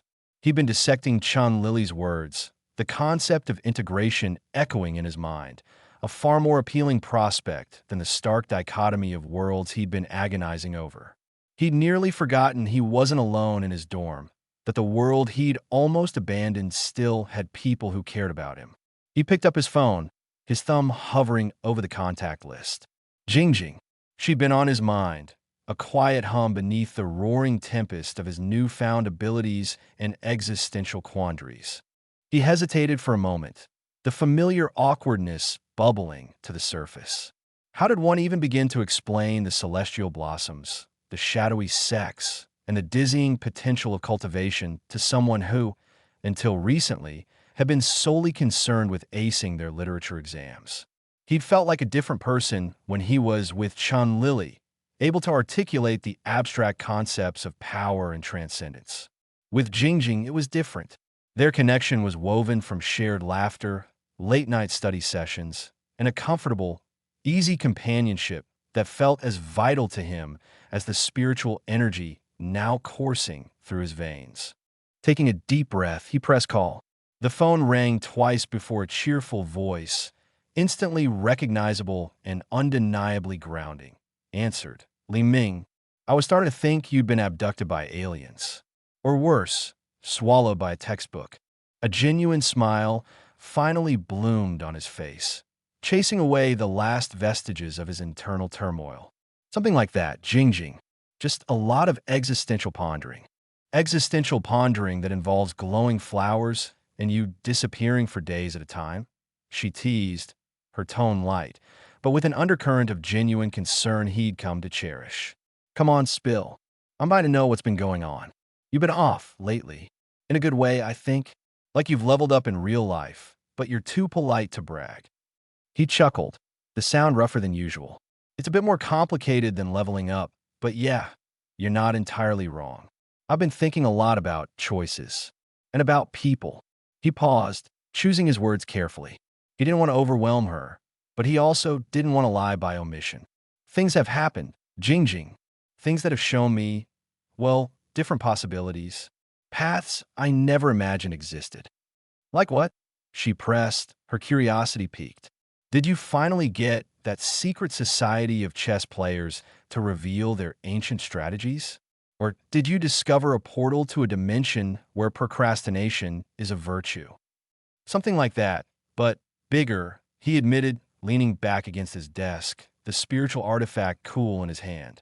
I've encountered a world, or rather, abilities that are far beyond what we've ever talked about. Think less secret societies and more fundamental forces of a universe. Powers that let you do things that defy logic, things that, well, things that feel like magic. He could hear her breath catch on the other end of the line. Magic? Li Ming, are you serious? Like wands and spells magic or something else? Something else, he confirmed.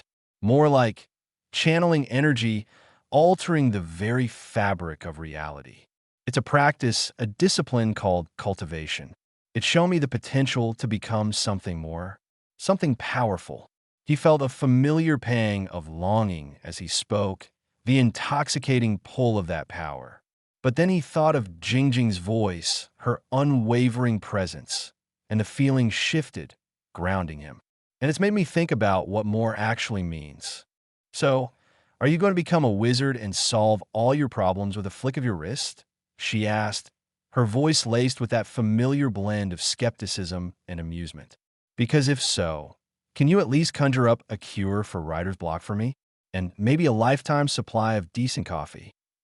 He laughed, a full, genuine laugh this time. I wish it were that simple. But it's not. It's a choice. A choice between embracing that power and leaving behind everything else, or finding a way to integrate it. To bring it here, he took another breath. And that's why I wanted to talk to you, Jingjing. Because when I think about leaving everything behind, about embracing that power and becoming something more, the thought of leaving you and everyone else here, it feels wrong. It feels like losing something essential. There was a moment of silence on her end, a beat of quiet contemplation that he knew meant she was processing his words, not dismissing them. Leaving me, she finally said, her voice softer now, a touch of vulnerability creeping in. Li Ming, what are you saying? Are you leaving? Going to another world? That's the choice I've been grappling with, he admitted. This power, it's immense. It could let me transcend this world, explore infinite possibilities. But it also means a detachment from what's real, from what matters. He looked around his dorm room, at the familiar posters on the wall, the worn textbooks on his desk, the faint scent of Chun Lily's lunch still lingering. This was his reality. And Jingjing was a huge part of it. You've always been a constant for me, Jingjing. Even when I was just the awkward guy who tripped over his own feet in class, you were there. You saw something in me. You encouraged me. You made this world feel worth being in. He could hear her sigh, a gentle sound that seemed to convey a mixture of relief and something else, something akin to understanding. Don't be ridiculous, Li Ming. You're not just the awkward guy. You're you, and you're brilliant, and you make me laugh. And yeah, you're a little bit of a mess sometimes, but that's part of the package. She paused. So, if this cultivation thing is showing you other worlds, other potentials, that's amazing. Seriously, I always knew you were destined for bigger things than just passing organic chemistry. But it's not just about bigger things, he pressed on, feeling a desperate need for her to understand the weight of his decision. It's about what kind of bigger things, and who I become while pursuing them. If I become some detached, all-powerful being, what good is that power if I can't even share it, or if it means I've lost the ability to connect with the people I care about? He thought of the vastness of the spiritual realms, the cold indifference of cosmic entities, and shivered. I don't want to be a solitary god. I want to be Li Ming, the Li Ming who can appreciate a good cup of coffee, who can argue about plot holes in movies with you, who can maybe, just maybe, find a way to use this power without losing himself. And you won't have to, Jingjing said, her voice firm, infused with a conviction that resonated deeply within him. Look, I don't pretend to understand what cultivation is, but I know you, and I know that you're not the type to just abandon everything and everyone you care about. You're loyal, Li Ming. Stubbornly so, sometimes. A soft chuckle accompanied her words. If this power is something you can integrate, something you can use while still being you, then that's the path you should take. Don't let the allure of escaping this world make you forget what makes it worth fighting for. And what makes you well, worth knowing. Her words were a balm to his soul, a reaffirmation of his own values and desires. He'd been so focused on the sheer potential of cultivation, on the grand, cosmic scale of it all, that he'd almost forgotten the simple, yet profound, importance of human connection. Jingjing, with her down-to-earth perspective and her unwavering belief in him, had reminded him of what truly mattered. So you're saying, I don't have to choose between being a cultivator and being me? And being with you? Exactly, Jingjing replied, a warmth in her voice that made him feel seen and understood.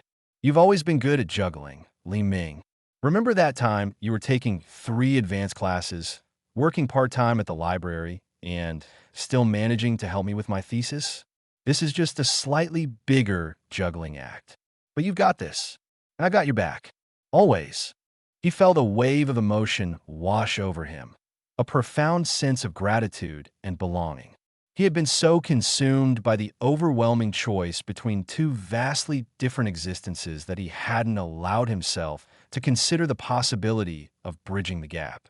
Chun Lily had opened his mind to the concept of integration on an intellectual level, but it was Jingjing's emotional reassurance, her unwavering faith in their bond, that truly solidified his resolve. Jingjing, he began, his voice thick with sincerity, I don't know what I would do without you. You've been more than just a friend, or whatever we are. You've been my anchor, my reality check. You remind me of what's important, even when I'm tempted to get lost in the stars. And you remind me that there's more to life than just what's on the syllabus, she said softly. That there are always hidden depths, possibilities we haven't even dreamed of. You've always pushed me to see things differently, Li Ming. So, it's only fair I do the same for you. She paused. So, what's the plan then? Are we integrating? Or are you going to try and sneak a spiritual artifact into your next literature essay? He chuckled again, the weight lifting from his shoulders. Definitely integrating. And I'll try to keep the spiritual artifacts out of the essays, unless they can somehow prove the existence of transcendent beings and improve my literary analysis. For scientific purposes. I wouldn't expect anything less, Jingjing said, her voice filled with affection. Just promise me one thing, Li Ming. No matter how many worlds you explore or how powerful you become, you'll always come back. To this one. To us. I promise, he said, the words a solemn vow, etched not in ink, but in the very core of his being. I promise, Jingjing, I'm not leaving this world behind. I'm just learning how to live in it and beyond it all at once. And I couldn't do that without you. He knew then, with a certainty that far surpassed any spiritual revelation, that his relationships, the bonds he'd forged in this seemingly ordinary world, were not a weakness to be shed, but a strength to be nurtured. They were the true foundation upon which he would build his extraordinary future. The conversation with Jingjing had acted as a much-needed anchor, tethering him back to the reality he knew and cherished. The dizzying allure of transcendent realms, the sheer, unadulterated power of cultivation, still hummed beneath his skin, a potent promise of what could be. But the grounding reality of Jingjing's voice, her unwavering belief in him, had illuminated a different path, one that didn't require him to shed his old life like a discarded skin. He'd spent days, weeks, wrestling with a monumental choice, the binary of worlds laid bare before him. One offered boundless power and an eternity of exploration. The other, the familiar comfort of human connection, shared laughter, and the quiet satisfaction of ordinary achievements. The decision, when it finally settled within him, felt less like a grand revelation and more like a gentle, inevitable tide turning. He wouldn't be abandoning this world. He wouldn't be trading his textbooks for ancient scrolls and his dorm room for a secluded mountain peak. Instead, he would find a way to weave the two threads together, to cultivate here within the tapestry of his current existence. This wasn't a compromise. It was a conscious, deliberate choice to embrace the complexity of his life, to refuse the simplistic dichotomy that had so tormented him. He would finish his degree. He would continue to navigate the labyrinthine corridors of academia, to decipher the enigmatic pronouncements of professors, and to procrastinate with the best of them. And he would cultivate. He would learn to harness the celestial energies, to refine his chi, to perhaps even master the subtle arts he had glimpsed, all while attending lectures and enduring exams. The thought was both exhilarating and terrifying. It was the more difficult path, undoubtedly. Chun Lily had spoken of the dangers of imbalance, of the spiritual realms demanding singular focus. But Jingjing's faith in his ability to juggle, to manage the impossible, had ignited a spark of confidence. He wasn't just Li Ming, the somewhat clumsy, perpetually bewildered student. He was Li Ming, the cultivator, the one who had stared into the abyss of cosmic power and chosen to remain grounded. This dual existence, this tightrope walk between the mundane and the miraculous, was where he truly belonged. It was a testament to his growth, to the lessons he had absorbed, not just from ancient texts and spiritual masters, but from the everyday interactions, the quiet moments of connection with the people he cared about. He thought of the upcoming semester, the looming specter of Professor Albright's notoriously difficult literary theory course, the daunting stacks of assigned reading for his comparative literature seminar, the endless essays that demanded his attention. He also thought of the subtle hum of spiritual energy within him, the nascent control he was beginning to feel over the chi that coursed through his veins. Could he study ancient philosophy while simultaneously sensing the ebb and flow of spiritual currents in the campus gardens? Could he analyze the structural integrity of a sonnet while subtly reinforcing his own physical resilience? The prospect was daunting, a colossal undertaking that would test the limits of his discipline and his focus. He imagined himself in Albright's lecture hall, the professor's booming voice dissecting Foucault. While the rest of the class scribbled furiously, Li Ming would be subtly redirecting a stray wisp of spiritual energy, channeling it into the very paper he was writing on, perhaps imbuing it with a subtle calming effect to aid his concentration.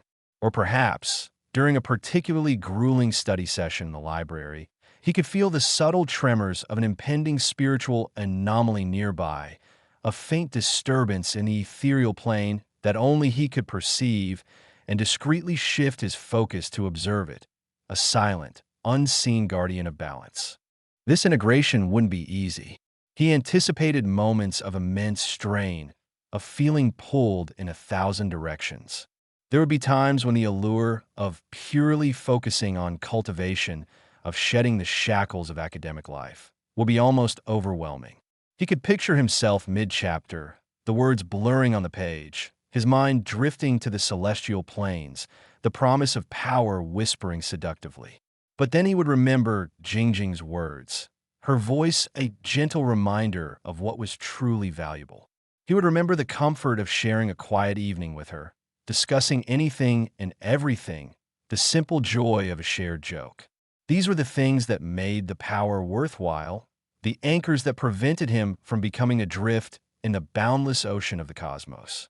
He also knew that this choice would inevitably bring him into conflict with those who adhered to the more traditional, ascetic paths of cultivation.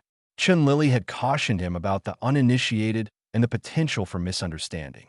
He could foresee scenarios where his dual life would create friction, where his professors would question his divided attention, and where fellow cultivators might view his engagement with the mortal world as a weakness, a distraction from true enlightenment. He would have to be more adept, more cunning, more disciplined than he had ever imagined, not just in wielding spiritual energy, but in navigating the complex social and academic landscapes of his chosen path. The decision to stay and complete his degree wasn't just about personal preference. It was a statement. It was a rejection of the notion that true power necessitated the abandonment of one's roots, of one's humanity. It was an affirmation that strength could be found in the integration of disparate elements, that one could be both a scholar and a warrior, a student and a cultivator, a friend and a protector. He would prove that the seemingly mundane world held its own unique forms of power and significance, and that true transcendence wasn't about escaping reality, but about mastering it in all its glorious, chaotic complexity. He closed his eyes, taking a deep, steadying breath. The spiritual artifact, still cool in his hand, pulsed with a faint, familiar warmth. It was a reminder of the power he now possessed, a power that could reshape worlds. But he wouldn't use it to reshape this world into something unrecognizable. He would use it to protect it, to enhance it, and to become a better version of himself within it. He would learn to channel the immense forces he was beginning to command, not for personal gain or solitary enlightenment, but for the betterment of his own life, and perhaps, in ways he couldn't yet fathom, for the lives of those around him. The path ahead was uncertain, fraught with challenges he could barely comprehend, but for the first time since his world had been irrevocably altered, Li Ming felt a profound sense of peace. He had made his choice, and it was a choice rooted in who he was and who he wanted to become. He would integrate. He would cultivate, he would remain, and in doing so, he would forge a path that was uniquely his own, a bridge between the ordinary and the extraordinary, a testament to the enduring power of human connection and the quiet strength found in embracing one's own world, even as one reached for the stars. The weight of the decision settled, not as a burden, but as a solid foundation upon which he would build his future. He would continue his studies, attend his classes, and engage with the familiar rhythm of university life. But beneath the surface, a new current would flow, a silent, potent force that would shape his every action, his every thought. He would be Li Ming, the student, and Li Ming, the cultivator, and he would find a way for both to thrive together. Chapter 15: The Cultivator's Commencement. The familiar, albeit slightly faded, posters advertising student clubs and upcoming campus events plastered the bulletin boards lining the hallway. The scent of stale coffee and photocopied paper, a nostalgic aroma that had once signified the mundane rhythm of his life, now felt different. It was a scent overlaid with the lingering, ethereal whispers of qi, a subtle dissonance that only he could perceive. Li Ming adjusted the strap of his worn messenger bag, a silent acknowledgement of the dual existence he was consciously embracing. The decision, a complex tapestry woven from cosmic revelations and the simple warmth of human connection, had been made. He was here to stay, to integrate, to cultivate not in some distant mystical realm, but within the very heart of his alma mater. He pushed open the heavy oak door to the physics lecture hall. Sunlight streamed through the tall, arched windows, illuminating dust motes dancing in the air. Tiny, ephemeral particles, he mused, not unlike the stray wisps of spiritual energy he was learning to manipulate. Professor Albright was already at the front, his booming voice echoing with its usual authoritative cadence. Today's topic, quantum entanglement. Li Ming settled into his usual seat near the back, the worn plastic of the chair a familiar comfort. He opened his textbook, the dense equations and theoretical frameworks suddenly appearing less intimidating. Consider two particles. Professor Albright gestured dramatically, his voice resonating with passion, entangled. What happens to one instantaneously affects the other, regardless of the distance separating them. This spooky action at a distance, as Einstein famously put it, challenges our very perception of reality, of causality, of the fabric of the universe itself. Li Ming's fingers traced the diagram of entangled particles, a subtle smile playing on his lips. Spooky action at a distance. He knew that feeling intimately. It was the same principle that allowed him to sense the subtle shifts in qi from miles away, the same intuitive connection that bound him to Jingjing, even when they were apart. Here, in the sterile confines of physics lecture, was a glimpse of the universal laws he was beginning to understand through a vastly different lens. The universe, it seemed, was far more interconnected than most dared to imagine, a vast, intricate web of energy and influence. Quantum physics, with its mind-bending concepts of superposition and wave-particle duality, was, in a way, a scientific echo of the esoteric truths he was uncovering through his cultivation. He remembered his initial bewilderment during his first encounter with the concept of qi. It had been formless, elusive, something to be felt, not seen, a concept deeply rooted in intuition and spiritual perception. Now, listening to Professor Albright expound on the probabilistic nature of quantum states and the concept of a unified field, Li Ming felt a nascent understanding begin to form. Could the invisible threads that connected entangled particles be analogous to the subtle currents of qi that permeated existence? Was the universe, at its most fundamental level, a symphony of vibrating energies, each with its own unique frequency and interaction? He found himself not just passively listening, but actively engaging with the material, albeit in his own unique way. When Professor Albright discussed the collapse of the wave function, Li Ming mentally visualized the redirection of qi, the focused intention that could solidify ephemeral energy into tangible form. He saw parallels between the act of observation influencing quantum states and the power of a cultivator's will to shape and direct spiritual energy. It wasn't a direct translation, of course. Cultivation dealt with a different order of reality, a more potent and direct manipulation of fundamental forces. But the underlying principle of interconnectedness, of cause and effect rippling through the fabric of existence, was undeniably present in both domains.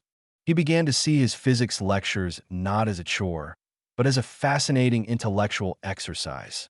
He'd always enjoyed the subject, the elegant logic and predictable laws. But now, it was infused with a new depth, a layer of meaning that transcended mere equations. He would pore over the concepts of thermodynamics, not just to pass the exam, but to better understand the flow and transformation of energy, both physical and spiritual. He found himself drawn to the discussions on electromagnetism, the invisible forces that govern so much of the physical world, and he couldn't help but draw parallels to the electromagnetic currents of qi he was learning to sense and control. During a particularly intricate explanation of black holes, Li Ming found his mind wandering, not into the usual realm of procrastination, but into a contemplative space. He imagined the immense gravitational pull of a black hole as a metaphor for the overwhelming allure of power that had once threatened to consume him. It was a force that warped space and time, that pulled everything into its inevitable singularity. But just as light could escape certain gravitational fields with enough velocity, so too, he realized, could he resist being pulled into the singularity of absolute power by anchoring himself to the things that mattered. His choice to remain grounded, to integrate, was his escape velocity. Professor Albright paused, surveying the room. The implications of quantum mechanics are profound, he stated, his voice softer now, tinged with awe. They suggest a universe far stranger and more interconnected than we could have ever conceived. A universe where seemingly impossible connections are not only possible, but fundamental. Li Ming nodded to himself. Impossible connections. That was the crux of it, wasn't it? He was living proof of that impossibility. He was the student who could, in the quiet moments between lectures, feel the pulse of the earth beneath his feet, who could subtly influence the ambient chi of a lecture hall to foster a sense of calm focus amongst his peers, who could analyze the intricate plot of a Shakespearean play while simultaneously sensing the faint tremors of an impending spiritual anomaly a few blocks away. He found himself anticipating the lectures, not just for the academic content, but for the opportunity to observe the world through this dual lens. He would listen to discussions on the wave-particle duality of light and mentally connect it to the dual nature of qi, both subtle and potent, wave-like in its flow and particle-like in its concentrated impact. He would ponder the Heisenberg uncertainty principle and relate it to the cultivator's constant struggle to balance observation and action, to understand the unseen without disturbing the delicate equilibrium of spiritual energies. This newfound perspective wasn't just confined to physics. In his comparative literature seminar, as the class dissected the archetypal journeys of heroes in ancient epics, Li Ming saw not just literary tropes, but the echoes of the cultivator's path. The trials, the mentors, the descent into the underworld, they mirrored, in abstract form, the arduous process of self-refinement and the confrontations with inner demons that were integral to his spiritual development. When Professor Davies spoke of the hero's return and the integration of the self, Li Ming felt a profound resonance. He, too, was on a journey of return, not from a mythical quest, but from the dizzying heights of cosmic possibility, back to the grounded reality of his life, forever changed. He carefully noted down the professor's observations on the symbolism of light and darkness in narrative, mentally cross-referencing them with the principles of yin and yang in cultivation. The concept of balance, so crucial in literary analysis, was the very cornerstone of his spiritual practice. He saw how authors, even without conscious knowledge of cultivation, often explored these themes, intuitively grasping the fundamental forces that govern both the human psyche and the spiritual realm. During a discussion on existentialism, a student posed a question about finding meaning in a seemingly absurd universe. Li Ming felt a surge of empathy for their struggle. He had grappled with the same questions, the same feeling of insignificance in the face of cosmic vastness. But his path had shown him that meaning wasn't something to be found, but something to be created through intention, through connection, and through the conscious shaping of one's own reality. The absurdity of the universe was, in his eyes, simply a canvas upon which one could paint their own profound significance. He began to notice subtle shifts in his own academic performance. His essays, once a struggle to articulate coherent arguments, now flowed with a newfound clarity and insight. The ability to perceive deeper connections, to understand underlying patterns, translated directly into a more sophisticated analysis. He could draw upon a broader well of knowledge, integrating concept from seemingly disparate fields, much like he was integrating his two worlds. His procrastination, while still present in its more traditional forms, a sudden urge to research obscure historical trivia or to watch a documentary about deep-sea creatures, was now interspersed with brief, intense periods of focused cultivation practice. He would often find himself in the university library, ostensibly poring over dense sociological texts for his elective course. But his focus would subtly shift. He'd feel the faint hum of spiritual energy emanating from a neglected corner of a library, perhaps a forgotten artifact or a concentration of ambient chi. He'd discreetly channel a sliver of his own energy, not to interfere, but to observe, to learn. He'd feel the subtle currents of thought and emotion from other students, a gentle psychic hum that, with practice, he was learning to filter and understand. It was a constant, silent learning process, a curriculum written not in textbooks, but in the very fabric of existence around him. The sheer volume of academic work remained daunting. He still found himself pulling all-nighters, fueled by lukewarm coffee and the sheer force of will. But now, there was an underlying discipline of focused intent that propelled him forward. He could meditate for a few minutes before diving into a complex calculus problem, centering his mind and sharpening his focus. He discovered that the clarity gained from a brief session of qi circulation made it easier to absorb and retain information, to untangle complex theories, and to articulate his thoughts with precision. He also realized that his cultivation practice was, in a way, enhancing his understanding of scientific principles. The concept of energy flow, of balance, of cause and effect. These were not abstract theories in his cultivation practice. They were tangible forces he manipulated. This practical understanding provided a unique interpretative framework for the scientific concepts he encountered. He saw the scientific laws as descriptions of the universal energies he was learning to command, the fundamental rules of a cosmic game he was becoming increasingly adept at playing. During a particularly challenging physics lab involving the manipulation of lasers and light refraction, Li Ming found himself intuitively understanding the complex interplay of wavelengths and angles. While his lab partners struggled with the calculations, Li Ming found himself naturally adjusting the equipment, guided by an internal sense of energy, flow, and light propagation. He didn't fully understand how he knew, but the knowledge seemed to bubble up from a deeper, more intuitive place. It was as if his cultivation had fine-tuned his perception, allowing him to grasp the underlying principles with a clarity that transcended mere academic study. He could feel the subtle vibrations of the laser beam, could sense the way the light waves interacted with the optical components. It was a tangible experience, a far cry from the dry diagrams in the textbook.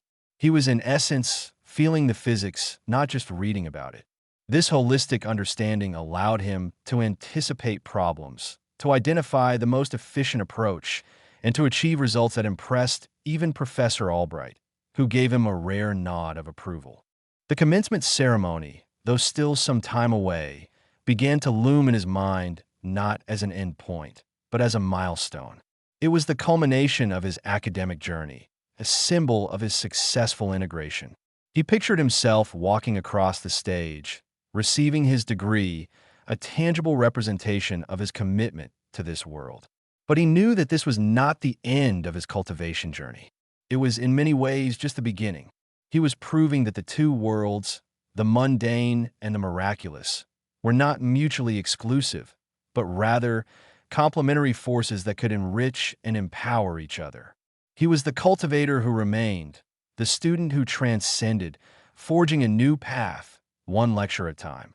The hum of the universe, once a distant echo, was now a resonant chord, a symphony he was learning to conduct. The rhythm of Li Ming's day had become a carefully orchestrated dance between the mundane and the mystical, a subtle symphony played out amidst the bustling chaos of university life. His alarm, a jarring digital shriek, was no longer the sole conductor of his mornings. Instead, a gentle surge of internal qi, precisely calibrated to a soft hum, would stir him from sleep moments before the electronic cacophony could assault his senses. It was a minor adjustment, almost imperceptible even to himself at first, but it set a tone of quiet control for the hours ahead. No more groggy fumbling for the snooze button, just a smooth transition from slumber to wakefulness, a gentle unfurling of consciousness. Breakfast was a testament to this new equilibrium. While he still joined his roommates for hurried meals in the communal kitchen, his own consumption was accompanied by a silent, internal process.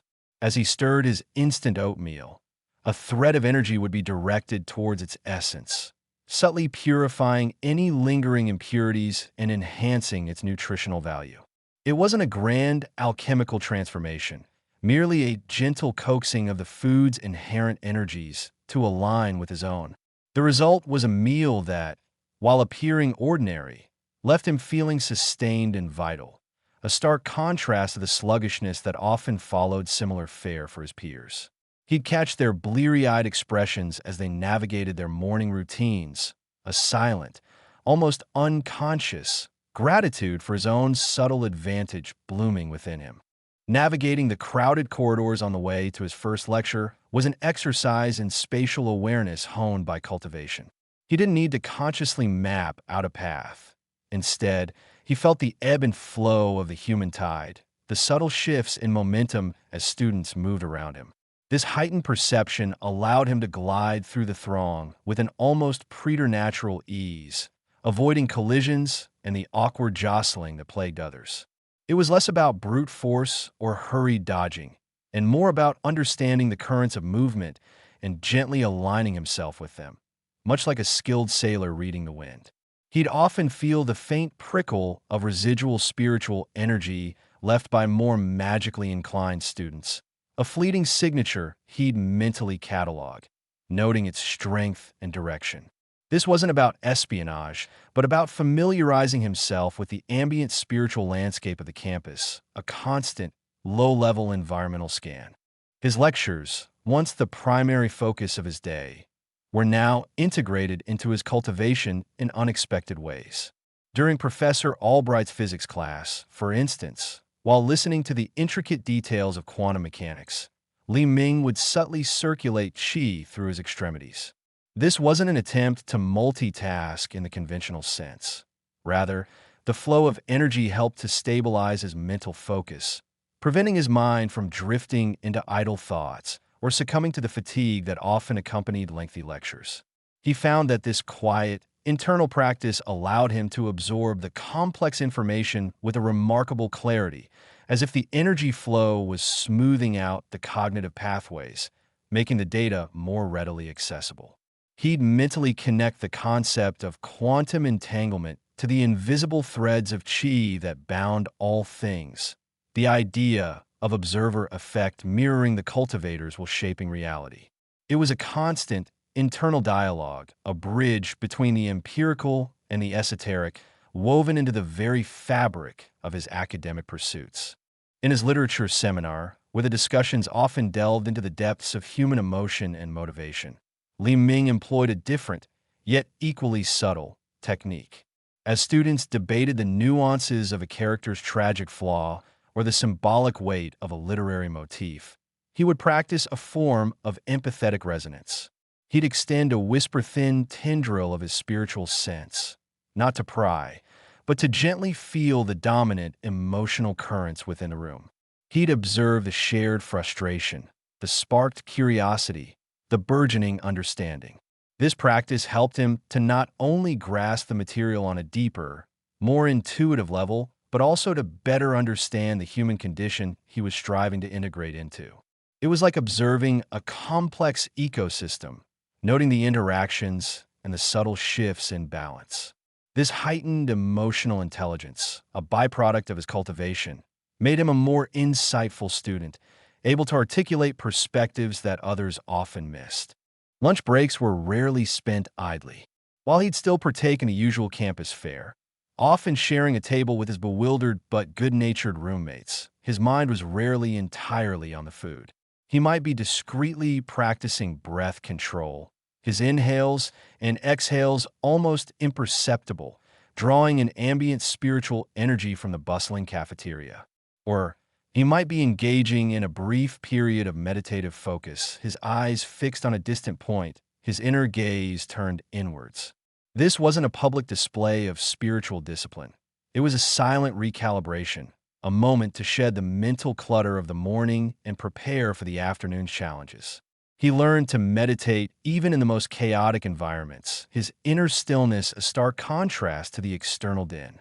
He'd find a quiet corner, perhaps near a neglected potted plant in a busy lobby, and for a few fleeting minutes, the world would fade, leaving only the steady rhythm of his breath and the gentle hum of his core energy. Even mundane tasks were infused with his practice. When he was tasked with lengthy research papers, the initial daunting prospect would be met not with procrastination, but with a focused application of his energy. Before diving into the dense academic texts, he'd spend a few moments circulating qi through his arms and hands. This subtle enhancement wasn't about magically writing the paper for him, but about sharpening his focus and improving his stamina for the cognitive marathon ahead. He found that by increasing the flow of vital energy to his brain, he could sustain prolonged periods of intense concentration without the usual mental fatigue, the words on the page seeming to arrange themselves with greater clarity and coherence. He'd often feel a faint warmth spreading through his palms as he typed, a subtle indication of the energy he was channeling into the task.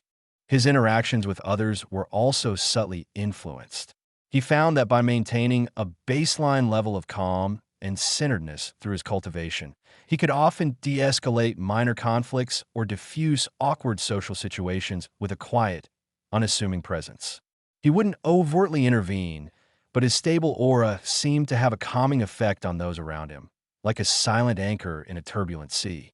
He learned to project a subtle aura of geniality, a gentle warmth that made him approachable without being overbearing. This wasn't an act. It was a natural extension of his internal balance, a reflection of the harmony he cultivated within himself. He noticed how people seemed to relax in his presence, how conversations flowed more smoothly, and how even the most stressed-out students would find a moment of respite when speaking with him. Walking across campus, Li Ming's senses were constantly engaged. He didn't just see the trees. He felt the slow, deliberate flow of life within their ancient wood. He didn't just hear the chatter of students. He perceived the underlying currents of their emotions, the subtle vibrations of their aspirations and anxieties. This constant, low-level awareness wasn't a burden. It had become second nature, an intrinsic part of his perception. He'd sometimes feel a faint tremor in the ground, a subtle shift in the Earth's qi that would alert him to underground water sources or mineral deposits, knowledge that, while not immediately applicable, broadened his understanding of the world's hidden energies. Even his physical endurance was subtly enhanced. While he wasn't aiming to become a track star, the daily commutes across the sprawling campus, often with heavy bags, were undertaken with a resilience that belied his academic pursuits. He discreetly circulate qi through his legs, ensuring a steady supply of energy to his muscles, preventing the usual aches and pains that would afflict his peers. It was a quiet confidence, the knowledge that his body, like his mind, was being nurtured and strengthened, ready to meet the demands of his dual life. He found that he could walk for hours without feeling fatigued, his steps light and steady, a silent testament to the harmonizing power of his cultivation. He also discovered a remarkable ability to filter out distractions. The constant hum of the city, the incessant chatter, the blaring music from passing cars. These were no longer the auditory onslaught they once were. Through a subtle refinement of his spiritual senses, he learned to create a personal sphere of quiet focus, allowing him to tune out the noise and concentrate on what mattered. This wasn't a deafening silence, but a selective awareness, an ability to prioritize sensory input, much like a skilled musician can isolate a single instrument within a complex orchestra. This skill proved invaluable during exams, allowing him to create an internal sanctuary of concentration even in the most rowdy of testing environments.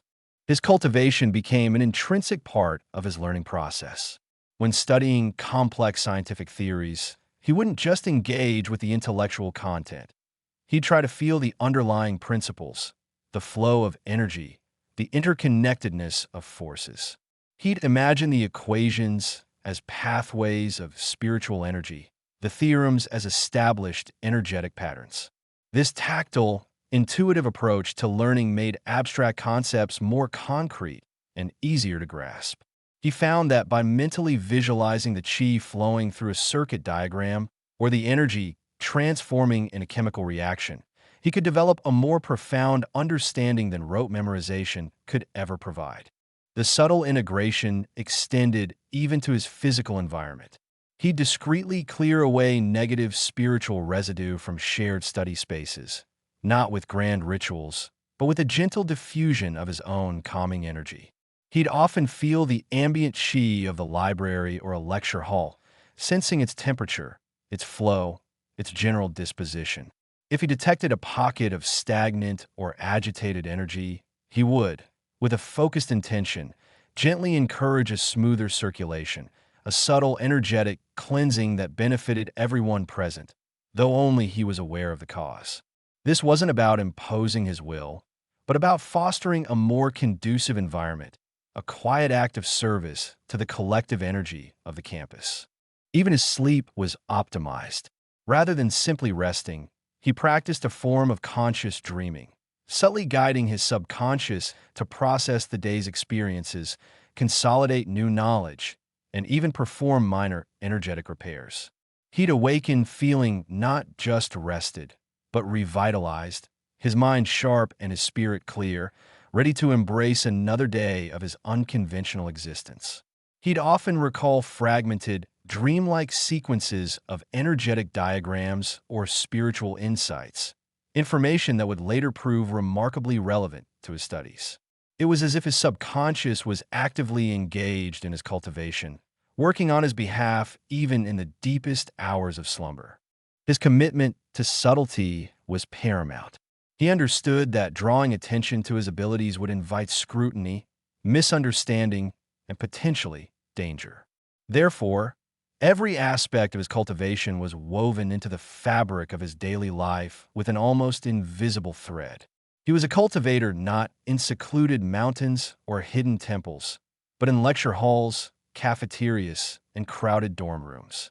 His path was one of integration, of proving that the extraordinary could coexist with the ordinary, and that true power lay not in overt displays, but in the quiet, consistent cultivation of oneself, one subtle action at a time.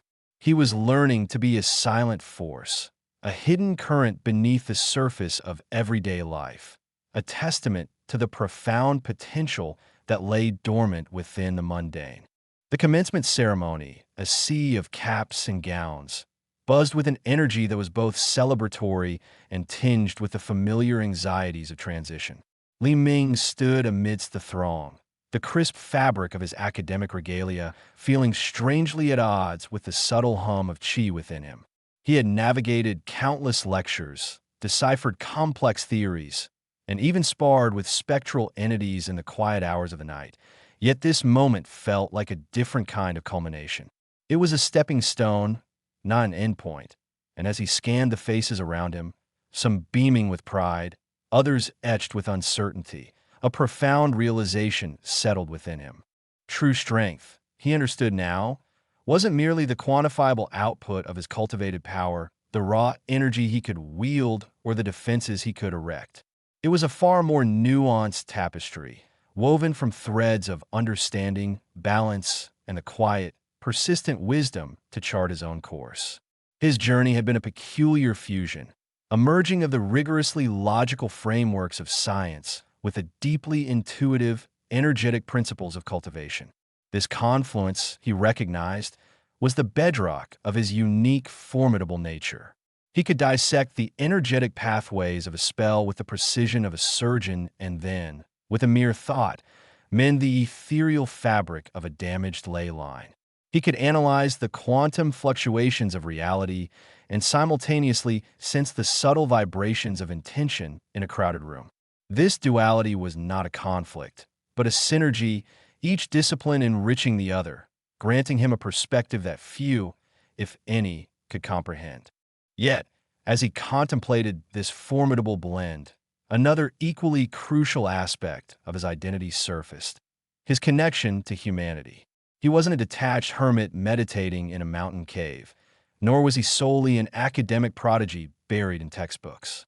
He was a part of this vibrant, messy, and often bewildering human world.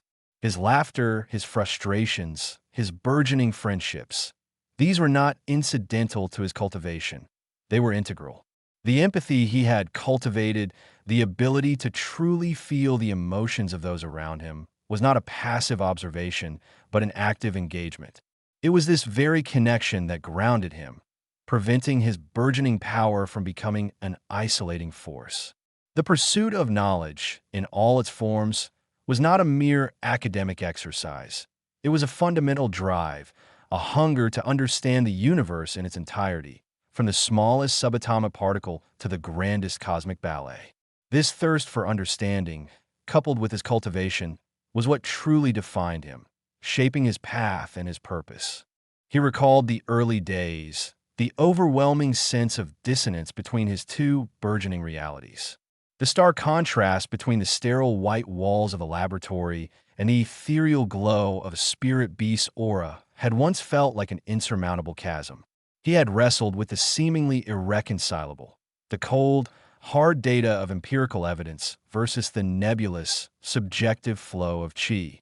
He had questioned whether his ability to manipulate energy was merely a trick of perception, a complex placebo effect born from years of intense focus, or if it was something demonstrably real, something that could be measured, predicted, and understood through the very scientific methods he had studied. The breakthroughs had come not in grand, earth-shattering revelations, but in 1,000 small epiphanies, subtle shifts in his perception that allowed him to see the underlying unity. He remembered a particularly frustrating evening, hunched over a complex fluid dynamic simulation. The equations were elegant, the predicted flow patterns mesmerizing, yet something felt incomplete. He could model the turbulence, the viscosity, the pressure gradients, but he couldn't quite grasp the essence of the liquid's behavior, its subtle resistance, its inherent willingness to flow. It was only when he consciously channeled a gentle stream of qi through his hands, envisioning the energy of the simulation as a form of kinetic spirit, that the pieces clicked into place. He felt, rather than merely calculated, the subtle, energetic friction, the way the qi within him resonated with the simulated energetic field of the fluid. The simulation, viewed through this dual lens, suddenly became more than just numbers on a screen. It became a tangible, energetic entity that he could intuitively understand. The insights gained that night were not just about fluid dynamics. They were about the fundamental interconnectedness of all energy, physical and spiritual. This blending of perspectives had also profoundly impacted his approach to problem solving. When faced with a particularly stubborn glitch in a quantum entanglement experiment, a situation that had baffled his professor for weeks, Li Ming didn't just pore over schematics and error logs. He sat in quiet contemplation, visualizing the entangled particles not as abstract quantum states, but as 2 points of focused spiritual energy, intrinsically linked across space and time. He felt the subtle, energetic discord, the minute imbalances that were causing the decoherence. He then applied a precisely modulated pulse of his own qi, not to force the particles into alignment, but to gently guide them, like a shepherd nudging a stray lamb back to the flock. The result was not a violent correction, but a harmonious reintegration, the entanglement reestablished with a stability that defied conventional explanation. His professors, while unable to fully articulate how he had achieved the breakthrough, marveled at his intuitive grasp of the problem, a testament to his unique approach. The importance of balance, too, had become increasingly apparent. He had learned, through trial and error, that unchecked power, no matter how great, could be a destructive force. There were times, early in his training, when he had pushed himself too hard, attempting to absorb too much ambient spiritual energy or to refine his qi too rapidly. The consequences had been visceral, bouts of intense fatigue, unsettling emotional volatility, and even minor energetic backlashes that left him feeling drained and disoriented. It was the wisdom of the ancient cultivators, the emphasis on harmony and self-restraint, that had ultimately guided him back from the brink. He understood now that true strength wasn't about exerting maximum force at all times, but about judicious application, about knowing when to act and when to observe, when to unleash his full power and when to conserve it. This nuanced understanding of balance extended beyond his physical and spiritual cultivation. It permeated his academic pursuits and his interpersonal relationships. He learned to balance his intense focus on his unique path with the social demands of university life, to nurture his friendships without neglecting his studies, and to pursue his individual goals without sacrificing his commitment to the collective. Furthermore, his journey had instilled in him a deep appreciation for the choices he made. The path of a cultivator was not a predetermined destiny, but a series of conscious decisions. He could choose to wield his power for personal gain, to dominate or manipulate, or he could choose to use it to understand, to protect, and to contribute. The temptation to take the easier, more self-serving route had certainly presented itself, particularly during moments of intense pressure or frustration. However, his grounding in scientific ethics, his inherent sense of fairness, and his growing empathy for others had always steered him toward a more constructive and responsible path. He understood that the true measure of his strength lay not in the power he possessed, but in the ethical framework he applied to its use. He was not simply a conduit for energy. He was a conscious agent, responsible for the ripples his actions created in the world. The pursuit of knowledge, in its broadest sense, had become his guiding principle. He saw the vast universe as an intricate, interconnected web of energies, and his role as a cultivator scientist was to unravel its mysteries piece by piece. This meant embracing not just the quantifiable and the observable, but also the intuitive and the intangible.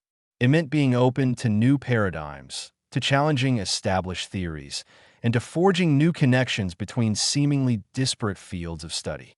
His desire to understand the fundamental forces that governed reality, whether they were expressed through the equations of physics or the principles of chi circulation, was the engine that drove him forward. This intellectual curiosity, this insatiable hunger for deeper understanding, was as vital to his identity as his cultivated abilities. It was the fuel that kept his spirit alight, pushing him to explore uncharted territories of knowledge and power. He found himself often reflecting on the concept of true strength as defined by different cultures and philosophies. The warrior's might, the scholar's wisdom, the leader's influence, the artist's creativity, each held a unique form of power. His own path, he realized, was an attempt to synthesize these varied expressions of strength, to forge a new paradigm where intellectual rigor, spiritual discipline, and human connection were not mutually exclusive, but synergistic components of a holistic power. He wasn't just a cultivator who happened to be a student, nor a student who dabbled in cultivation. He was a living embodiment of their convergence, a testament to the potential that lay within embracing the entirety of one's being. The commencement was a reminder that his journey was far from over. The knowledge gained within the hallowed halls of academia, coupled with the profound insights gleaned from his cultivation, had equipped him with a unique toolkit. He was ready to face the complexities of the world beyond the university gates, not with arrogance or overconfidence, but with a quiet resolve. He understood that true strength wasn't about achieving an ultimate state of invincibility, but about the continuous process of learning, adapting, and evolving. It was about maintaining that delicate balance, that profound understanding, and that unwavering commitment to choosing the path that aligned with his deepest values.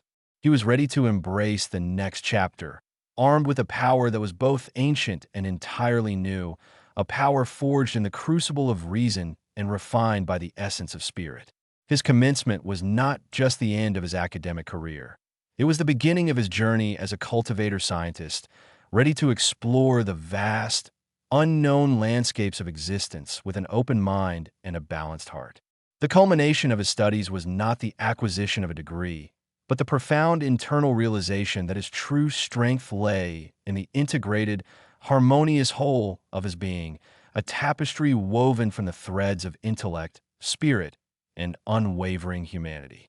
This understanding was the most valuable lesson he would carry forward, a compass guiding him through the myriad challenges and opportunities that lay ahead. The crisp breeze of early autumn, carrying the scent of fallen leaves and distant wood smoke, felt like a whispered promise against Li Ming's skin. The university grounds, usually a vibrant tapestry of student life, now held a quiet dignity as the graduation procession dispersed. He watched as clusters of jubilant students, their faces alight with a mixture of relief and excitement, embraced parents and friends, their academic robes a symbol of their completed journey. Yet, amidst the palpable sense of closure, Li Ming felt a peculiar stirring, a subtle resonance that vibrated just beneath the surface of his awareness. It was the quiet hum of the world he was leaving behind, the realm of qi and cultivation, a world that, despite his present academic triumph, still held him in its intricate embrace. He lingered, letting the throng ebb around him. The air thrummed with 1,000 unspoken farewells and eager anticipations, a symphony of human connection that he had come to cherish. But beneath this familiar symphony, he sensed another, subtler melody. It was the faint, almost imperceptible tremor of energy, the lingering echoes of spiritual currents that pulsed through the ancient university grounds.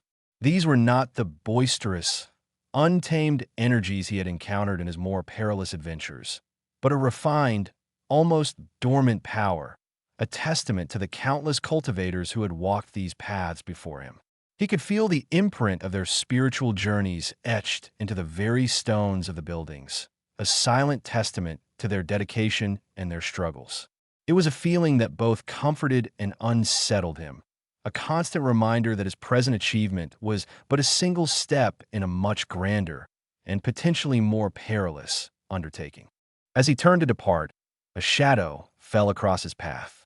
It was a figure he hadn't seen since the tumultuous events at the Crimson Peak Pagoda, a face etched into his memory with the sharp clarity of a near-fatal encounter.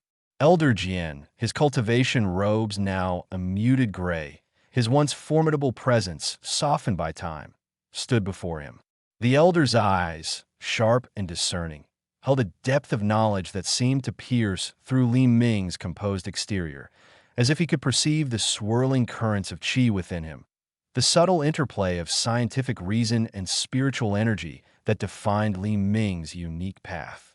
There was no overt hostility, no lingering animosity from their past clash, but a profound, almost weary understanding.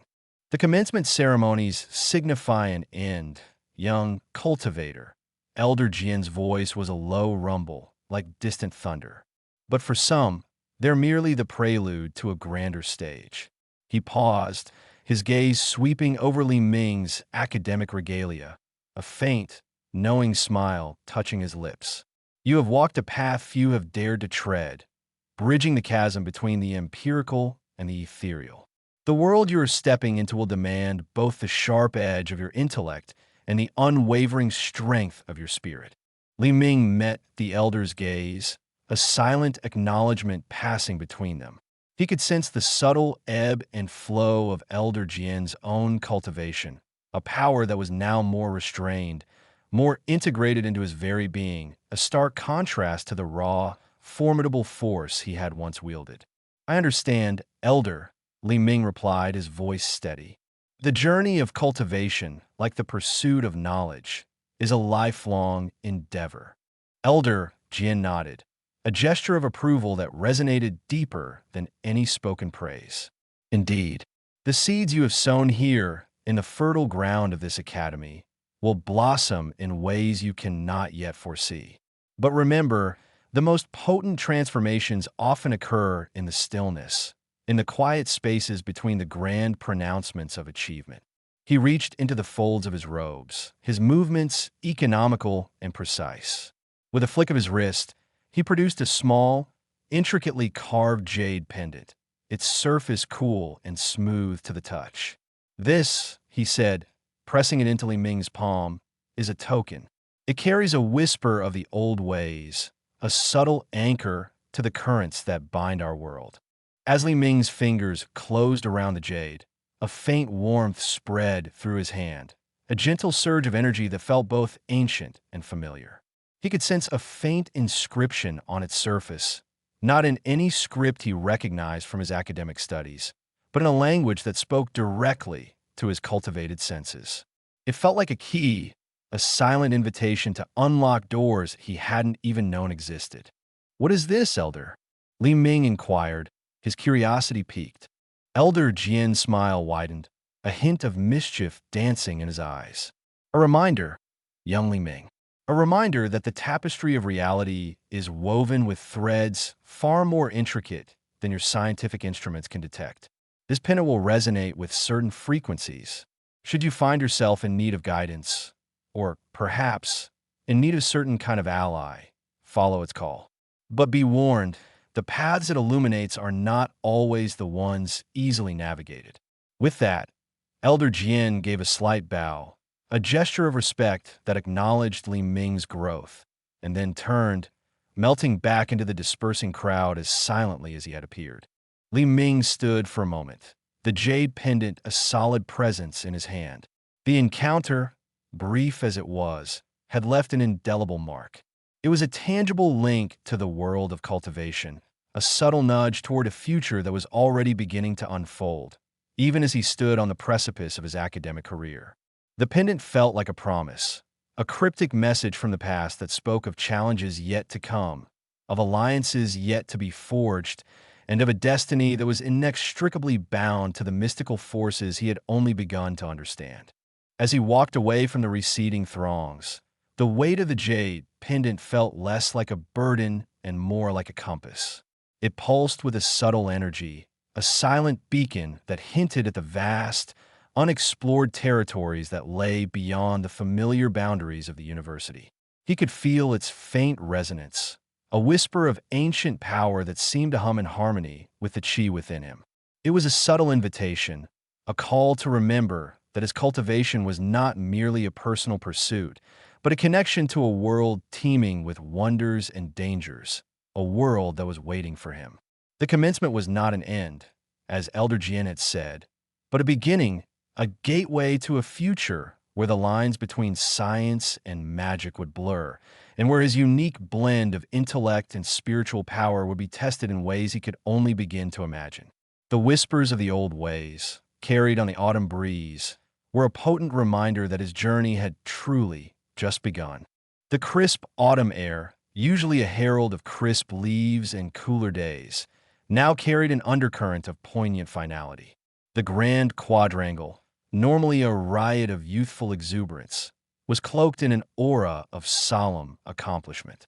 Rows of black, mortarboard-adorned figures, once a familiar sight in lecture halls and laboratories, now formed a sea of graduates, each a testament to years of arduous study and personal growth.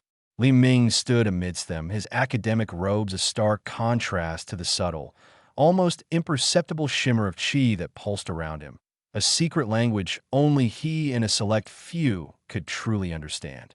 Beside him, a familiar presence, Zhao Jingjing radiated a quiet pride. Her movements were graceful, her smile, though a touch wistful, held the unwavering confidence of someone who had not only conquered the academic challenges, but had also navigated the intricate labyrinth of her own burgeoning cultivation. Her eyes, usually alight with playful wit, now held a deeper luminescence, a reflection of the inner harmony she had achieved. She adjusted her cap, a small, almost unconscious gesture, and then turned to Li Ming, her gaze conveying a complex mix of shared experience and burgeoning independence. The journey they had undertaken, so intertwined and fraught with unexpected turns, had forged a bond deeper than either could have anticipated. It wasn't just about passing exams or mastering complex theories.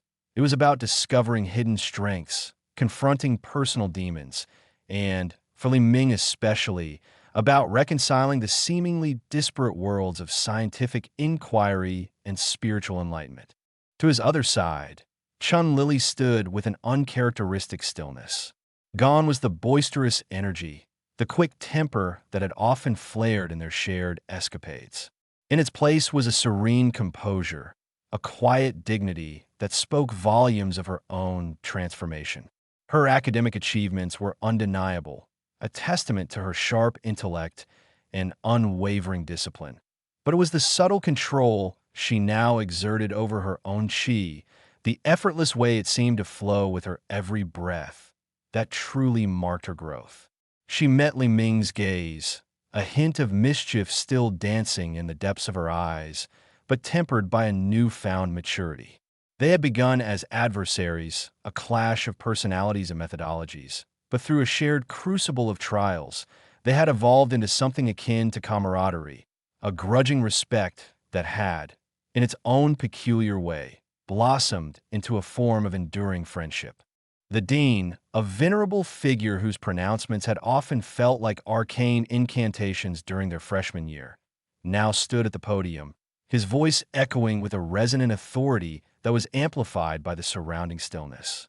He spoke of knowledge gained, of futures forged, and of the boundless possibilities that lay before them.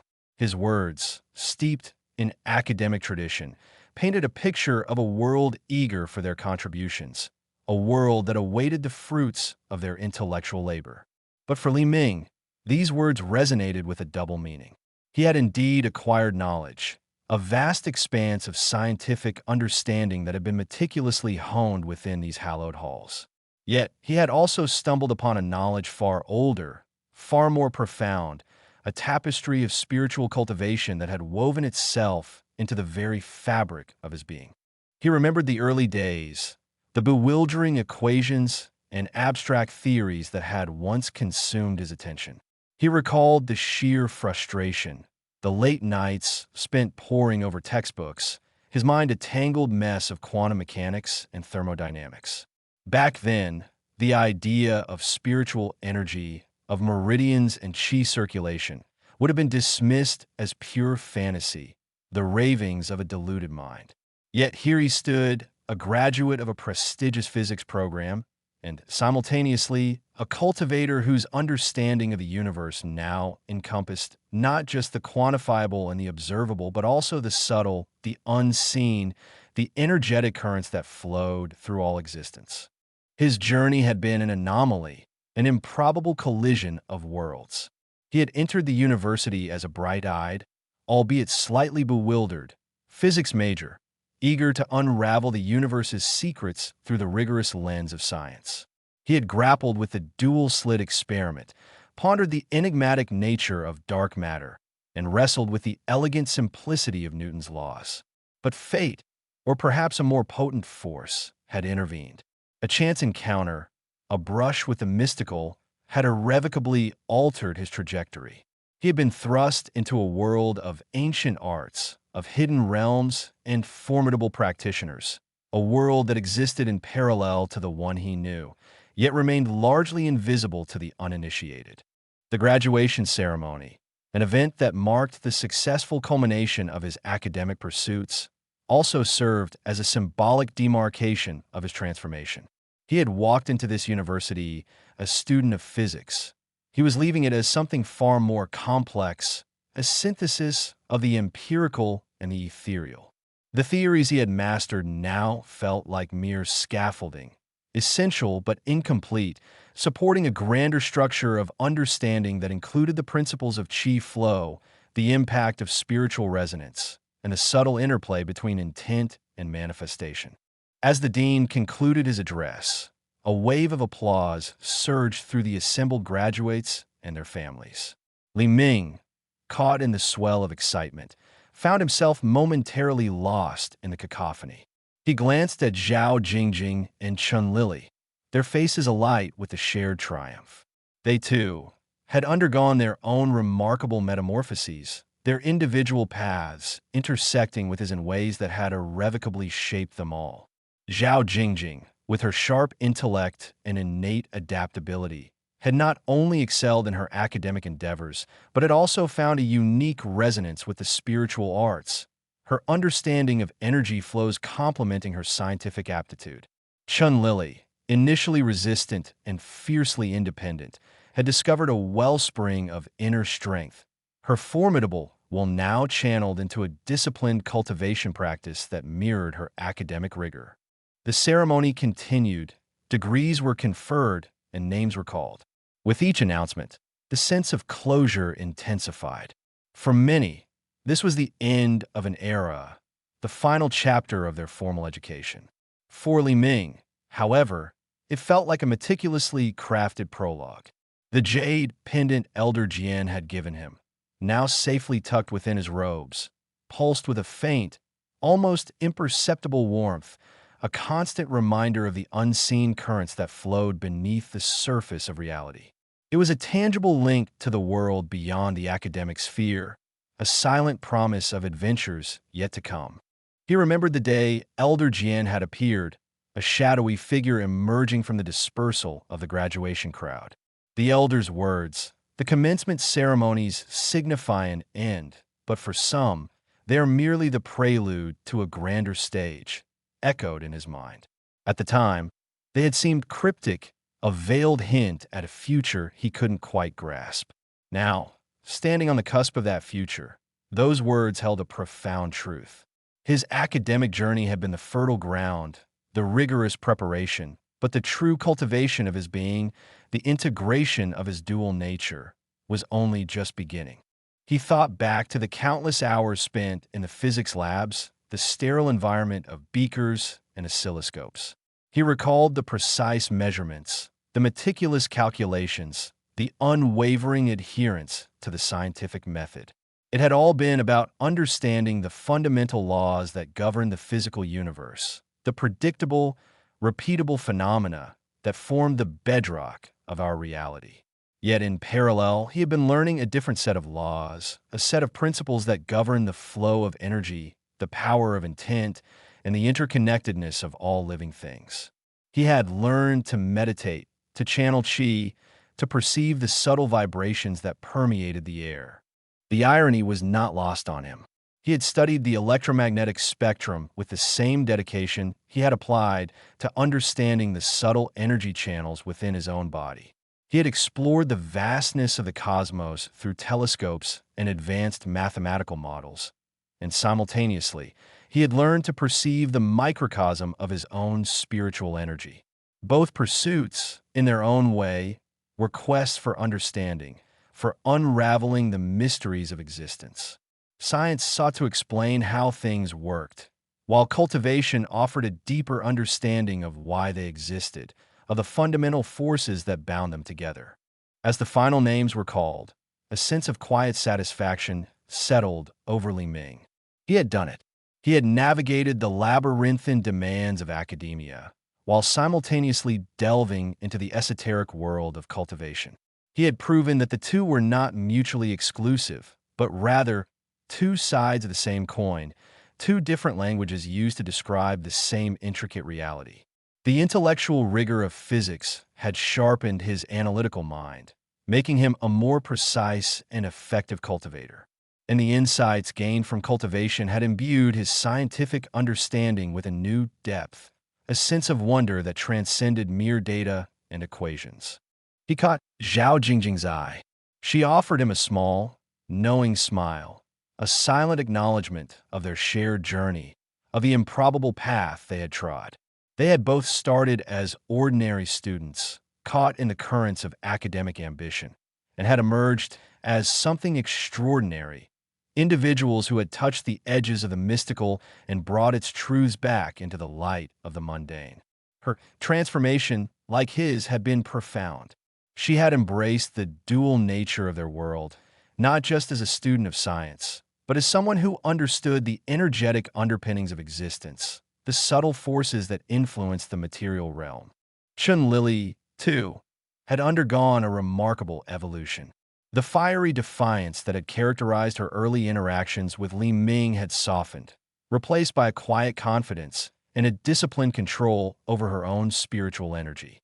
She had faced her challenges head-on, both academic and personal, and had emerged stronger, her innate resilience now coupled with a profound understanding of her own inner power. The shared struggles, the moments of unexpected camaraderie forged in the face of danger, had transformed their initial animosity into a bond of mutual respect, a silent understanding that transcended their individual differences. The closing remarks faded into the background as the graduates began to mill about, seeking out their families and friends. A sense of liberation washed over Li Ming. The structured environment of the university, the constant pressure of deadlines and exams, was now a memory. The path ahead was uncertain, unscripted, and infinitely more exciting. He knew that his journey was far from over. In fact, it was just beginning. The pendant in his pocket felt warm, a gentle thrum against his skin, a subtle reminder of the unseen forces that beckoned. He saw his parents in the distance, their faces beaming with pride. They knew nothing of his cultivation, of the battles he had fought, or the spiritual realms he had glimpsed.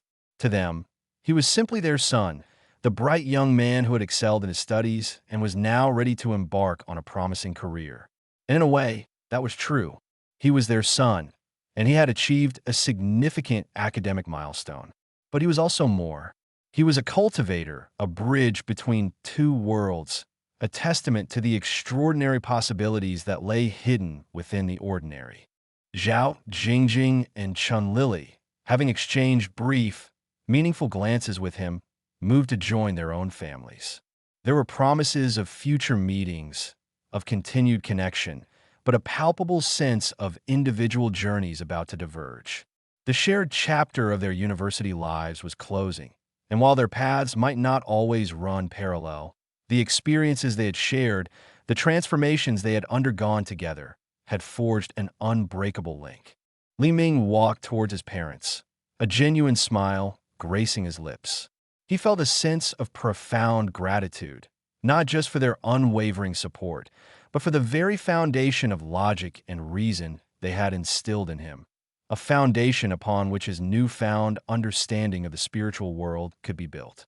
He was a product of his upbringing, of his education, and of the extraordinary circumstances that had opened his eyes to a universe far grander and more mysterious than he had ever imagined.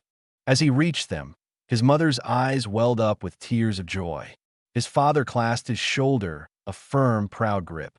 "We're so proud of you, son," his father said, his voice thick with emotion. Li Ming hugged them, the familiar scent of their embrace grounding him. "Thank you, Dad.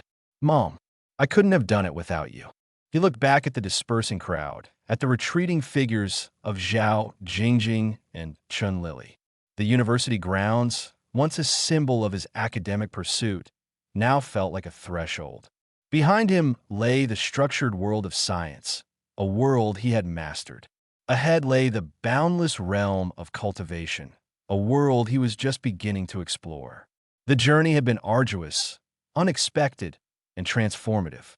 He was no longer just a physics major. He was a cultivator, a scientist, an individual who had learned to embrace the entirety of existence, both the measurable and the mystical. The commencement was indeed the end of one chapter, but as the jade pendant pulsed gently in his pocket, he knew, with a quiet certainty, that the most exciting and profound chapters of his life were yet to be written. The air, once filled with the solemnity of the ceremony, now felt alive with possibility, a testament to the fact that true graduation was not about closing doors, but about opening them to a universe of endless discovery.